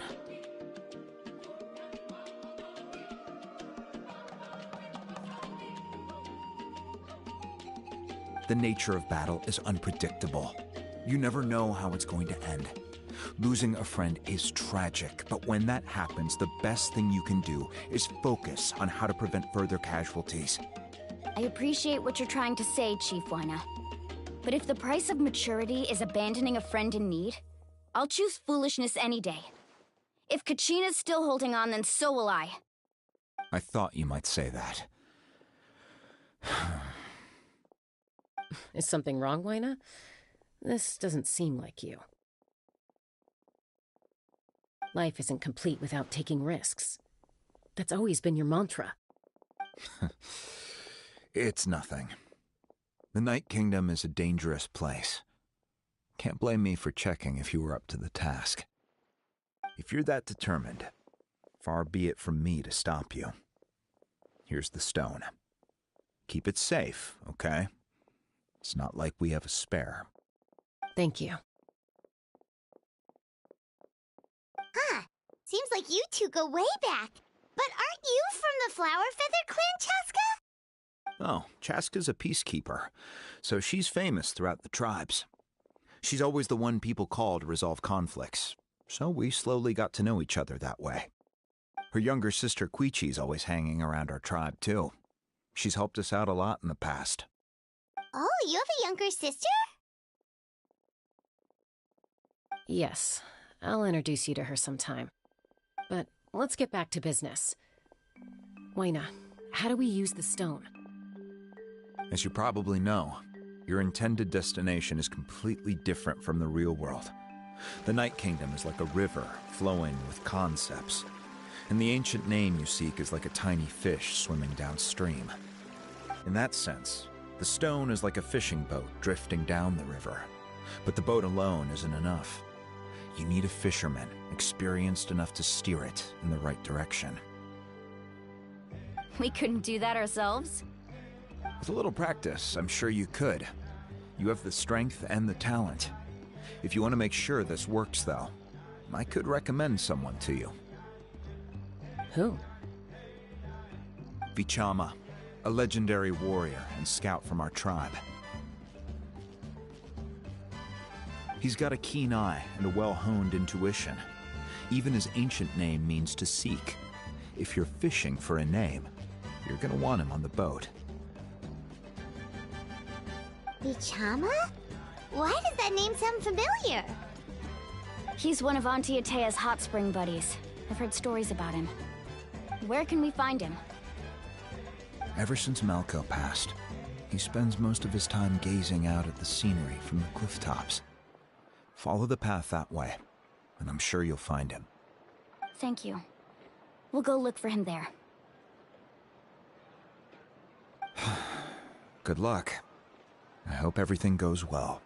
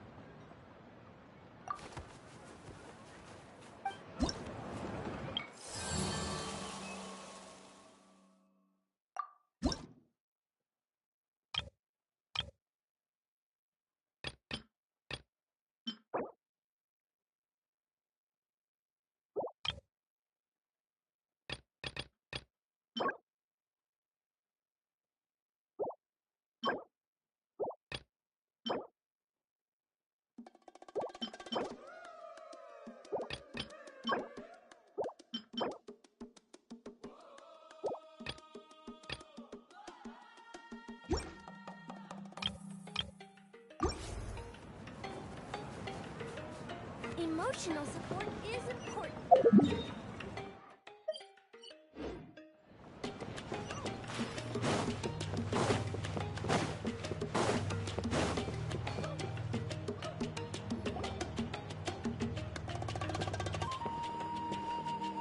Someone admiring the scenery from the cliff tops. Ah! That must be him! Hello there, are you Vichama? That's me. Did you need something?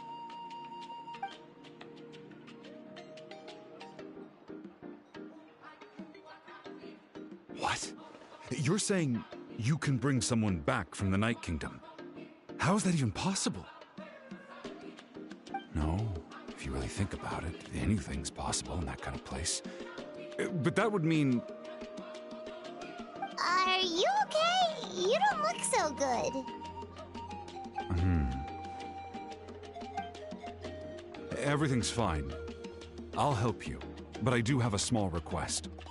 After I help you find Kachina's ancient name, I want to use the stone to look for my friends as well. Your friend? Oh, Wina mentioned someone named Malco. Is that who you're talking about? Yes, but I'd rather not get into it if it's all the same to you. That's not a problem. We agree to your request. Yeah. Since you're helping us find Kachina's ancient name, it's only right that we return the favor. Then we're agreed. Can I have a look at the stone?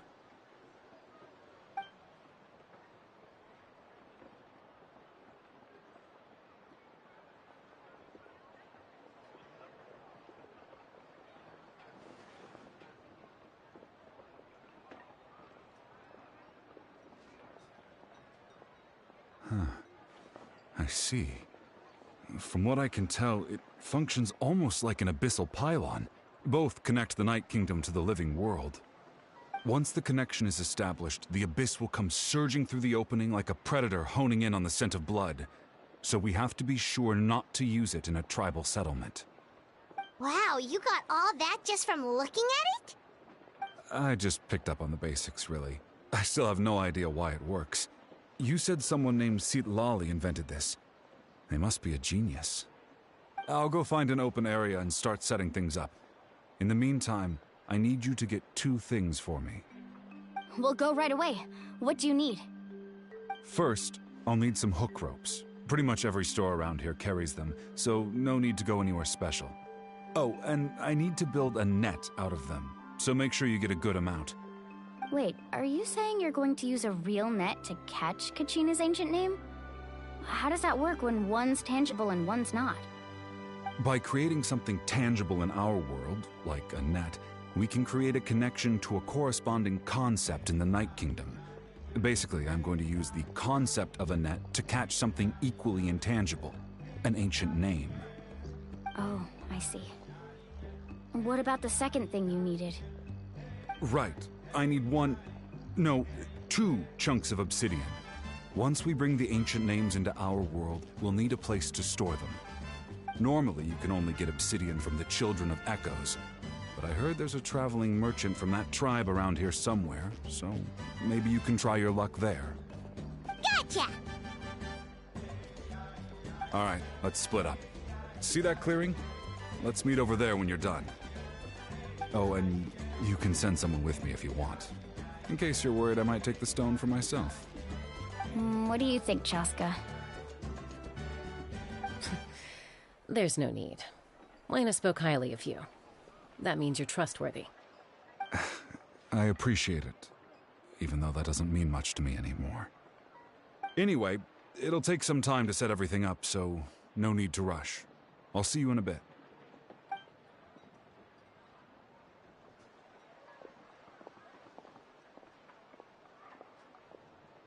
What an odd guy. He seemed so defeated, but also really invested in the stone at the same time. I don't have any more insight than you, Paimon. Let's just focus on the preparations for now. Hang on, Kachina. We're coming for you.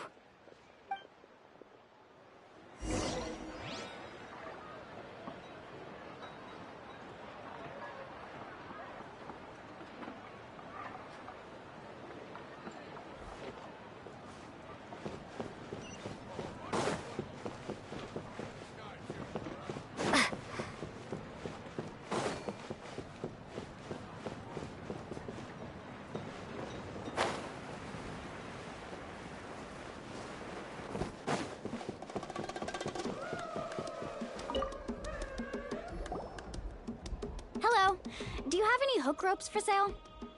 Hook ropes? As in rock climbing equipment? Yes. How much for your whole stock? Oh, the whole thing? Let me see. That would be 30,000 mora in total. Deal? Deal. Wait, really? What, you want me to drive down the price?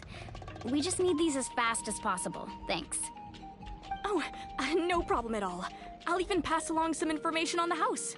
These ropes are usually used by rock climbing enthusiasts. If you want to learn, Roka's the person you want to ask. All right, that's everything. Here you go. Now we need the obsidian. Let's go talk to the traveling merchant Vichama mentioned.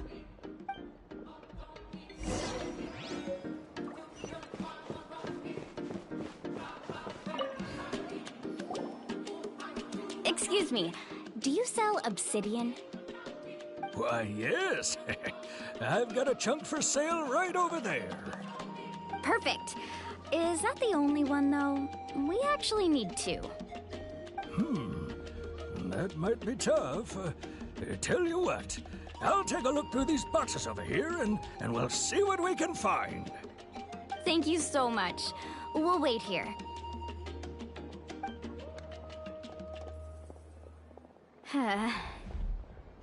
Relax.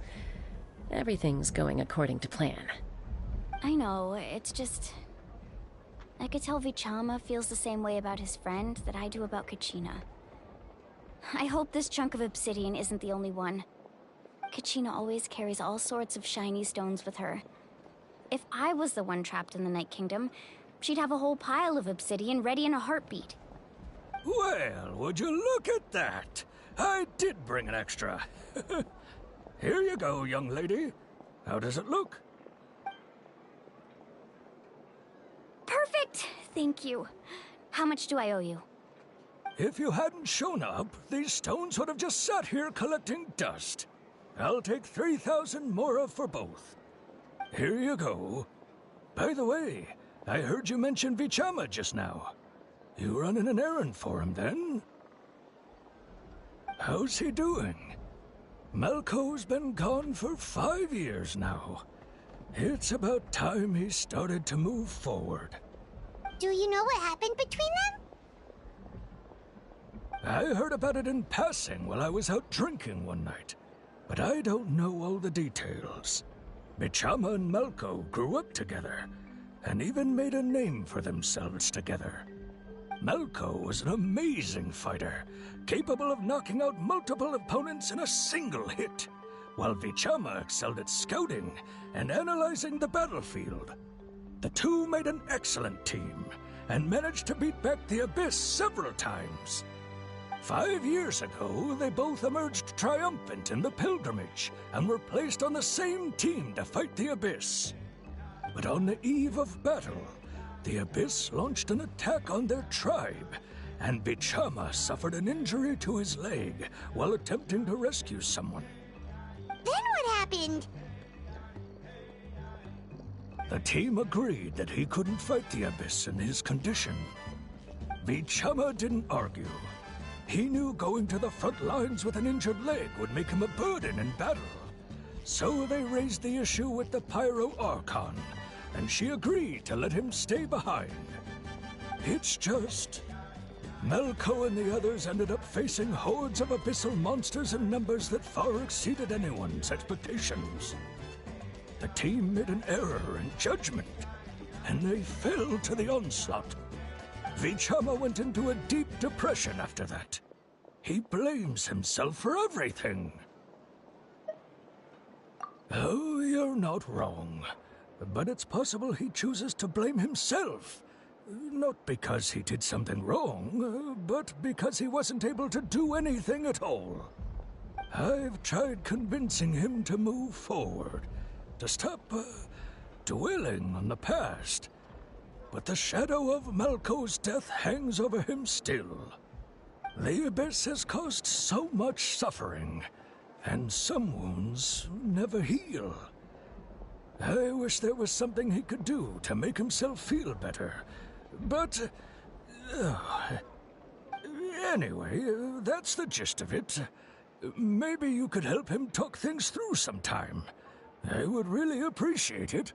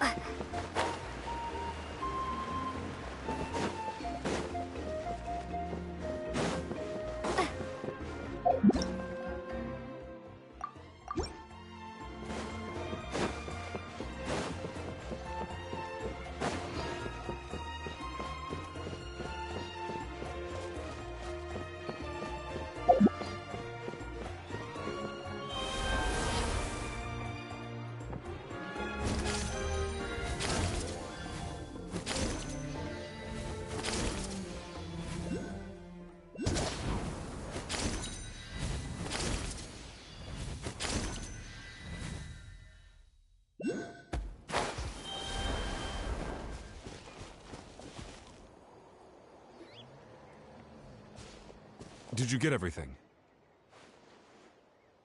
Yep, it's all here. When do we start? I've made all the necessary adjustments, so we're good to go. As agreed, I'll help you find Kachina's ancient name, and then you return the favor.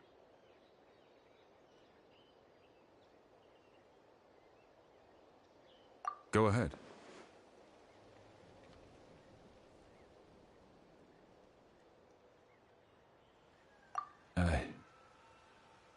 Yes. After Malko fell, I scoured the battlefield to see what happened. It turned out he wasn't bested by some impossibly powerful foe. He was dragged to his grave by the sheer number of enemies. If I had been there, I would have been able to sense the danger. I could have warned them not to advance. I've always blamed myself for what happened. But when you told me about Kachina, I realized there's a chance Malko might also be alive, fighting for survival in the Night Kingdom. But that happened several years ago, right? The Pyro Archon said all life within the Night Kingdom eventually becomes one with the Sea of Souls. There might not be much hope, but I still have to try. Malko and I promised each other, even if we never managed to root out the Abyss for good, we would fight together until the end. All right, let's get to it. I'll start searching for the conceptualized version of Kachina's ancient name. If you see any fragments scattered around the area, please collect them.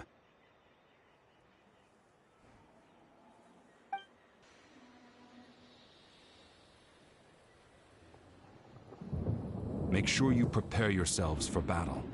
As I said, the stone will link the mortal realm to the Night Kingdom. The Abyss will likely emerge in response. Look at that golden thing! It must be one of those fragments Vichama mentioned. Let's get closer!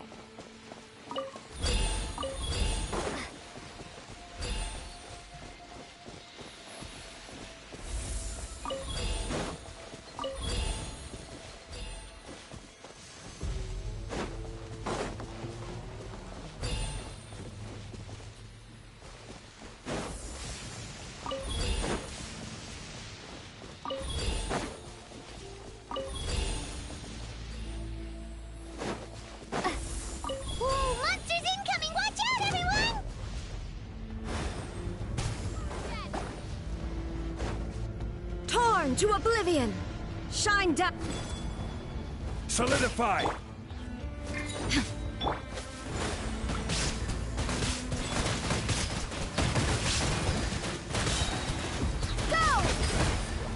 Wipe out! The wind rises. How irritating.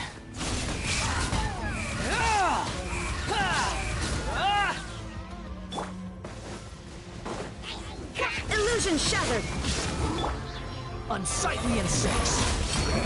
Squall fury.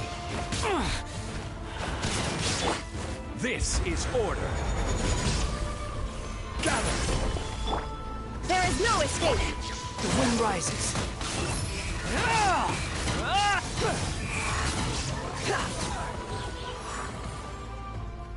How much longer, Vichama? Not long. We're getting close.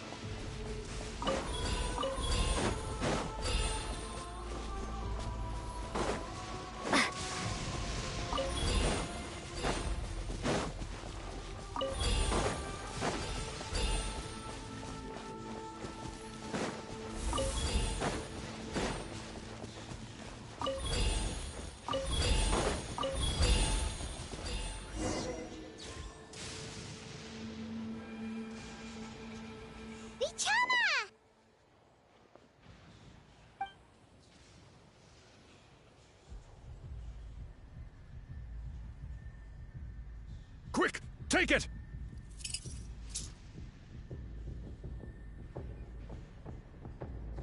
I found Kachina's ancient name. Hang in there, Malko. Just a little longer. Something's not right. The power of the Abyss is getting stronger.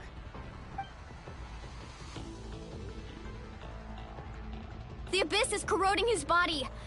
Vichama, you can't keep going. You'll die. I should have died 5 years ago. I just need a little more time. Please, I'm almost there. Thank you.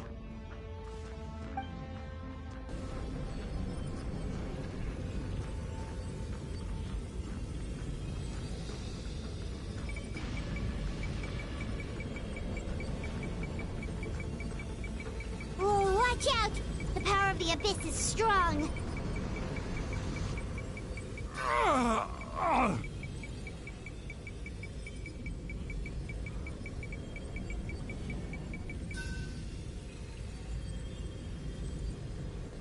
This power.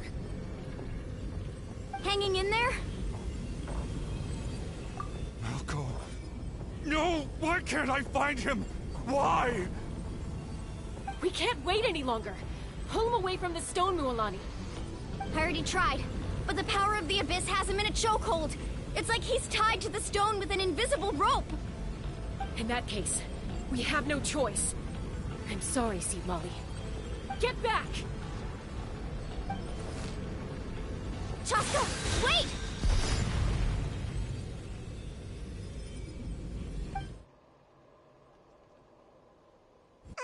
Ouch! What happened just now? It looked like the Spirit Speaker's stone was... The stone's power was spiraling out of control. The only way to stop it was to destroy it. You were all caught in the shockwave of the explosion. You might feel dizzy for a while, but that's normal. Give us a heads up next time, will you? You're lucky we managed to dodge it in time. I thought I said to get back. Yeah, barely a second before you made it go poof. Not everyone has your reflexes, Chaska. We were this close to getting dragged into the explosion. Okay, I'll be more careful next time. At least Kachina's ancient name is still in one piece. Wait, where's Vichama? Vichama! Vichama! I couldn't find Malko's ancient name. It must be completely gone by now. Once your ancient name disappears, there's no coming back. From the very beginning, I knew there was a slim chance, but still. And now... it's too late to save him. From the minute he left that day, it was already too late. Vichama.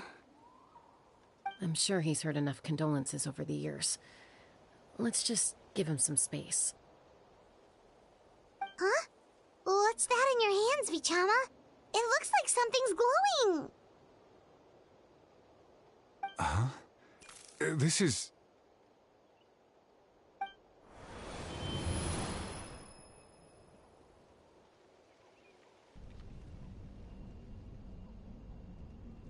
Hey, Malco. Got any strength left? Not enough to swing a sword, but to say a few last words? Sure. Too bad. No one will get to hear them. I never thought I'd actually die on this mission. Not that I'm afraid to die. It's just... hard. Thinking about my mom's face when she hears the news. Guess I have something to be thankful for then. My parents died a long time ago. They won't have to mourn me.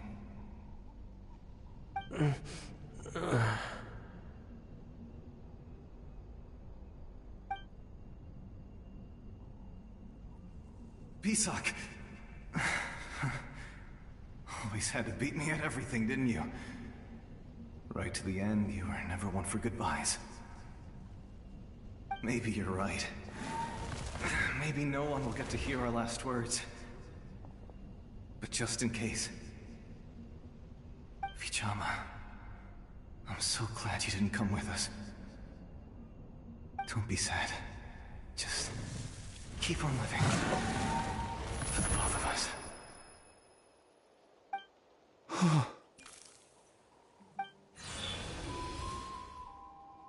Was that a memory?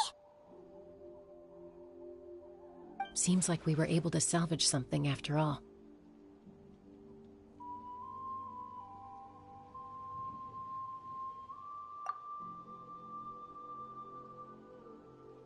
Of course. Seeing him, hearing his voice again, it makes me unbelievably happy. But it also brings with it an even deeper pain. A deeper pain? Why? Malco was always the type to put on a brave face. But in that memory just now, his hands were shaking, and his smile was forced. For all these years, I regretted not being able to fight alongside him to the end. And now I know, at the end of his life, he was thinking the same thing. Vichama. I'm fine. Actually, I heard Chief Wina wasn't really on board with your plan to go to the Night Kingdom. When you asked for my help, I hesitated too. I knew helping you find your friend's ancient name meant leading you one step closer to danger. But I also understood why you had to try. Everyone has regrets in life, but not everyone gets the chance to make up for them. Once allowed to fester, guilt strips us of our most valuable qualities as warriors. In that sense, we might as well choose the braver path from the very beginning.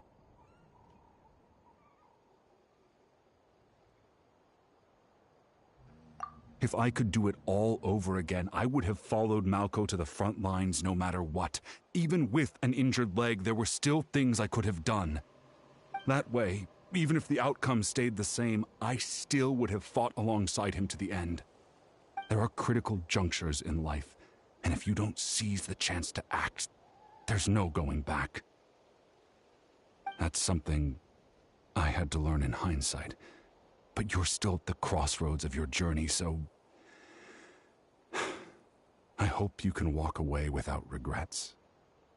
Thank you, Vichama. I feel even more determined now. Kachina will come back to us.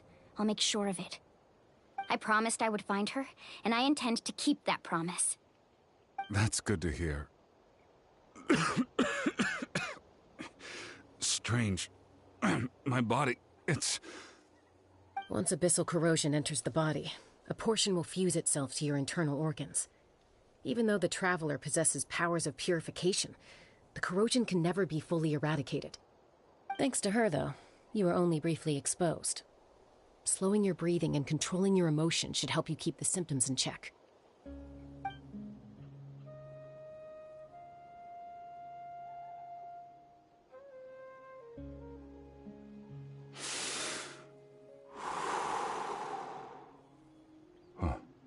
That does make me feel better. You seem very knowledgeable about all this. Just speaking from experience, that's all. Anyway, we've recovered Kachina's ancient name, so we're off to a great start. Let's get Vichama back to his tribe and tell Wyneth the good news. Oh, and apologize for destroying the Spirit Speaker Stone. We had no choice, though, so he'll probably understand. Right?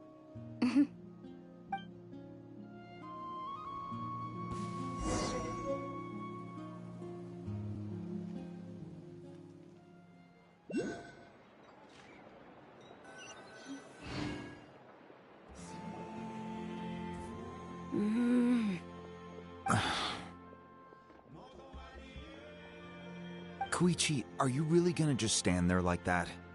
I don't know what you want from me. I think you know exactly what I'm trying to say, Uncle Wyna. I can hear it in your voice. Honestly, it's just one thing after another with you two. They're back. Koichi? What are you doing here? Don't play dumb with your own sister. You know exactly why I'm here. My apologies, everyone. I just need to borrow Chaska for a few minutes. You come with me.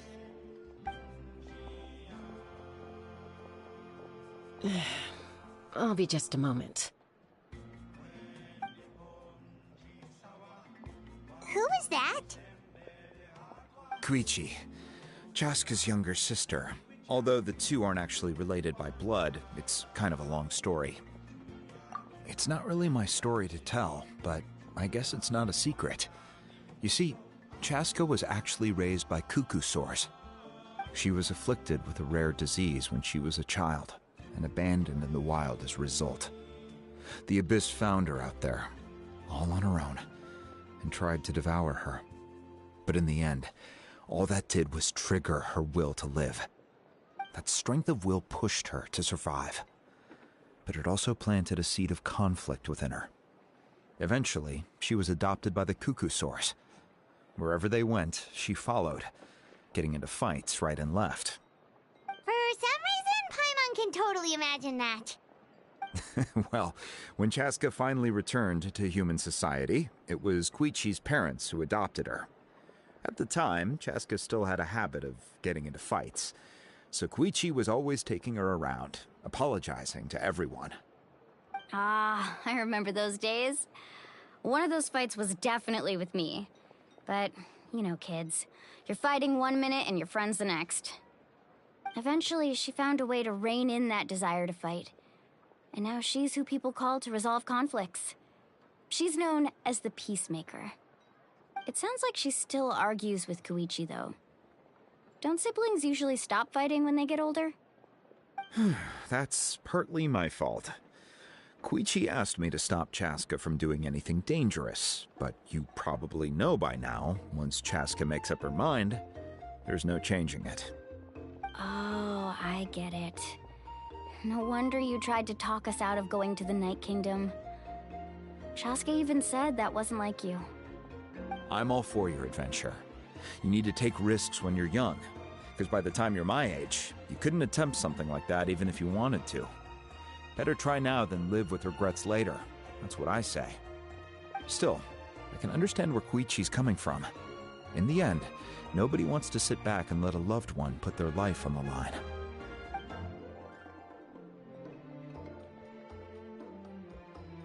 All right, it's just the two of us now. You have 1 minute to explain yourself. I don't have anything to say. You don't have to approve, but you should know I only do what's necessary. That attitude is exactly the problem. It's like you don't care. You try to sneak off to the Night Kingdom behind my back and then play it down as if it's just a trip abroad. Well, technically I am going abroad, right? Again with the excuses! We agreed, didn't we? There are 4 levels of danger. If it's not something urgent, you can only engage in level 2 danger and below. You can only go up to level 3 if a situation is so dire there's absolutely no alternative. But a trip to the Night Kingdom? If that's not a level 4, I don't know what is. And you were just going to sneak into the place without saying anything. What do you mean, sneak into the place? I always planned on walking in there with my head held high. You bought off Uncle Wina, didn't you? He promised me he'd stop you from doing anything dangerous. Oh, it's like he didn't even try. You feel like he went back on his word. What if I told you my mind was made up, and there was nothing he could have done? Not even by force. Oh, I knew it! So he did try to say something, but you didn't listen. This is important. If you were in my shoes, you'd make the same decision. You don't know that? I'm a doctor, and I handle logistics. If you're going to waltz into a dangerous situation where you could lose control at any moment, it's my duty to say something. All right, whatever. Anything else? What do you mean, anything else? Why don't you reflect on what you've done and promise me you'll stay put? Time out. Is this one of our normal arguments or a serious one? Chaska, does it sound like I'm joking? Then, you need to know something. What happened to Kachina was partially my fault. I can't leave her there to die. That's not who I am. But the person you become when you lose control, that's also not who you are. That's a different issue. You said it yourself. A person is only as good as their morals. If I want to live in Natlan, I need to display qualities that make me worthy of this nation. I've also told you that managing your condition is equally important. Sometimes you have to make sacrifices. All right, let's stop this here. If we keep going, I might actually have to get serious. And I think Wina prefers his roof attached to his house. Is that a threat? That sounds like a threat to me. Koichi! Younger sisters are supposed to listen to their elders. So, you're really going to go, no matter what I say? I'm supposed to be your sister. Then support me. I'll be back. All you have to do is wait. Chaska. So, that's it. Why'd you have to turn out to be so darn annoying?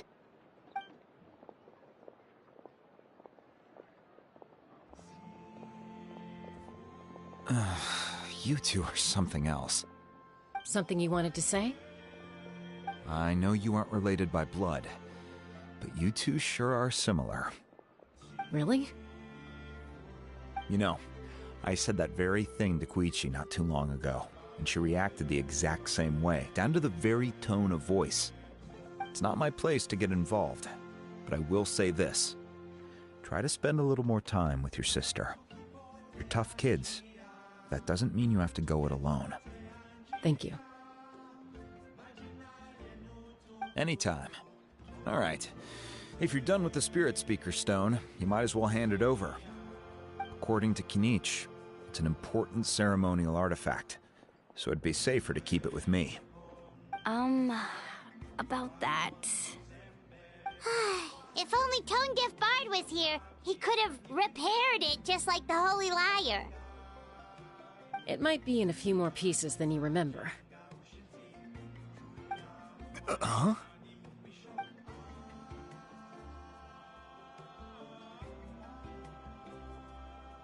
I see.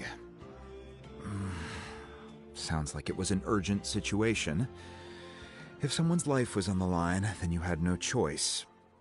Still, Citlali's going to be a nightmare to deal with now that you've broken her stuff.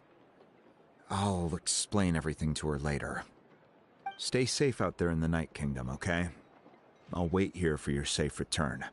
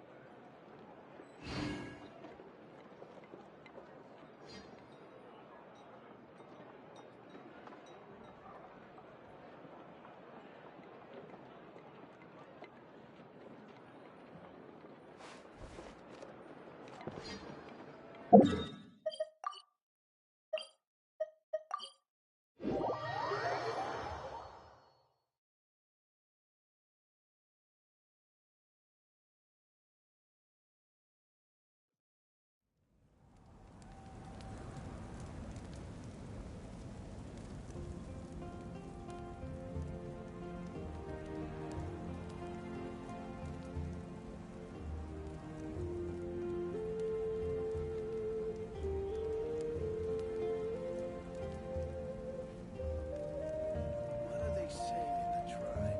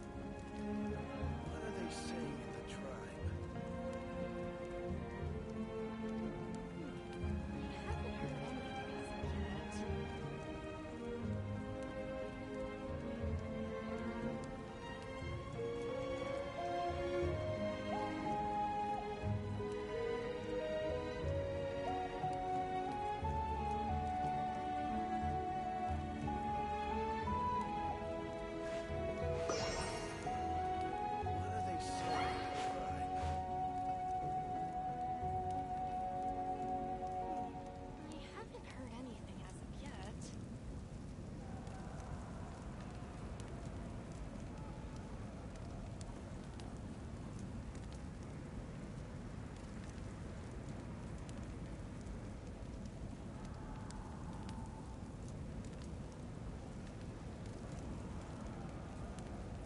What are they saying in the tribe? I haven't heard anything as of yet.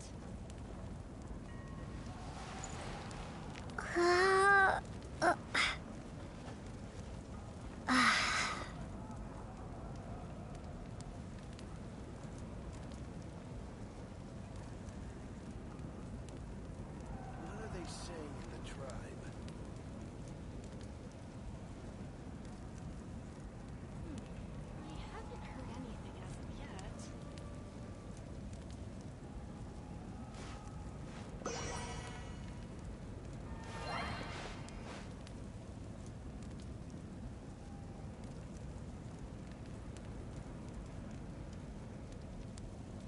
What are they saying in the tribe?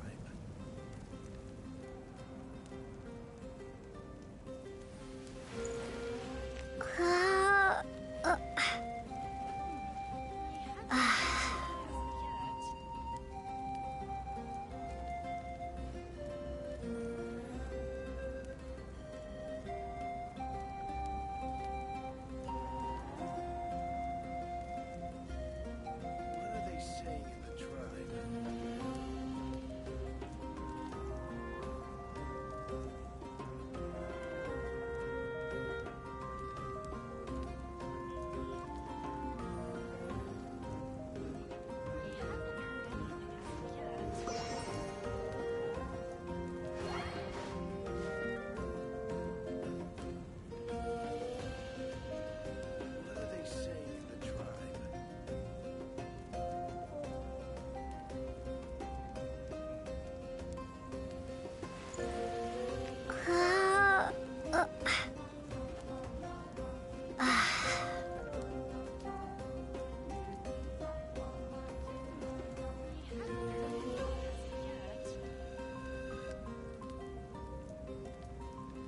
What are they saying in the tribe?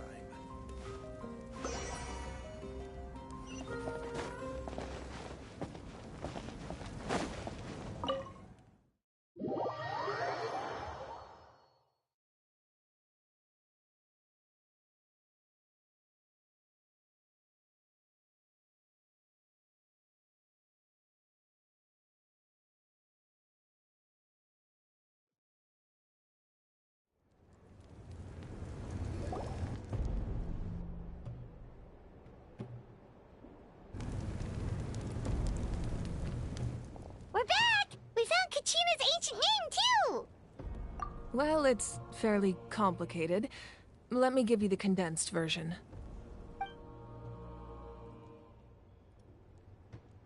The Fatui again? We can't go anywhere without them causing trouble. But what if the Fatui finds out you've lost your power? Won't they try to take advantage of the situation? That's why it has to be our little secret. No one else can know, or we're asking for trouble. Look, I wish I could offer you some sort of consolation, but I won't lie to you. With multiple factions closing in, there's nothing comforting about the situation we're facing. Still, all you need to do is focus on your goal. You can leave the complicated matters to me. I can also step in on the Pyro Archon's behalf. There's a limit to what I can accomplish, but I'll help you however I can. There's no need to be so modest, Yan-san. Your incredible strength has long been a well-known fact. You're the pride of your tribe. Archon, I'm sorry about before. You have so much on your plate, so much that you have to worry about. But all I could do was focus on my own feelings. You have nothing to be sorry about. We all get overwhelmed by our emotions, myself included. Your reaction to Kachina's disappearance, I understand that feeling very well. Well, now that we have Kachina's ancient name, let's go track her down. Follow me.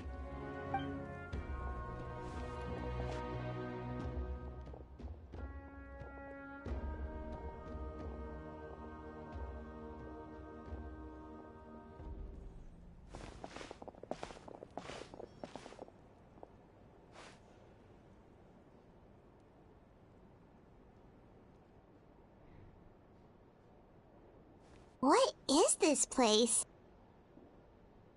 Hey, isn't that Atea's talisman? Good eye. This is where I store all the various mementos I've collected. Whoa. I've never seen this place before. There's so many things in here. It looks like there are items from every tribe. Collecting them must have taken a lot of effort.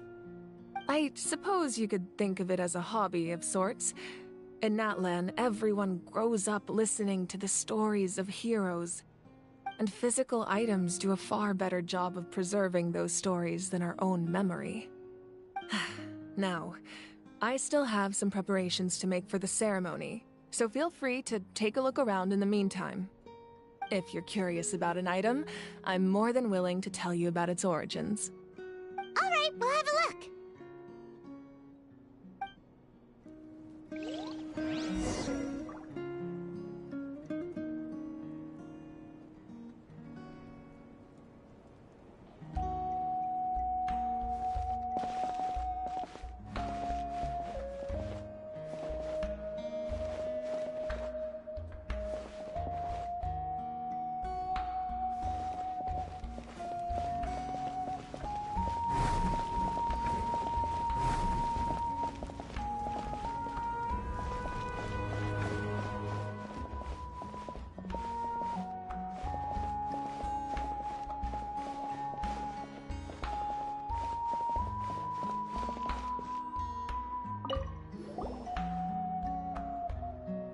Whoa, this weapon is huge! Which tribe did it belong to? Ah, that weapon belonged to Tenoch, a hero from 500 years ago. Strictly speaking, he didn't belong to any single tribe. That's because even before the disaster with the Abyss broke out, he had already been exiled. Exiled? It was a punishment imposed out of necessity, but he accepted it all the same. He believed it was what he deserved. When the Abyss attacked, the tribes found themselves in urgent need of a powerful figure to lead them into the battle, and there was no one more courageous or resolute than him. He united the 6 tribes and accomplished great feats throughout the war. Ultimately, he perished, and because he had already lost his ancient name, the Ode of Resurrection was unable to bring him back.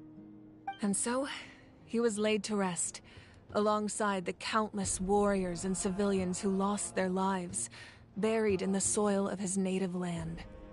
Wow. He sounds like a true hero. Indeed. Even now, his story is told throughout the land.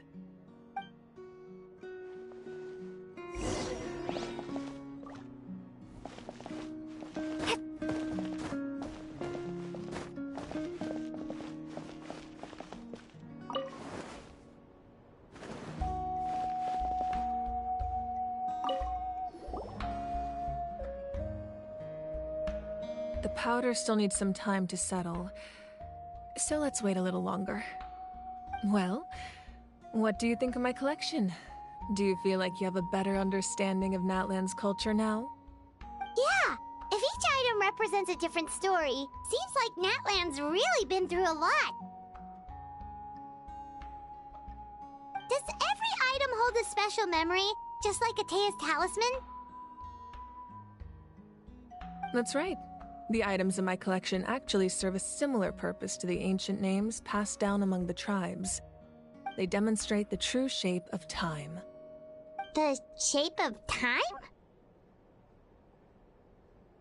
Most people perceive time as a linear concept, almost like a straight line that can only move forward. We cannot change the past or predict the future. But there's also a different theory, one that I believe to be closer to the truth. Namely, that the past, present, and future all exist at once. At once? Paimon's not sure she understands. Let's say your journey ended right now. Thinking back on your experience in each nation, which one would you say was the most important?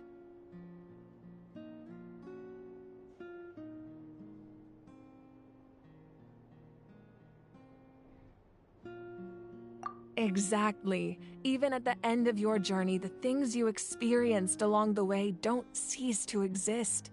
They become part of who you are. Take out a portion of that journey, and you would likely make very different decisions, and eventually arrive at a very different destination. The future is the same way. It exists even though it has yet to come to pass. We just lack the means to perceive it. Of course, there are those with the power to foresee the future. They simply call it by a different name. Fate. You're quite familiar with that concept, I would imagine. That does kinda make sense. The future hasn't happened, but already exists. Humanity excels at living in the present, but too often we forget the past and neglect the future.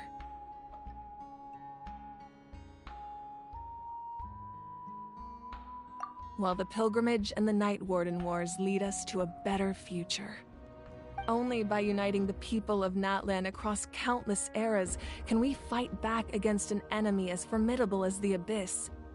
To come up with such a set of rules, the first Pyro Archon must have possessed a level of insight I can only imagine.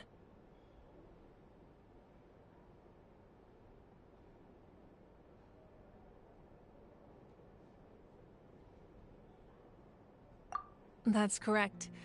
At first, he was a mortal man with no special power. After he ascended to the divine throne, he used it to borrow power from the heavens and establish the rules of Natlan. Namely, a framework through which ordinary people can ascend to Archonhood. By holding the pilgrimage, we're able to determine the strongest among us. And when that person ascends to the divine throne, their inner flame will awaken. In addition, the sacred flame will grant them significant knowledge and memory of this land. After all, that's how I came to know everything I just told you. So, it all comes down to the power of the divine throne and the rules. Wait, is that a family portrait? Yes, that's my mother, father, younger sister, and the little saurians we raised. I turned a piece of my dad's leather armor into a canvas and commissioned a famous artist to paint our likeness. Your sister is so cute! It looks like the two of you are really close. Paimon was having a hard time thinking of an Archon as an ordinary person, but seeing this portrait, It kind of makes sense now. It really doesn't look like there was anything special about you before. Oh, wait, is Paimon allowed to say that? A little late for that question, don't you think? Sorry! Paimon's so sorry! Paimon's mouth works faster than her brain sometimes. It's alright. I'd never get upset over something like that. No matter what others may say, my past is a precious part of my identity. I'm forever proud of the life I used to lead. Becoming the Archon doesn't mean you sever ties with your family. The position just comes with a lot of responsibilities, so it impacts how often you get to see them. My father made the most delicious stew, so my sister would often bring me a large pot of his cooking, and we would sit on a blanket and eat it together. One time, we didn't close the door securely, and the Saurians who were raising ran into the room and knocked over the entire pot. My sister immediately burst into tears. The two troublemakers were going for the meat, but when they saw my sister's distress, they froze on the spot. I still remember the way they laid there, sulking like a pair of children, even after making such a mess. It was frustrating, but in the end, all I could do was comfort my sister and move on. Wow.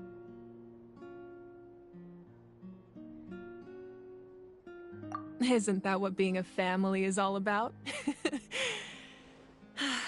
I think about that story a lot, actually. As the Archon, I made a vow to defend this nation, and experiences like that, they remind me exactly what I'm trying to protect. Well, what happened after that? This portrait looks pretty old. Your sister must be all grown up by now, right? I believe she ended up working as an architect and artist. She built many houses and crafted many beautiful works of art. Anyway, that's enough about me. Now that the powder is settled, we can begin. Ian-san, Mulani, Chaska, over here, please. Place the ancient name up there, and then we'll begin.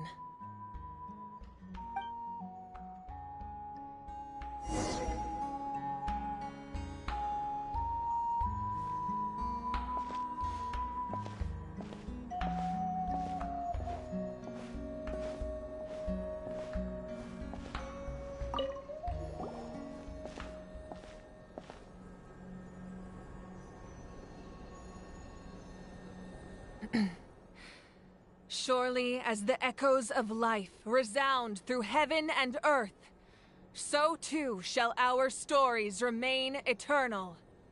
Ancient name, take us to your fated bearer. Allow her to answer our call.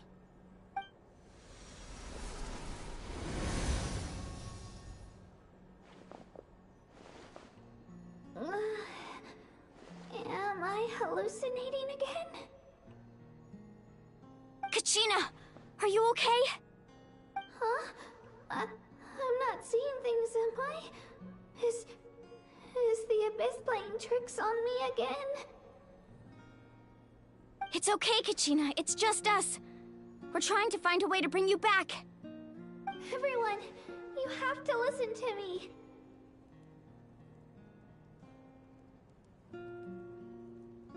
I've been investigating the Night Kingdom this entire time, and I figured out what's wrong. The Wyab is being affected by the Abyss. I was waiting for the Wyab to send me back, but then this really strong monster came in and it almost killed me.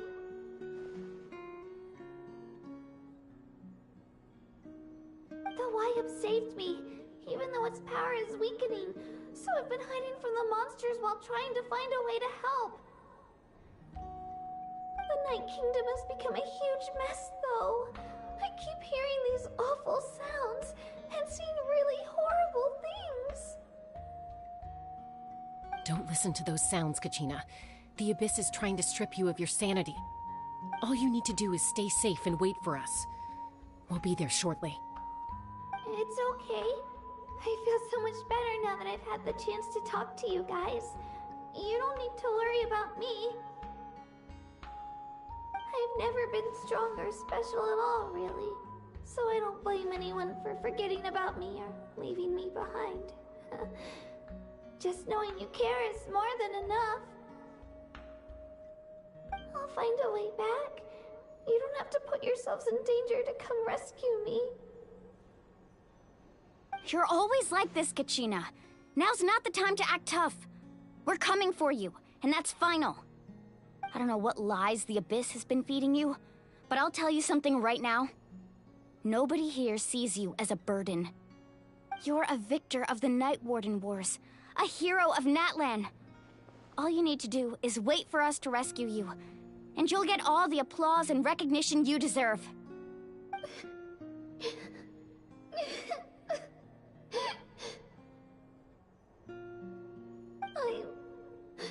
I'm really scared. Everything's so dark and creepy here. And I want to go home. Still, I don't want you to put yourselves in danger because of me. I don't want to hold anyone back ever again. All you need to do is place your trust in us, just like you always have. No one fights alone. We're not leaving you behind. Not ever. Yeah, we're so close, we can't call it quits now! Thank you. Be careful. Looks like we've lost contact. Now comes the most dangerous part. You have to traverse the Night Kingdom in your physical form. This entrance to the Night Kingdom was left behind after an abyssal invasion. Even a brief amount of time inside could expose you to corrosion. I know. I'm prepared for that possibility. All right, then I wish you all the best. I'll tell Koichi to be ready just in case. She's very experienced in dealing with abyssal corruption. That face you just made. Don't tell me you two got into another argument. No, I just feel bad for creating more work for her. I'll go with them too, Archon. The more people, the stronger the party. Thank you so much for your help, everyone. It really means a lot that you're willing to brave these dangers with me. And there's no time to lose, so let's get going.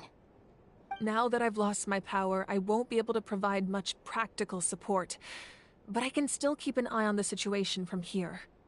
Eon-san, I know it's unlikely, but if you encounter a situation you can't handle...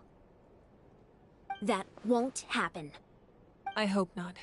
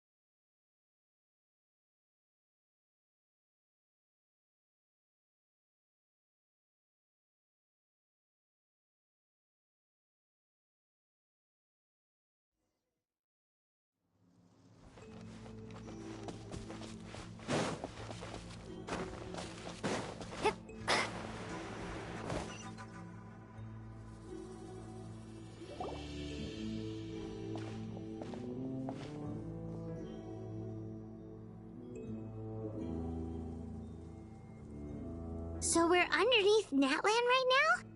It looks nothing like Paimon was imagining. That's because in the distant past, Natlan was home to an incredibly advanced civilization ruled by dragons. Humans only established their own society after the fall of the dragons. So these are Saurian ruins? Wait, you mean like the elemental sovereigns? They had their own advanced civilization? Yes, a really long time ago. Very few records have survived until now, so no one really knows what the devices here are for. These ruins have been abandoned for a long time, but with the recent increase in Abyss activity, the installations around here have somehow been activated again. So what you're saying is, we're not in for an easy trip to the Night Kingdom.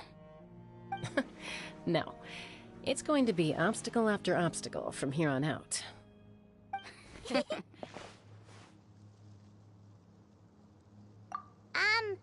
are you all laughing like that? It's creeping Paimon out. It's the pre-adventure excitement kicking in, right guys? Of course. I'm eager to get started. Then let's go. We won't let anything stand in our way.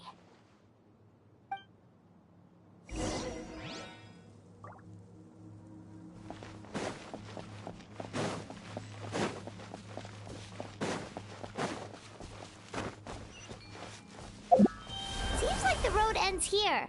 How should we get across? As a professional trainer, I think you could stand to build up your endurance, Paimon. Professional trainer? Paimon thought you were a warrior from the Collective of Planning. Well, that goes without saying. But I actually work as a sports coach. I provide professional guidance for many of Natlan's popular sports.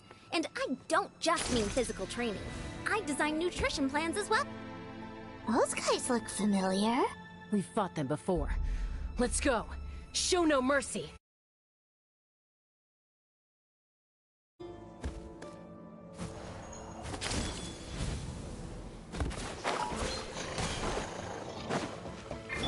Inazuma shines eternal! Illusion shattered! Go!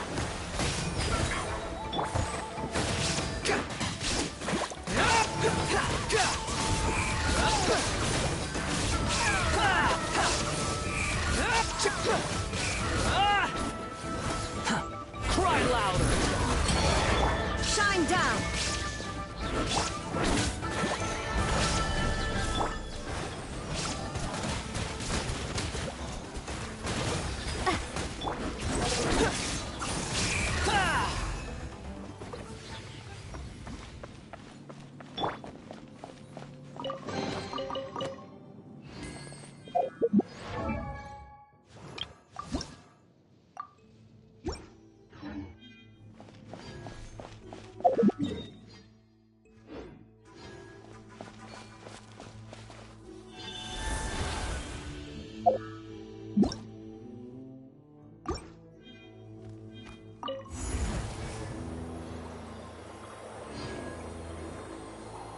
Whoa, the place we need to go seems really high up.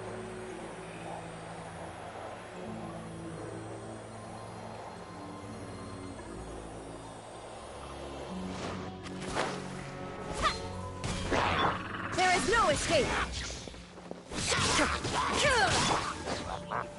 Solidify!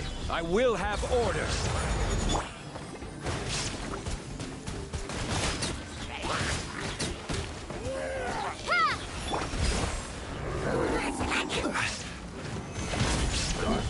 Shine down! Torn to oblivion! Behold!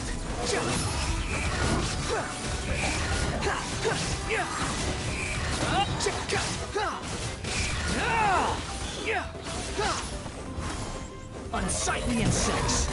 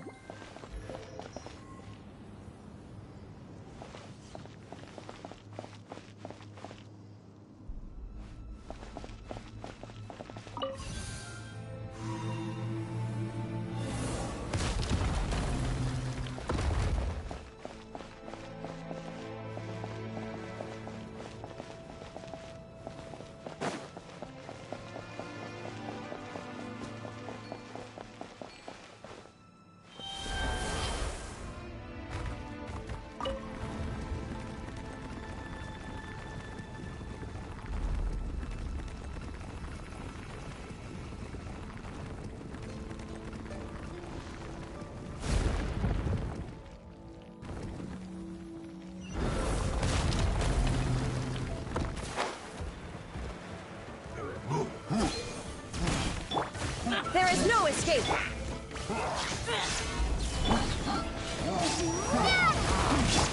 Squall and Fury!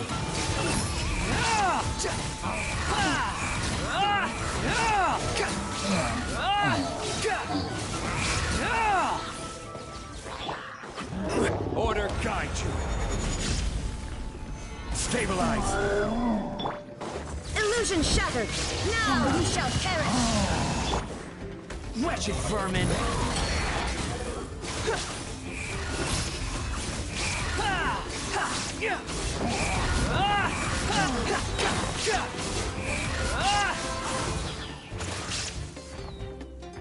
Unsightly insects!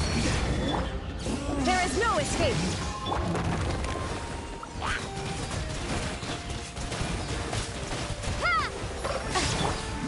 Gather! Inazuma shines eternal!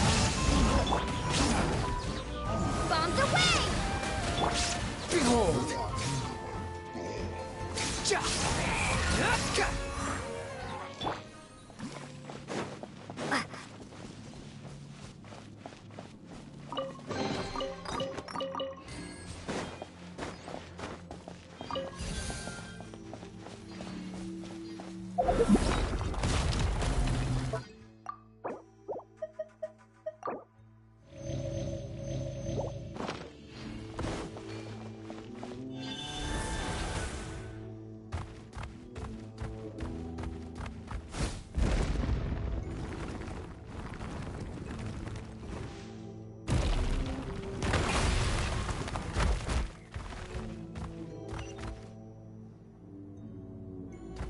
This is the final stretch. We just need to climb up, and we'll be there.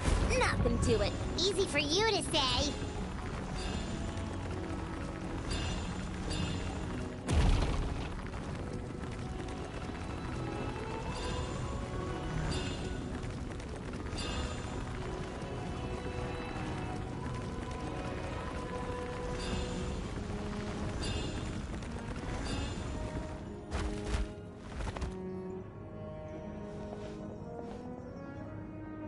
This must be the entrance the Pyro Archon told us about. The one ripped open by the Abyss. Yes. There's something in the depths of this place that feels familiar, yet also foreign.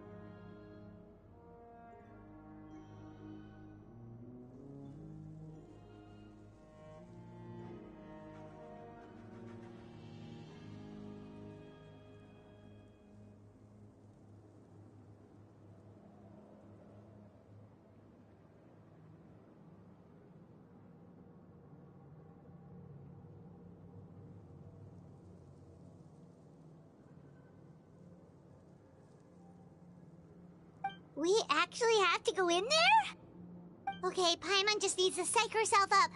Don't push her through before she's ready.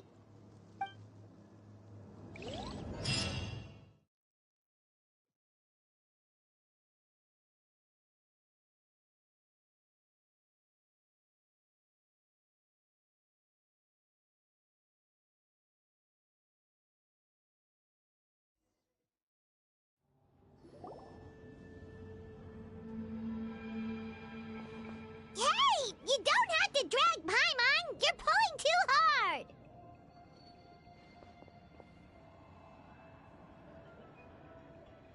Looks like we made it. This is the Night Kingdom.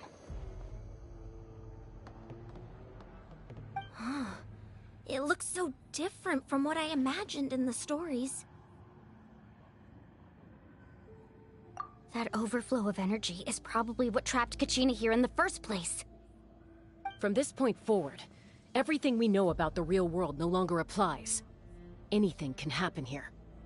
Paimon's more worried about how we're gonna make it out. We obviously can't go back the way we came.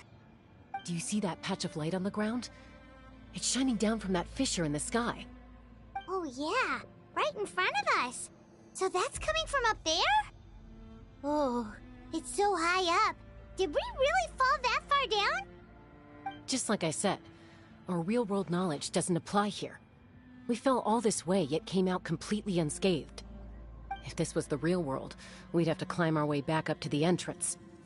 But here, all we have to do is stand underneath the light and offer a prayer. That's it?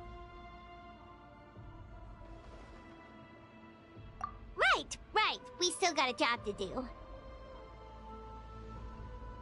So that means all we need to do is find Kachina and bring her to this location. Exactly. This light is streaming in from the real world. It's a link between the two realms. The terrain looks difficult to navigate, and the visibility's not great either. How are we supposed to find Kachina in these conditions? Yeah, these floating black things don't look super friendly either. Those are all manifestations of abyssal power. Be careful. Ghost! A talking ghost! Calm down, I'm here to help. You're the ones who helped Vichama, right? Yes, I'm Vichama's friend, Malko. I was completely lost to this realm until I sensed a mysterious power calling out to me. It's like it was seeking me out, attempting to reassemble the pieces of who I used to be. Of course, it could only do so much. I'm sorry I can only appear before you in this imperfect form. No, we should be the ones apologizing. If the Spirit Speaker's stone hadn't become corrupted by the Abyss, we could have done much more. But we had to destroy it. Otherwise, Vichama and his tribe would have been in danger. Of course. Thank you for protecting him. I never imagined that, even after all these years, he'd still take such a risk for me. Under the power of the stone, it felt like our souls were connected. Turns out even our regrets were exactly the same. Whether in triumph or death, you want your best friend by your side. Exactly. That may not be in the cards for us, but it's not too late for you. You're looking for a young girl from the Children of Echoes, right? She's being chased by an embodiment of abyssal power. I'd like to help her while I'm still in this form, so follow me. Be careful. This place has been severely corroded by the Abyss. Paimon didn't realize it had gotten this bad. It's like a seething volcano ready to engulf our world at any moment.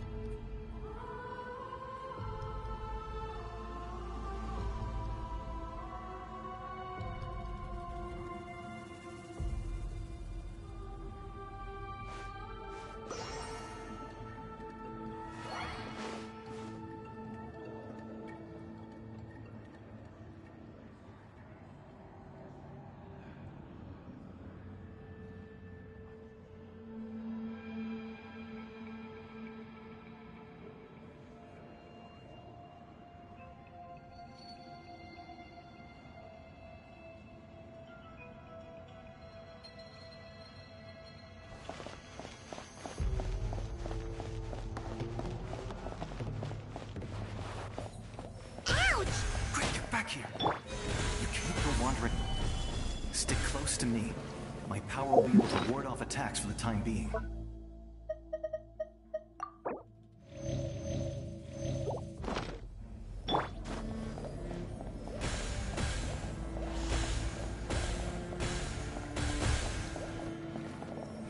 We won't be able to keep this up. Let's try another route. This way.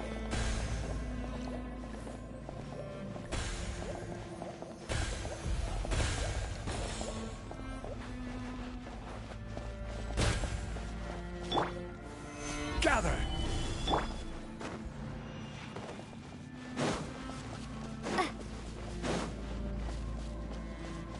Not good. More monsters. We shouldn't waste our time on them.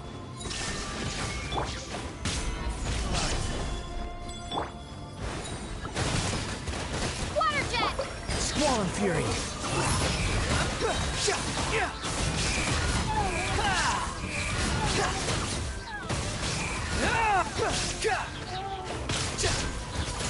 Wedge it, vermin!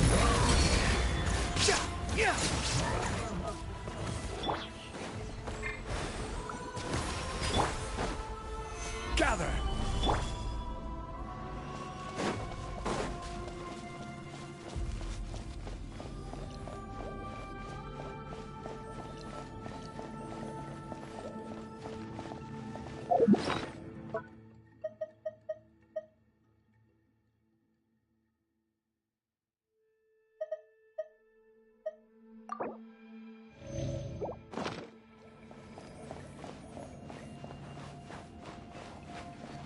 Oh, Paimon can't see anything! It's easy to get lost here. Just stick close.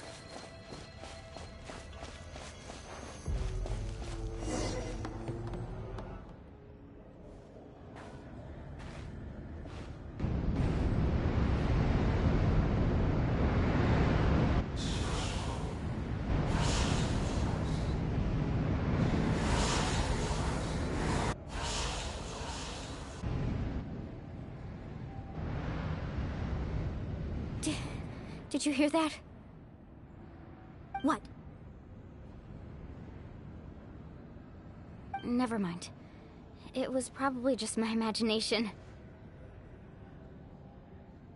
Don't scare Paimon like that! I heard it too.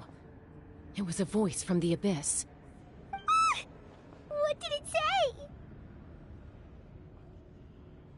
say? Doesn't matter. It certainly doesn't harbor good intentions.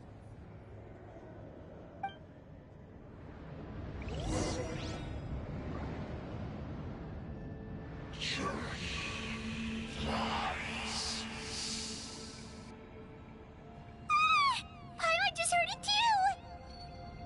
Let's keep going. Paimon wants to get out of this place!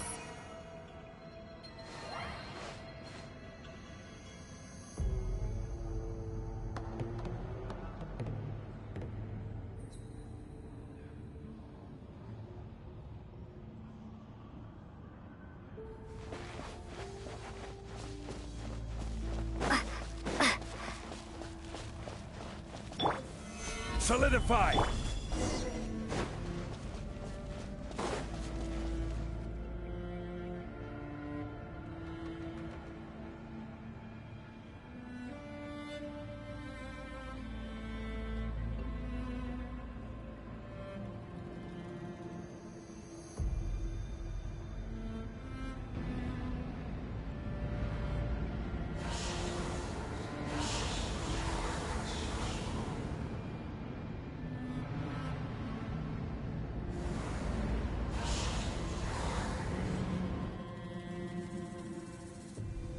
We're here, Kachina! Oh, honey? You made it! Looks like our reunion will have to wait until we take care of these monsters. Good idea. Let's go!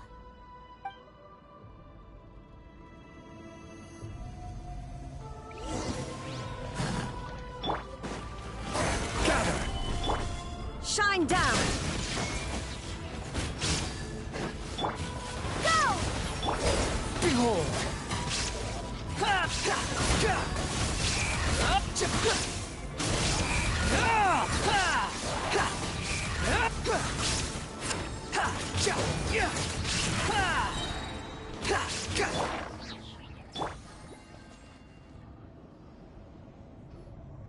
You're here. You're finally here! Thank you so much!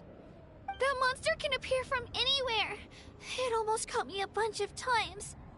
The Wyap's power helped keep me hidden, so I just tried to stay out of sight until you got here. Atta girl. You did so well. And most importantly, you weren't hurt. Should we start heading back then? Actually, I have a request. Will you come visit the Wyap with me? I can't exactly put it into words, but something's wrong with the Ode of Resurrection. And I know it has something to do with the contamination from the Abyss. That was the Pyro Archon's theory as well. Everything we've seen here certainly seems to back it up. In the Night Kingdom, there are 6 main totem poles representing the Wyap of each tribe. You can think of them like the body of each Wyap. Additional totem poles, like the ones around here, serve as proxies to which the Wyap can extend their consciousness. There are countless proxies scattered around the Night Kingdom. Through them, the Wyap can extend their consciousness over the entire realm and track down souls no matter where they roam. But if a proxy were to become severely contaminated, then a soul could become lost within the Night Kingdom. Judging by the current situation, I don't think we're dealing with just one contaminated proxy. Even if we could drive back the abyssal power from one of them, that probably wouldn't even put a dent in the problem. Still, we can't just leave the Wyap to suffer. It's protected me this whole time.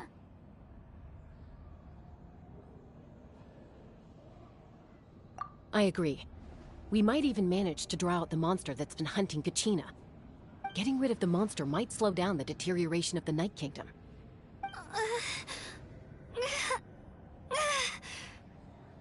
Kachina? What's wrong? Nothing. Just a headache. And that voice again, telling me to abandon the Wyap and leave this place. Maybe we really should leave. Kachina's already been here for too long. No, I'm fine. I don't plan on listening to that nonsense. I can hold on.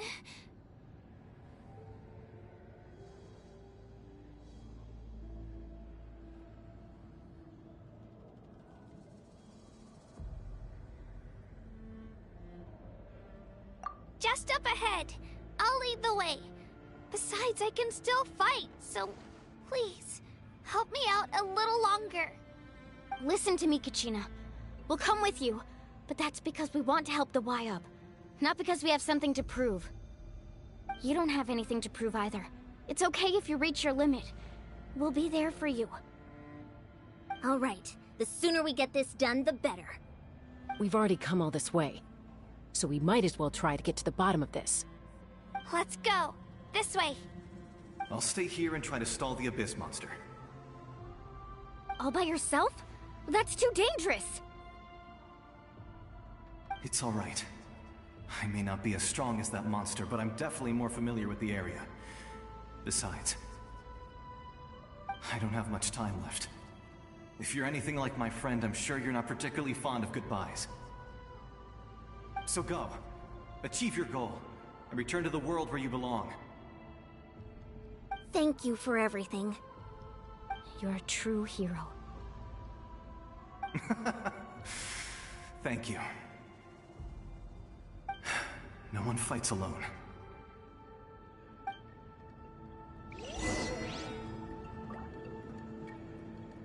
Does your head still hurt? Let me help you walk. I'm fine. You should know I'm made of stronger stuff than that.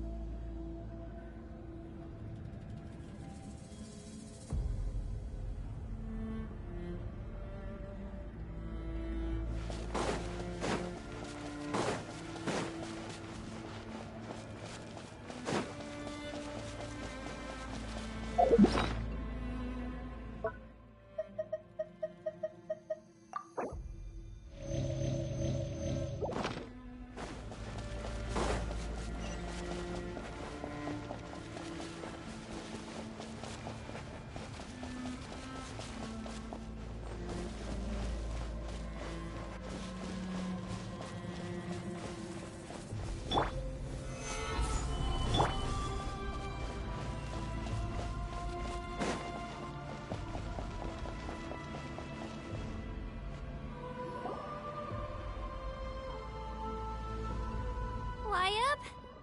Wyabb! I'm back! My friends and I are here to heal you. Wyabb? Can you hear me? Wyabb?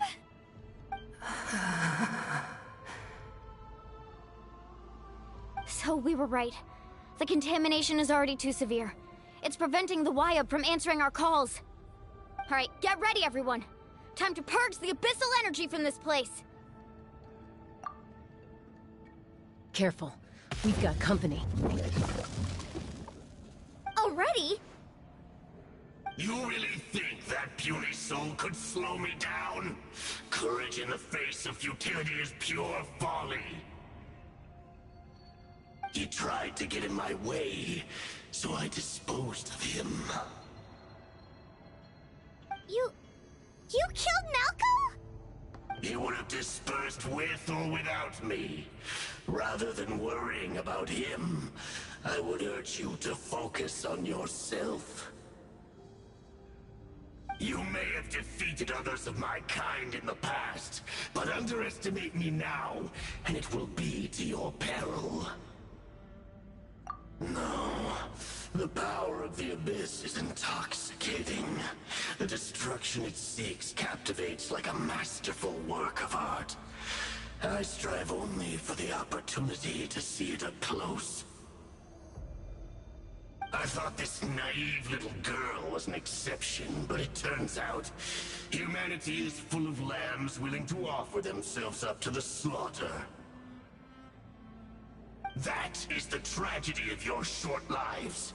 You understand nothing of all-encompassing power. Ancient names, pride, friendship, all empty ideas invented to give you a false sense of self-worth.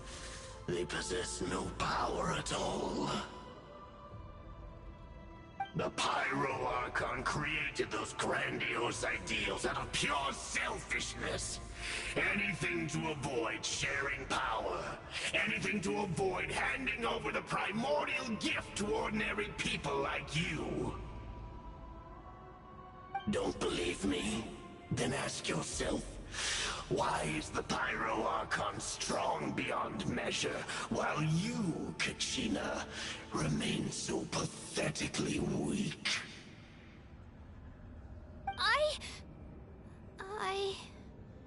Kachina! Give me your hand.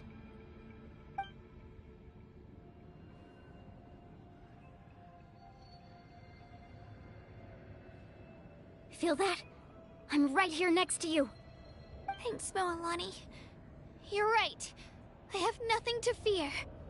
Because I'm not alone anymore. You're right. Maybe comforting ideals don't have any power.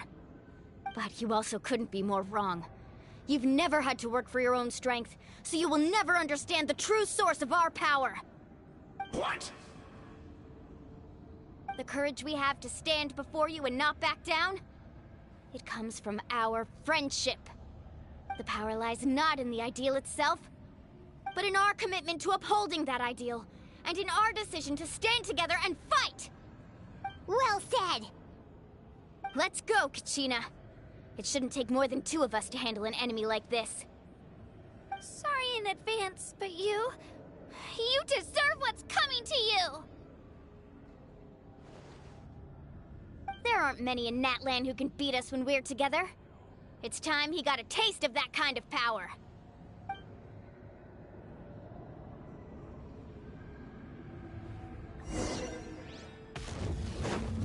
From the ashes to Off we go! Catch an epic wave! Woo! Right here! Clear the area! Carving wave! Surf's up!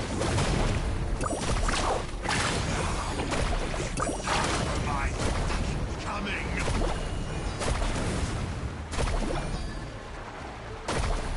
Revelation from on high!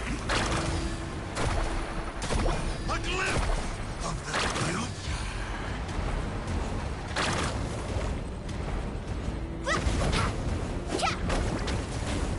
What a right here! The rush begins! Amazing!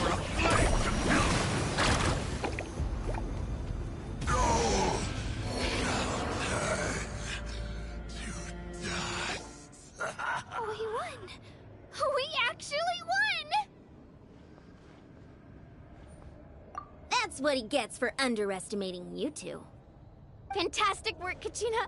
Absolutely fantastic! This makes me so unbelievably happy. I'm happy too, Mualani. Together we really are unstoppable!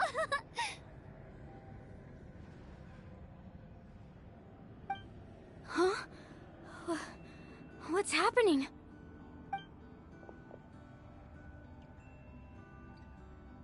My ancient name is glowing? But I thought I didn't bring it with me. It's probably a projection from the real world. But that doesn't explain why it's glowing all of a sudden. Wait, does that mean you're...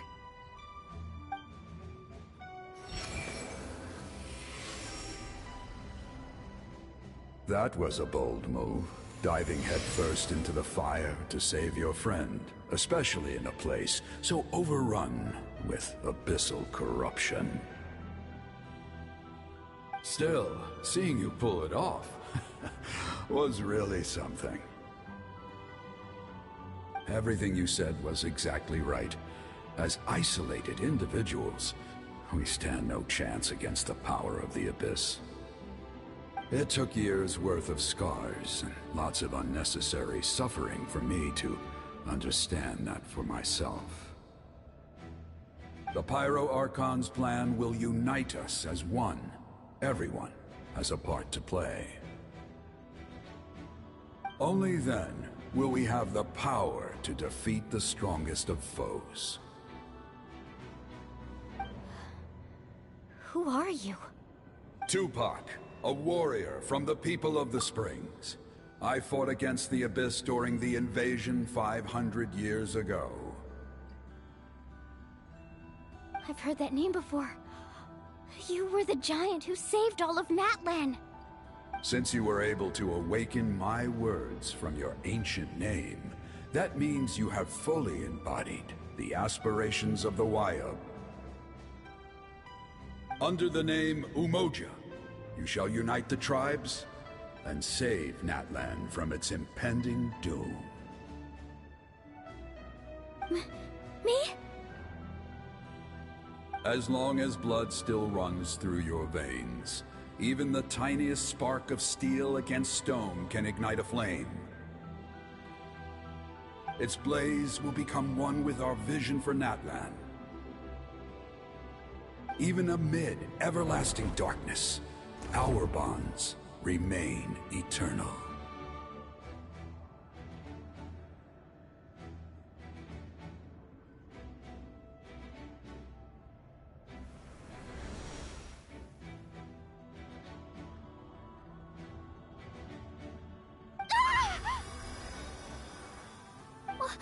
What's wrong, Malani? So many memories. My brain was just flooded with everything he once knew. So that's what happened. What do you mean? Did you just figure something out? 500 years ago, they foresaw the very crisis we're facing now. Efforts to save Natlan started all the way back then. We can go over the details once we get back. We shouldn't linger here longer than we have to. I know bits and pieces, but I had no idea Mualani was also part of the plan. This sounds like something that's going to need a lot of explaining. Let's focus on saving the Wyatt first!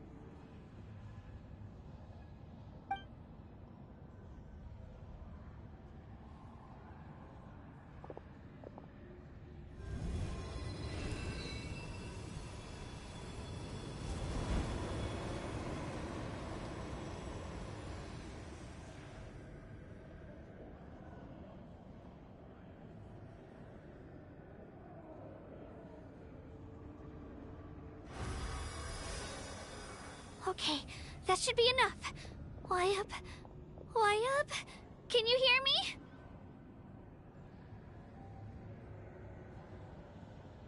I hear your voice, Kachina. My dear child. Great. Well then, I'm afraid it's time to say goodbye. I just wanted to make sure you were okay before we leave, but we can't afford to stay here any longer. I was going to ask why you bestowed an ancient name upon someone like me, but it's okay.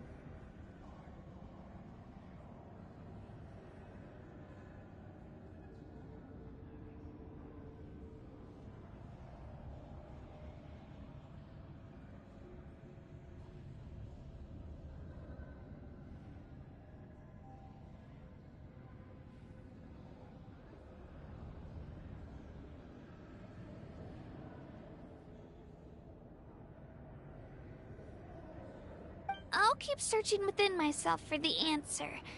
I'll never stop trying to improve my strength. One day, I'll live up to the hero you saw in me.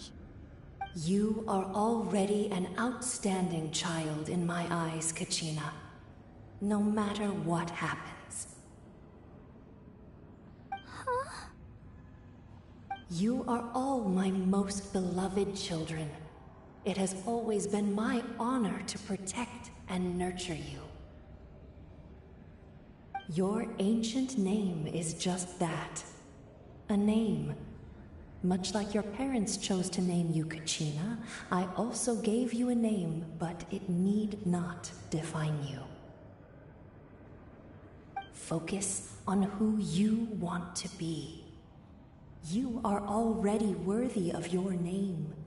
Now, you need only devote yourself to becoming a better you. The story of your ancient name is for you to continue. Just like your parents, my love for you will never change, no matter what the future holds.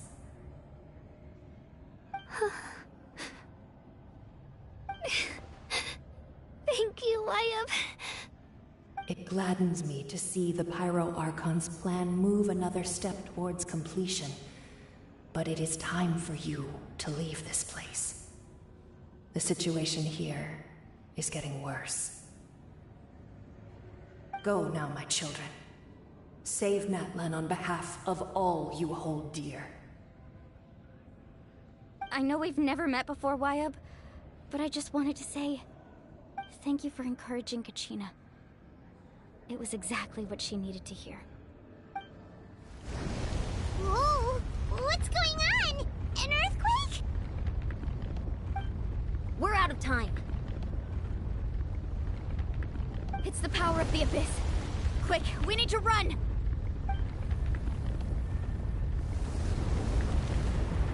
It's a Seelie! The Seelie opened the way for us!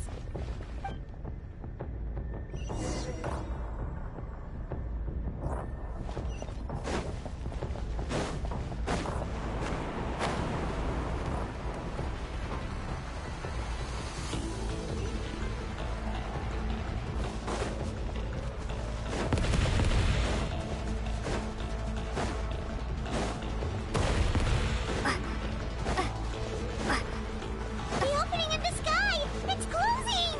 We need to hurry, or we'll be stuck here!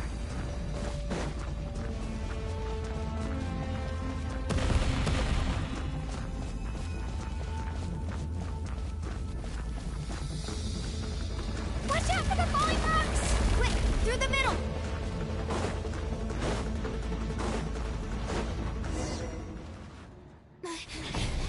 Come on, faster! We'll never make it!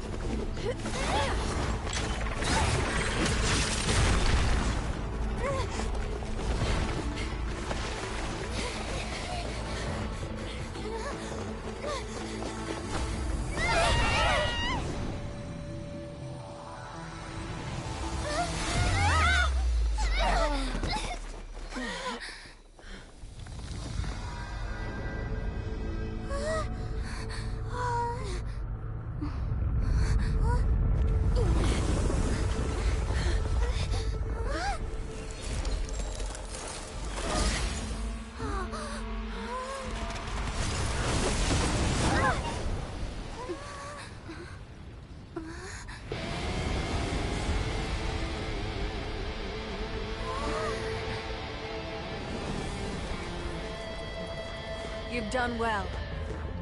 Now come home.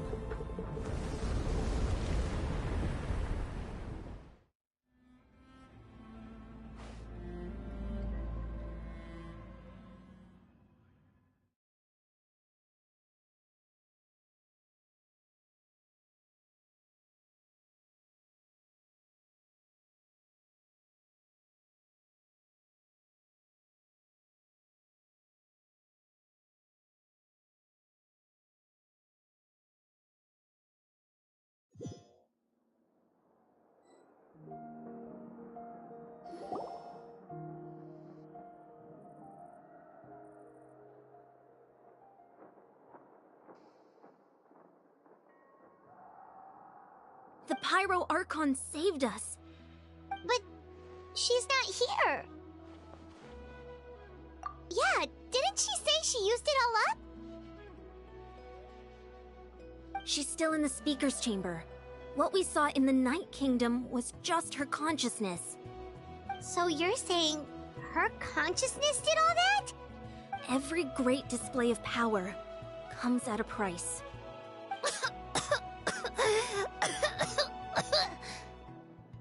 You must feel terrible, Kachina. Just hold on. We'll get you to a doctor soon. Let's get back to the stadium. The Pyro Archon said she'd have a doctor waiting for us. I recommend getting a full checkup, just to make sure no damage gets left behind. Paimon feels okay. What about you, Traveler? Right. You always seem to do pretty well against the Abyss. Let's get going. We need to share what we learned in the Night Kingdom as well. Right. The Wyatt mentioned something about the Pyro Archon's plan. What is it exactly? I'll let her explain everything. We're all a part of the plan now. Every move we make from here on out will decide Natlan's ultimate fate.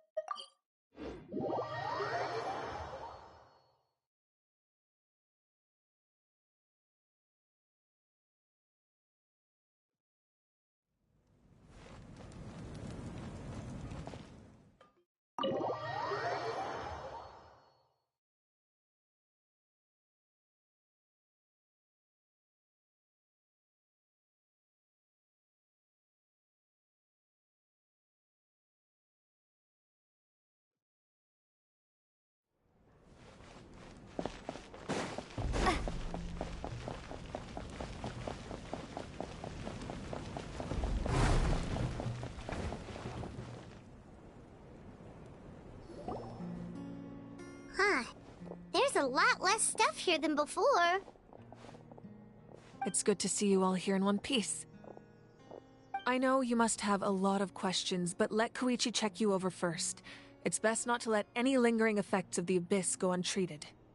Thank goodness you made it back. I came here as soon as the Pyro Archon told me about your plan. Take a seat, everybody. I'll examine you one by one.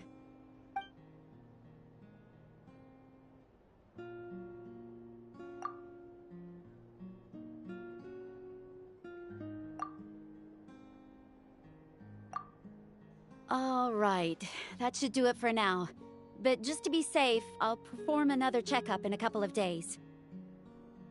I have to say, though, I've never seen anyone react to the Abyss like you, Traveler. It's like you're completely immune to its power. She's always been special like that. She can even purify its power. Wait, now that you mention it, Paimon doesn't think she's affected either. Given the current situation, that ability will likely play a great role in the events to come. Of course.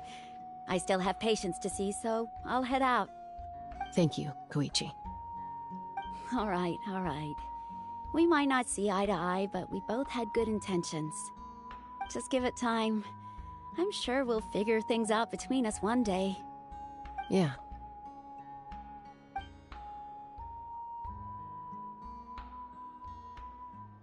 All right. There's so much to discuss, I don't even know where to begin.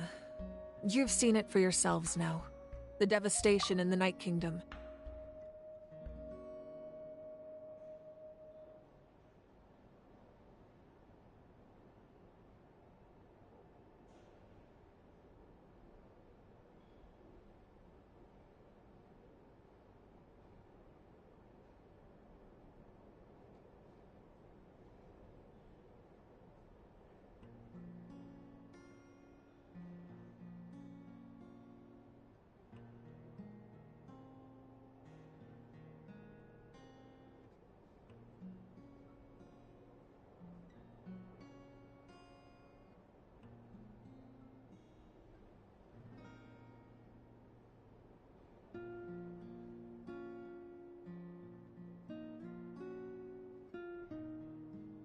I'll get straight to the point.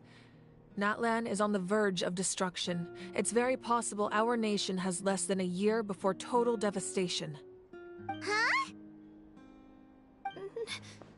No. That can't be true, can it? That's right. But I've only ever disclosed that fact to the handful of people working with me to save this nation. Our looming destruction is not a recent development, but the inevitable conclusion of the disaster the Abyss initiated 500 years ago. Mualani told us a little bit about that. 500 years ago, all the nations of Teyvat were invaded by the Abyss. Unlike the other nations, Natlan never had stable and deep-rooted ley lines, so we suffered the worst of the invasion. The battle against the Abyss was exceedingly long and brutal. In the end, victory came at the cost of our civilization and countless lives.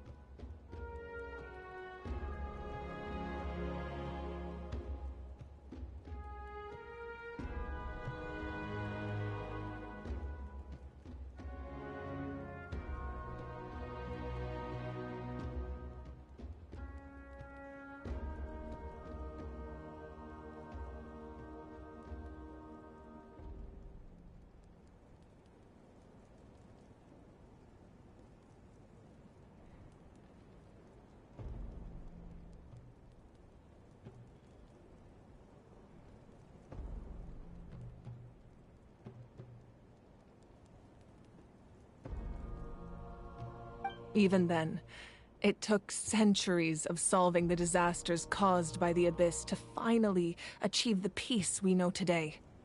And still, this is but a superficial victory.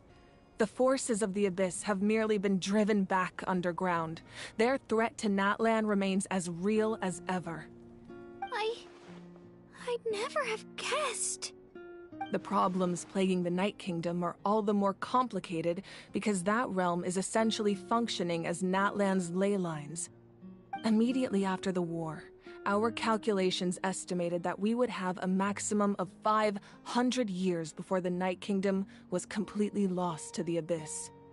But at that time, we were a nation of the destitute. Our people no longer believed in victory, nor did they hold hope for the future. Our civilization was dying, our faith crumbling, and the line of power passed down from the Wayab nearly severed. If we didn't bring the nation back together, it would be foolish to even dream of defeating the Abyss in the future. So, the Archon had a long and involved discussion with the heroes of each tribe, and finally came up with a 500-year-long plan to save Natlan. So that's what happened. After finding Kachina, I encountered a strange figure who gave me a series of new memories. Since the plan was mentioned in those memories, I guess I've been chosen to play an important role in it. But there's still something I don't understand. Those memories showed me the Pyro Archon from back then. And it was you. Huh? But that doesn't make any sense. The Pyro Archon is supposed to be human. It's impossible for a human to live that long. That's right. The hardest thing for humans to overcome has always been time. Or rather, the natural limitations of our lifespan. A god can extend a human's life by using a certain amount of divine power, or subjecting them to a curse. But, as we all know, Natlan doesn't have gods like that. We can only rely on our own methods. A human life is like a flame destined to be extinguished. 500 years ago, I placed my life within the sacred flame. Only by dying before my time could I have the chance to wake up again. So, in other words, this is your second life? Yes. We only managed to defeat the Abyss all those years ago because the tribes came together as one. If the Natlan of the future was to have a fighting chance, the Pyro Archons that came after the war had to rebuild the decimated tribes. The goal was to reunite the people and restore the strength of each tribe's Wayab. Once a tribe was back to its full strength, the tribe's Wayab would select a hero, indicating the tribe was once again ready for war. The Chosen would then stand by my side in defense of our nation, just like great heroes of old 500 years ago. So that means I'm one of the Chosen? That's right. You bear the ancient name Umoja, the same one held by the hero from your tribe 500 years ago. It means unity. After your adventure in the Night Kingdom, I trust you've come to fully understand the meaning of that name. So in other words, you always knew who the Wayab were going to pick from each tribe? Yes. According to the plan, each tribe was supposed to have been fully restored by the time I awoke. But something went wrong along the way. The 6 heroes successfully inherited the ancient names from 500 years ago, but the intel regarding the plan wasn't passed on to them. Once again, it comes down to the deterioration of the Night Kingdom. Communication between the Sacred Flame and the Wayab has been blocked. Just like how the Ode of Resurrection failed to bring Kachina back. Exactly. It's just another tactic the Abyss is using against us. The Abyss may not possess intelligence, but its methods certainly aren't easy to counter. If we want to unblock that information from being passed on, my presence alone isn't enough. The ancient name-bearer must establish a greater connection to their name. So, I've tried my best to help them from the sidelines. Currently, Shilonin of the Children of Echoes, Kinich of the Scions of the Canopy, and Iansan of the Collective of Plenty have all been acknowledged by their names. During your adventure, you too earned the acknowledgement of your Wayab, Mualani. In the process, you gained the memories stored within your name. But we have less than a year! Yes, but we have no choice. We cannot start the plan until all the heroes have been gathered. That's also why I haven't been able to take action despite the urgency of the situation. But if you knew this whole time, why didn't you just tell me about my role in all this? Wouldn't that make everything go a lot faster? Perhaps, but the opposite could also be true. Knowing your destiny too early could mean failing to realize your full potential. Just like your determination to save Kachina, I hope your commitment to this endeavor comes from your own strength of will, rather than a sense of obligation. So I suppose you're not going to tell us who the final two heroes are then? That's right. Their time is yet to come. Putting pressure on them beforehand will only hinder their development.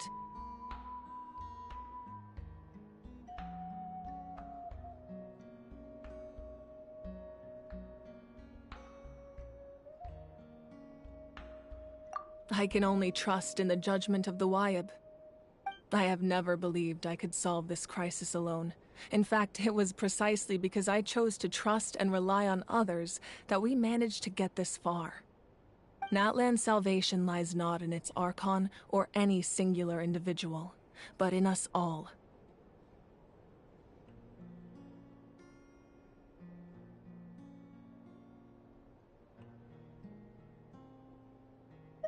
You're quite perceptive, aren't you? I thought I might get away with avoiding the topic. Huh? Oh, right! All of the stuff you stored here before, where did it all go? Even though I sacrificed my power, I still needed a contingency plan to ensure you would make it back from the Night Kingdom. After all, I was the one who allowed you to take that risk, and Mualani has an important role to play in my plan. In addition to their sentimental value, the items I stored here held a much more important purpose: fuel. Fuel? Ah, so back then, that's why you... Yes.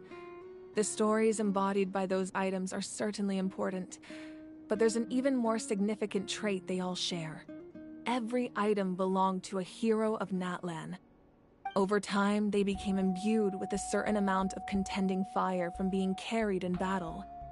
On their own, each item's power is limited, but together, their combined effect can prove quite useful in a dire situation. By burning those items, I was able to activate the contending fire stored within them to open the boundary between the two worlds.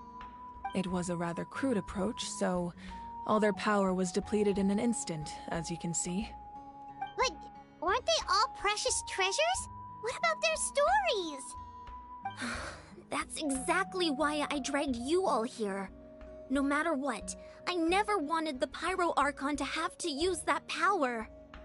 Oh, I'm so sorry. You have nothing to be sorry for. You all deserve my thanks, actually. If you hadn't saved the totem pole, that area of the Night Kingdom would have been forever lost to the Abyss. And then, it would only be a matter of time before the Children of Echoes was met with disaster. Besides, when those heroes entrusted their belongings to me, or the Pyro Archon of their time, it was out of a desire to contribute to Natlan's survival. If they knew those items helped save the present-day heroes of Natlan, they would not mourn their loss. Even when you put it that way, I still feel bad. There's no need. Remember what I told you about time? The people and the events of the past are never truly lost to us. We simply carry them with us in a different form. In that sense, we didn't lose anything at all. If you still have regrets, let them fuel your resolve in the battles to come. Your deeds will become new legends and nurture new forms of power just like the items once stored here. Well, we'd still like to return the favor. Well, if that's the case, just treat me to a drink sometime. Now that Kachina has returned, we can finally hold the victory feast and celebrate your team's triumph in the Night Warden Wars. And we could all use the rest, that's for sure. Plus, you'll be able to silence everyone who doubted you once and for all, Kachina. Still, now that I know the danger we're facing, having a victory feast doesn't feel right. Try not to let it get to you. It's important to stay calm. Worrying about it will only affect your judgment. All right. You should head out. I'll join you in a bit.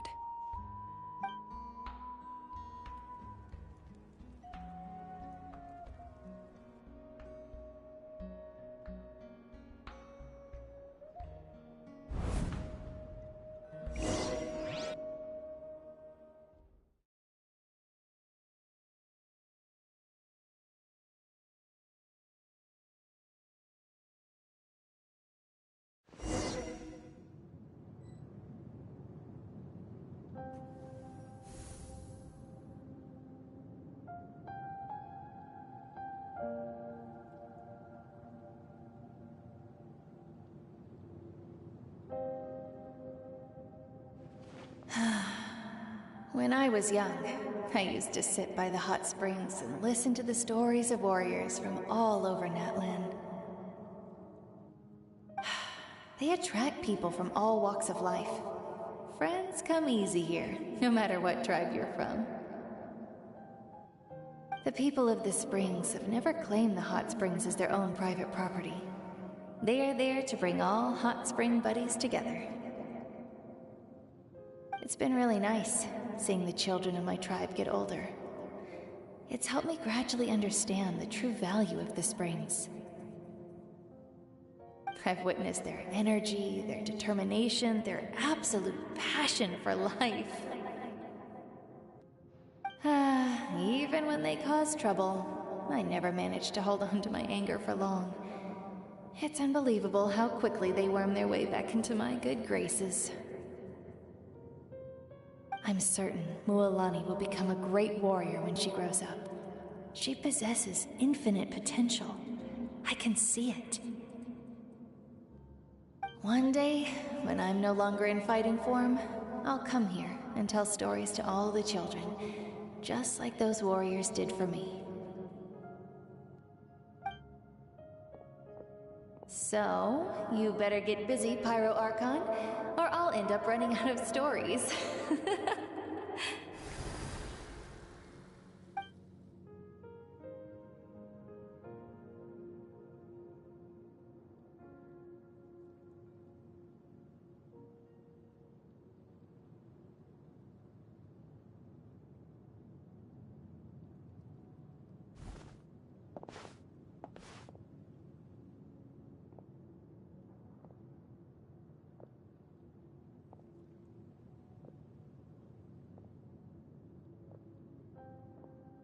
Our nation is engulfed in darkness. Our tribes stand divided, and yet you promise victory in the distant future.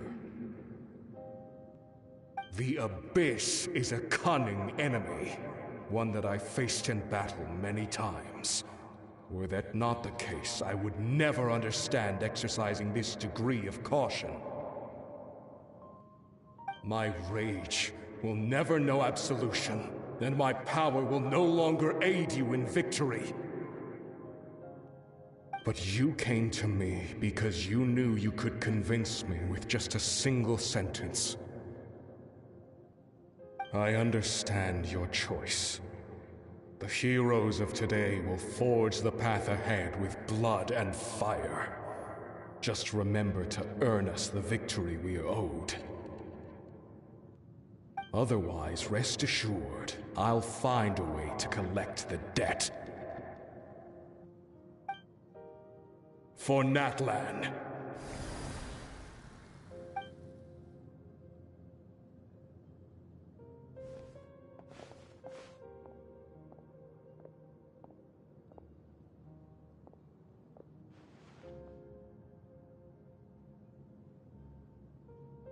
So, you're gonna head 500 years in the future to serve as the Pyro Archon again? But what about the you from right now? You're just gonna die? You can't ask her those questions and expect her to answer, my dear. The decision is hers to make, and she deserves our support. We will do everything we can to rebuild the tribes. Don't you worry. Even across time, we will all do our part to fight for Natlan's future. Yeah, Mom's right. We'll always believe in you, sis. Oh, seriously though, Dad should be here. Where is he? I imagine he didn't know what to say, so he chose not to come at all. Don't take it to heart, my dear. That's just who he is.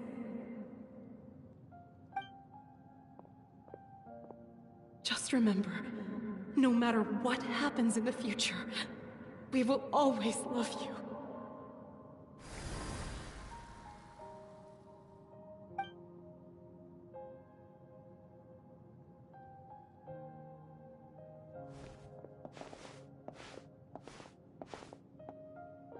I'll come find you one day. I know I can't live that long, but I'll think of something. There has to be a way for us to meet again one day. If there's an answer out there somewhere, I'm gonna find it. So, don't forget about me.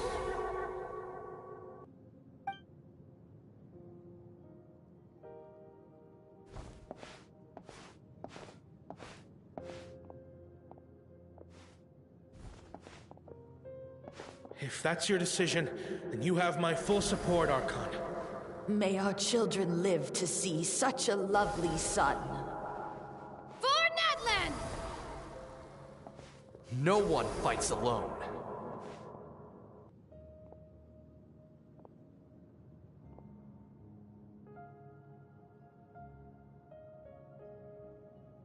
The rules are my legacy.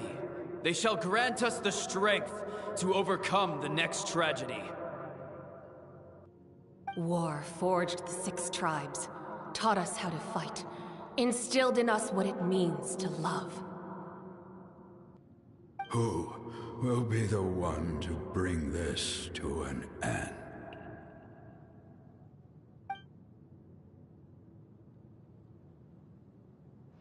We are the inheritors of memory and legend. Those who grew alongside sun and wind. Those who forged our own destiny and future. That is Natlan's fire. The lifeblood of our nation.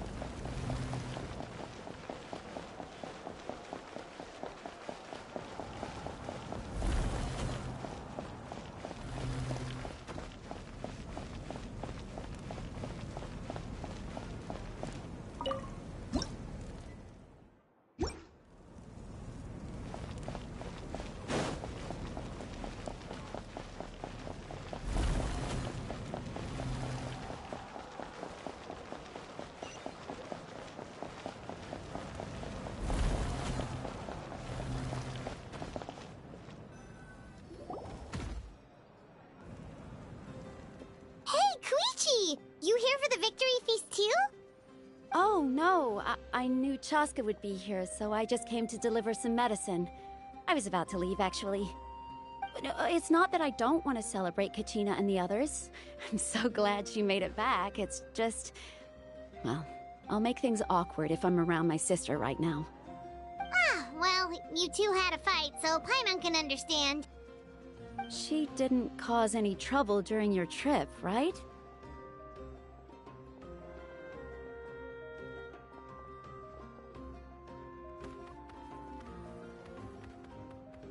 Yeah, she was super helpful. She gave us a lot of useful information about the Abyss.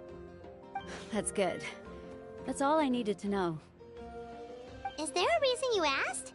You were pretty outspoken when we first met, but now it's like you're holding something back.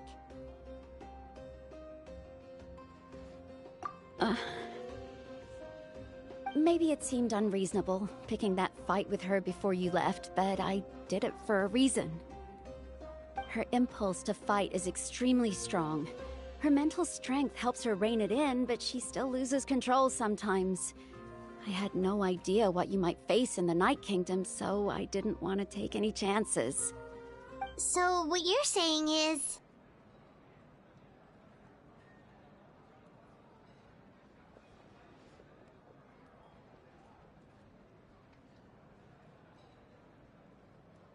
Okay, so maybe it sounds a little stupid, but it works pretty well.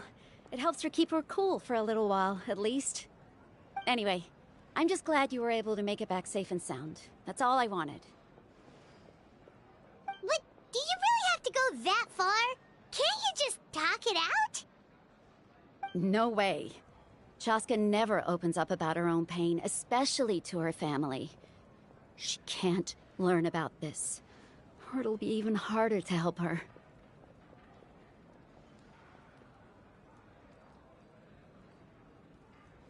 I appreciate the understanding, and don't worry. I'll find a way to help her ease this burden. Anyway, I need to get going. Enjoy the celebration. Oh, and if you ever need a doctor, you know who to find. Huh. Who would have thought there was a deeper reason behind their arguing?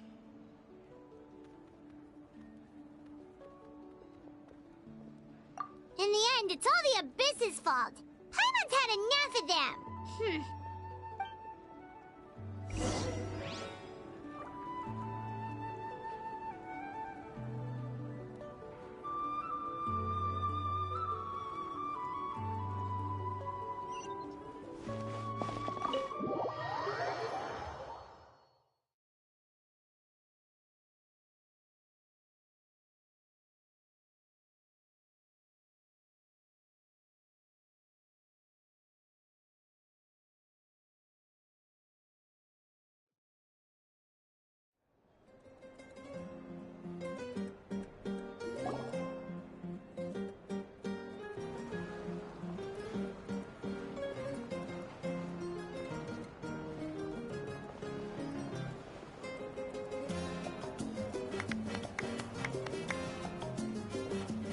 Let's give a huge round of applause to our brave young warrior, Kachina!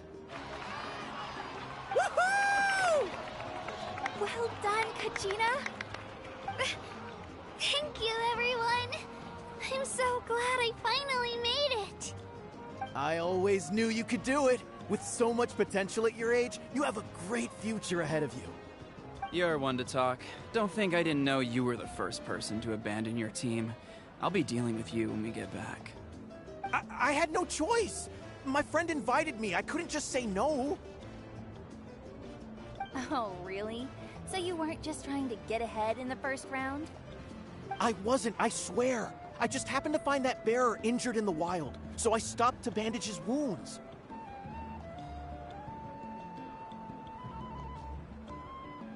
When he insisted on repaying the favor, what was I supposed to do? I'm just one person. I figured Kachina would have no trouble replacing me. But the fact of the matter is that after your departure, everyone else started thinking about swapping teams too.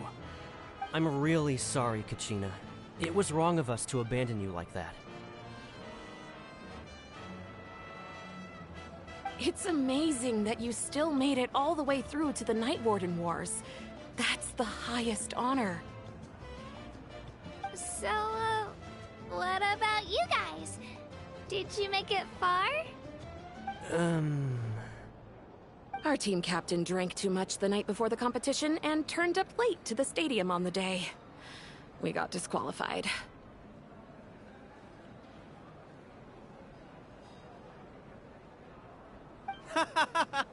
Serves you all right. No sympathy for me.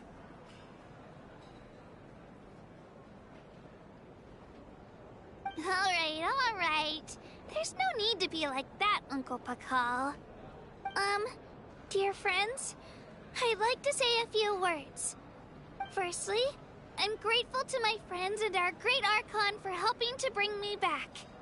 This traveler and her companion Paimon are some of the strongest people I've ever met. If they were allowed to participate in the pilgrimage, I have no doubt that they'd win the whole thing. They've agreed to let me learn from them.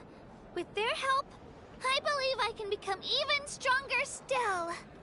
And let's not forget my good friends, Moalani, Chaska, Kanich, and Ayan-san. They all helped the Traveler and Paimon figure out a way to bring me back from the Night Kingdom. They too deserve to be called our heroes, so please give another round of applause for them. Thank you so much! Well said!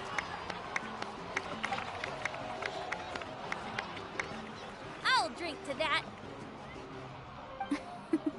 How does it feel being a hero, Kachina?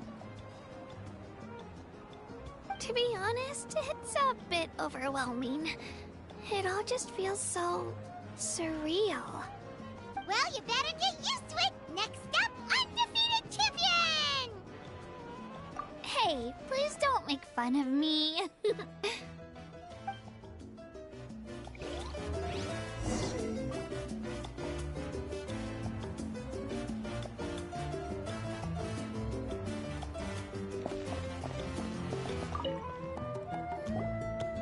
Ah, you're here.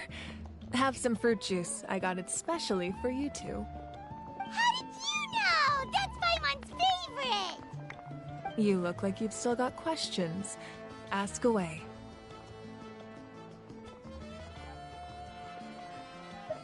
Because they had their own lives to live.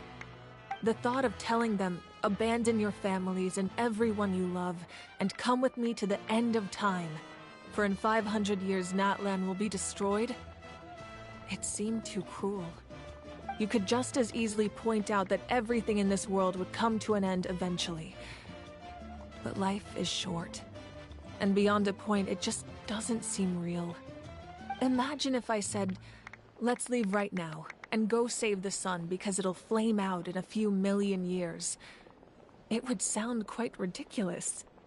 I couldn't make them shoulder that burden with me. Besides, every generation will have its heroes, this one included.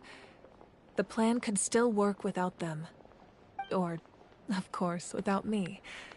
But since I was the one who came up with the plan, I felt duty-bound to see it through to the end. Paimon's suddenly remembering that portrait in your room. Was that your family from back then?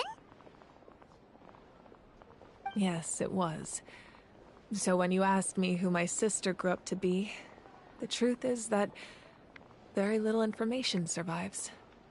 From what I've been able to piece together, I can conclude with a reasonable degree of confidence that she ended up as an architect and artist. She played an instrumental role in rebuilding the scions of the Canopy tribe, designing and building many houses. But of course, none of her buildings are around anymore.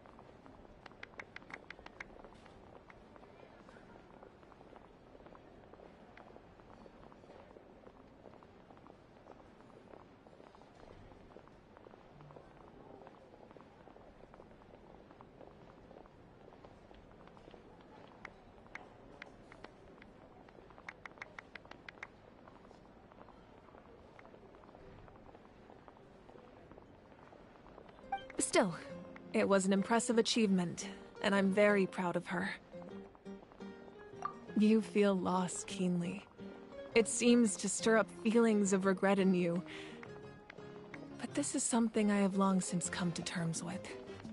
This is a war, and there can be no war without loss. I am already far more fortunate than those who lost their lives to the Abyss. The people of Natlan look to me as their Archon, and the weight of their expectations is mine to bear. I must see our fate through to the very end, no matter what I may find there.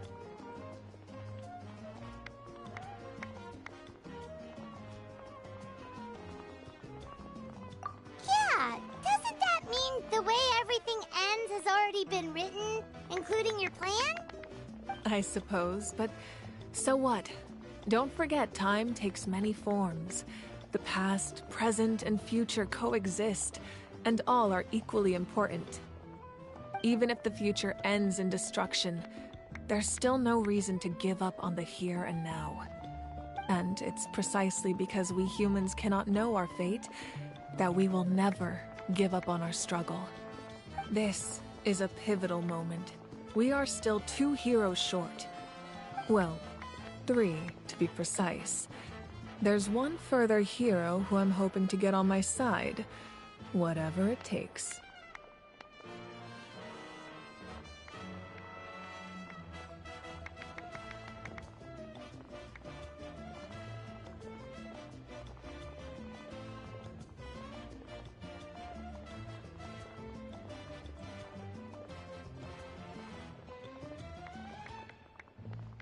Your resistance to the corrupting power of the Abyss is truly remarkable.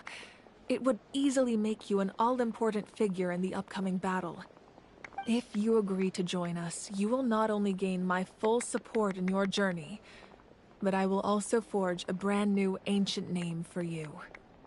Ancient names can be forged? They can. Several strict conditions must be met, but if they couldn't be forged at all, then the number of them in circulation would have long dwindled to 0.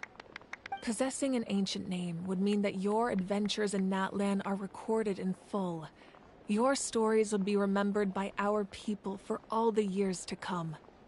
The Ode of Resurrection may have temporarily lost its power, but still, take this as my personal guarantee that I shall never let you fall. Just like in the Night Kingdom, I will be there for you.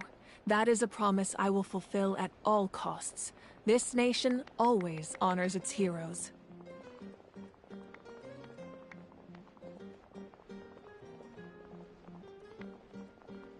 Yeah, we can't just ignore the situation here. Wonderful. Then I'll reach out to Shilonen right away. She's the one who will forge the name. We've never forged an ancient name for an Outlander before, but I trust she'll find a way.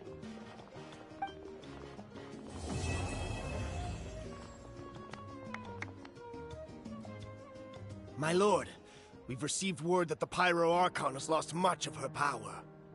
Although your injury complicates things, this is most certainly the opportune time to seize the Gnosis. Victory and defeat are rules, not outcomes. I have never taken advantage of an opponent in a time of weakness, and I don't intend to start now.